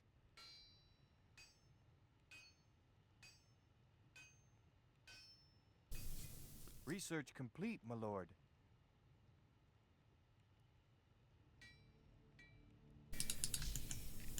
Two swordsmen here. Decree. Yeah, I mean, he's trying to take a base, of course. I mean, Suwak is still only on 3 bases. He didn't really utilize the advantage of the whole map control for such a long time that much. But of course, he also needed some units. Peasant will die here, unfortunately. Suwak trying to surround, but I mean, this is not good. The swordsmen are missing there. But I guess Suwak is still scared of the catapults. Where are the guards? Lots of guards prepared. He's trying to not show them to the enemy until he has decent army.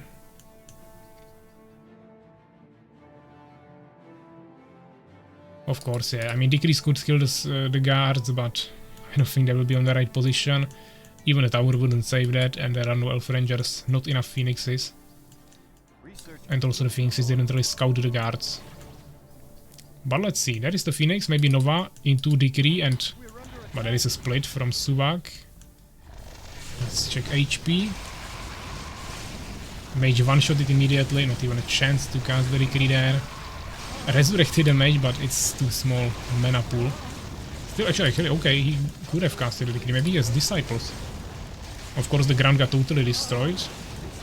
And Decrease actually dealt quite nicely with the guards. Okay. And they are still in the game, another Nova. Actually turning around the population. Insane play there. Makalzerk fallen more an empire and immediately turned around. Turned out exactly the opposite. You might have to reconsider your beliefs. It wasn't a miracle, it was a decree. But yeah, of course, Phoenixes now will deal with any guards, so I don't think more guards are really an option. He will slowly transfer to Spitters probably. They're looking scary, yeah. Trying another expansion, that's really greedy. But of course, still lots of guards. He needs a decree, he needs Novas. Grand Army is not that big, but he has the levels there, so that's good. Lots of splits, yeah, guards are everywhere. And he needs the Novas and Decrees to deal with that. No resurrection for a mage if he dies. Decree here maybe? Yes, nice. He will die of course, but still. Phoenixes should deal with it hopefully. Kinda missing some elf rangers there to be honest, but...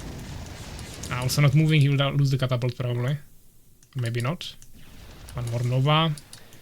Suwak transferring to some ground units now.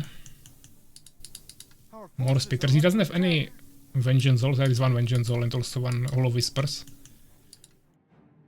Third base for Ania, but it's gonna get stopped. Suwak will probably finish the fourth base actually.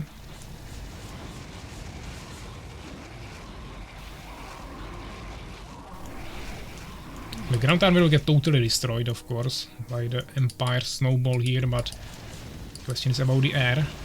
If he can split well like this, he can deal with the Phoenixes and there is no more anti-air. Not even any more mages, now there is one, okay. But the guards are still dangerous. I think he will keep mixing them in. Not enough mana on this guy, actually okay. Yeah, I forgot he has the Disciples. Decree maybe, nice Decree, but not enough to actually kill them. Expansion is still alive, but really low, will probably get finished soon. I think Ania has to push. But to the towers it will be hard. Maybe there is just one tower here. Also he will destroy the production buildings. More Phoenixes, more mages. Finally some elf rangers again. Not again, eventually, like finally. But now it's mainly Spitters, I think. He is leaning away from the guards. He will have like one group left there, but that's all.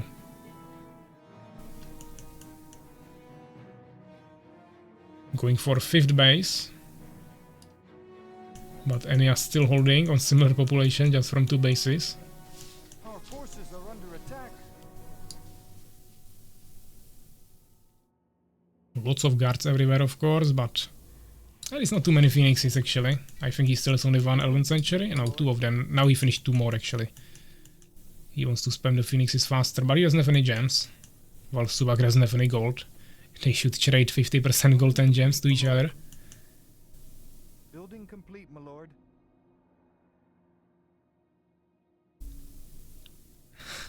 Don't worry, Makrozerk, you won't be second commentator.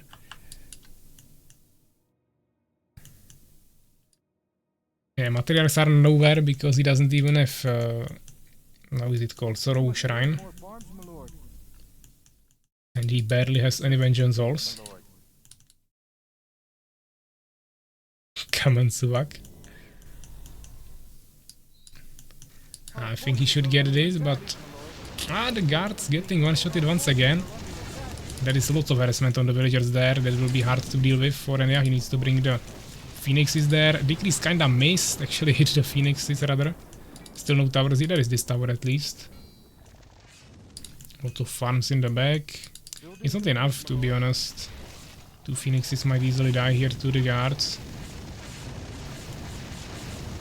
He needs a mage here immediately for the decree. Or another phoenix for Nova. Finally making some towers on the villagers. Maybe Nova here. It's not enough even with disciples. But bringing them to the tower. New phoenixes. Splash with Nova. And the guards are dead. I think this is the end of the air from Suwak. Full splitter production and Avengers, okay. Avengers good, but they might at knights and that might kill them quickly. Or the pikemen as well. This is looking really good for Ania in terms of this fight. Upgrade complete, my lord.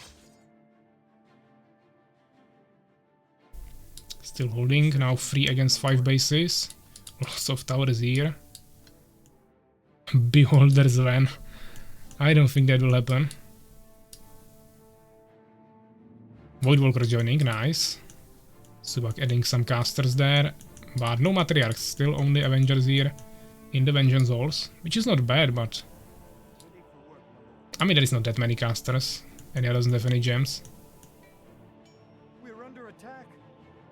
Our forces are under attack. Yeah, of course, no chance here against so many towers. We're under attack. Upgrade complete, my lord. Many priests produce here, which is good. He needs the healing and resurrections there. Getting more barracks, but not many gatherers here. And Suwak is close to full population, and yeah, only 140. Where are all the Avengers he produced? Oh, they are stuck here behind the base. They take a long to produce, over 1 minute, so... He doesn't have that many yet. But yeah, Ania has lots of phoenixes now that will be completely useless. Unless Suwak goes for stalkers, but I don't think that will happen.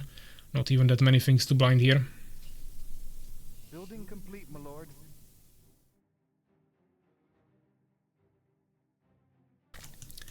So let's see, he made the new barracks.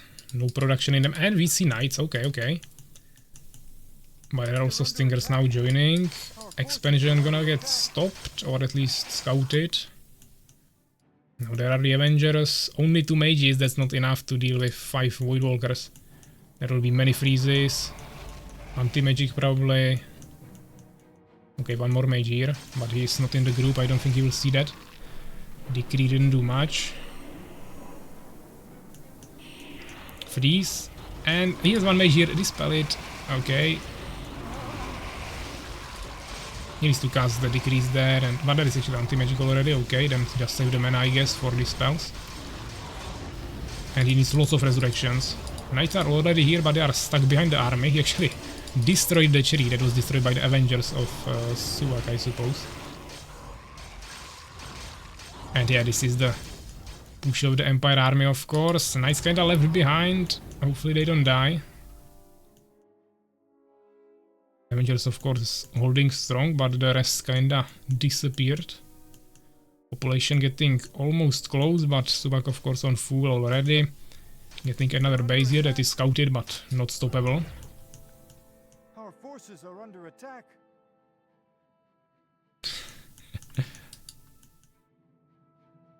We're under attack. Okay, at least 1 base will be finished here for Ania. But he needs more guys to build all of these towers.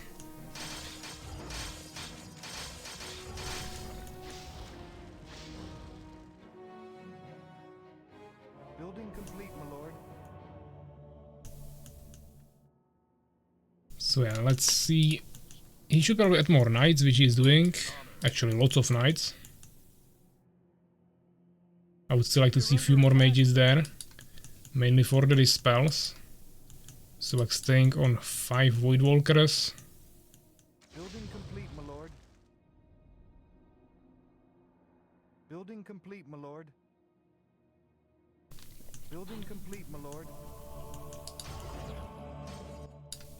I guess there is a potential for another base behind this as well. They move with enough resources for that. And yeah, probably keeping the last population for units for gems. Because he could easily fill this with some more swordsmen, but probably doesn't want to do that. Yeah, more mages, more knights, some more farms even. He's actually locked on population now. What was that? Research complete, my lord. Destroying the ice of the forest, okay. Losing some vision there.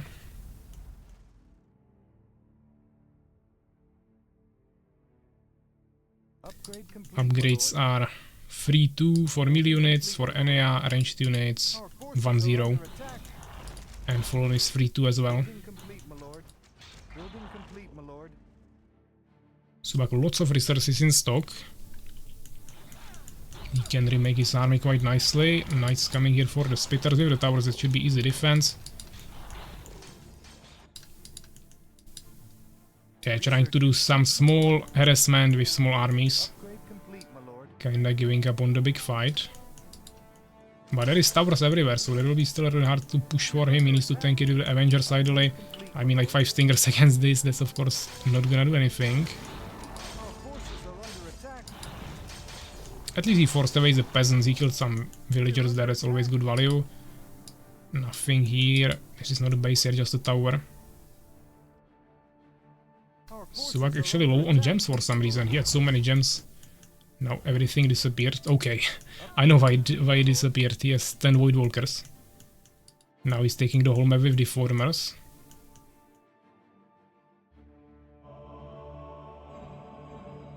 All the buffs here for the Empire army, and let's go for a push. Suwak absolutely not grouped up, Research complete, my lord.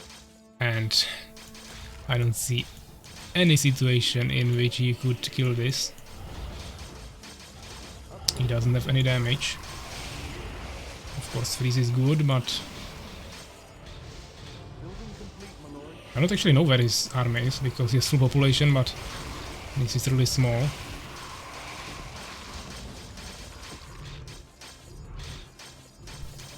under attack. Another freeze, pulling back, but there is only 1 tower here. More units dying there on the top. For now, looking really good for Ania. Our forces are under attack. We're under attack. Building complete, my lord. Of course, resurrections, bringing everything back as well, and this seems like the end of Suwak. He still has resources, but not really any gems. And he won't have time to reproduce everything. Even copying some knights there. Our forces are under attack. Knights killing all the villagers here as well. And they are taking more bases behind this. Forces are under attack. Level 4 pikemen again. The 2 level 4 pikemans. Lots of mages also now. At this point it's just already so many auras as well that the army is like twice as strong. But it's my last game in this game. GG. Suwak seems to rage quit the whole Armies of Exigo because of this game. But yeah, Forces are under attack. at least we have a good argument that Empire Late is broken, because literally Suwak lost 5v3 bases and he might leave the whole game because of it. But yeah, GG's guys, congratulations to Ania for winning this tournament. A really good kill-off ratio here, 200 to 100. Researches of course, and here we have the resources, like 13,000 more gold. So yeah, let's save it. Last game, pretty nice one. What is this? 31. Empire against Fallen. Actually, Fallen against Empire. and quiet meadows.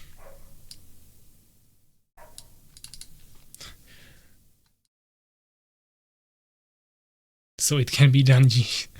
Yeah, good job, Ania. Congratulations to winning the tournament, and also on your way, like I don't know how many challenges, so you will be getting rich from this. We will discuss all of this tomorrow or something, guys. Yeah. Right now I need to do other stuff, but of course you will be receiving all of your rewards that were stated in the tournament rules and challenges. We can finish the bracket here. 3-2, and Ania is the next winner of this tournament, and also we are getting a free spot in the championship, of course, of this year. Suwak will be set. Once again, someone stole the Hall of Fame from him. We will see how many days it will take him to recover from this defeat.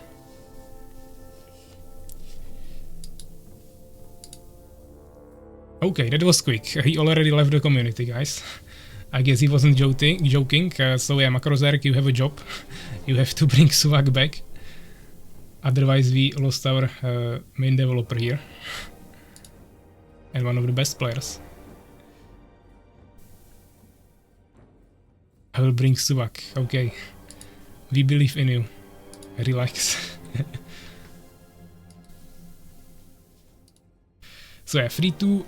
We can end the tournament here. And yeah, we got Ania here with 5-0. It's wins, yeah, so it doesn't count the losses in best of something. It's just the whole matchup. Suwak second, SoulsKeeper third. So Suwak will be still getting $20 there. I have to contact him for that. And I don't know if he completed any challenges, probably not. There is actually one more challenge we missed. I don't remember the challenge number, but Ania completed level 5, which is for challenge number 4. Okay. Challenge number 4 is also Ania.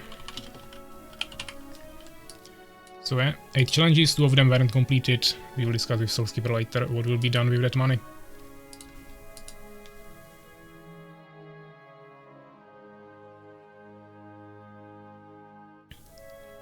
He became soft.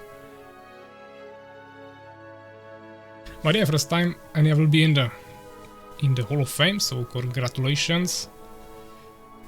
Also, you had the crash for the first game there, maybe you would have also won that, so you can be even more happy that you still turned it around even after that. And many games looked really bad for you, then you turned them around, so yeah, really good job there. Also, prediction, of course, guys, someone will be losing 14,000 Norn coins, because Ania is the winner there, so let's do that. Ania, I respect you, eh? Okay guys, so this will be everything. As I said, I still need to cook my dinner and everything, and it's really late, so we will end it here. Thanks guys for coming and watching. The overlay is somehow bugged, but that doesn't matter.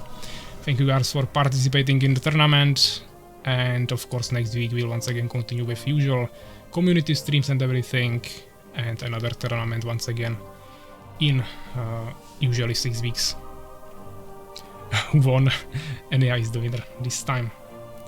So yeah, thanks for coming guys, and I will see you next time. Bye bye.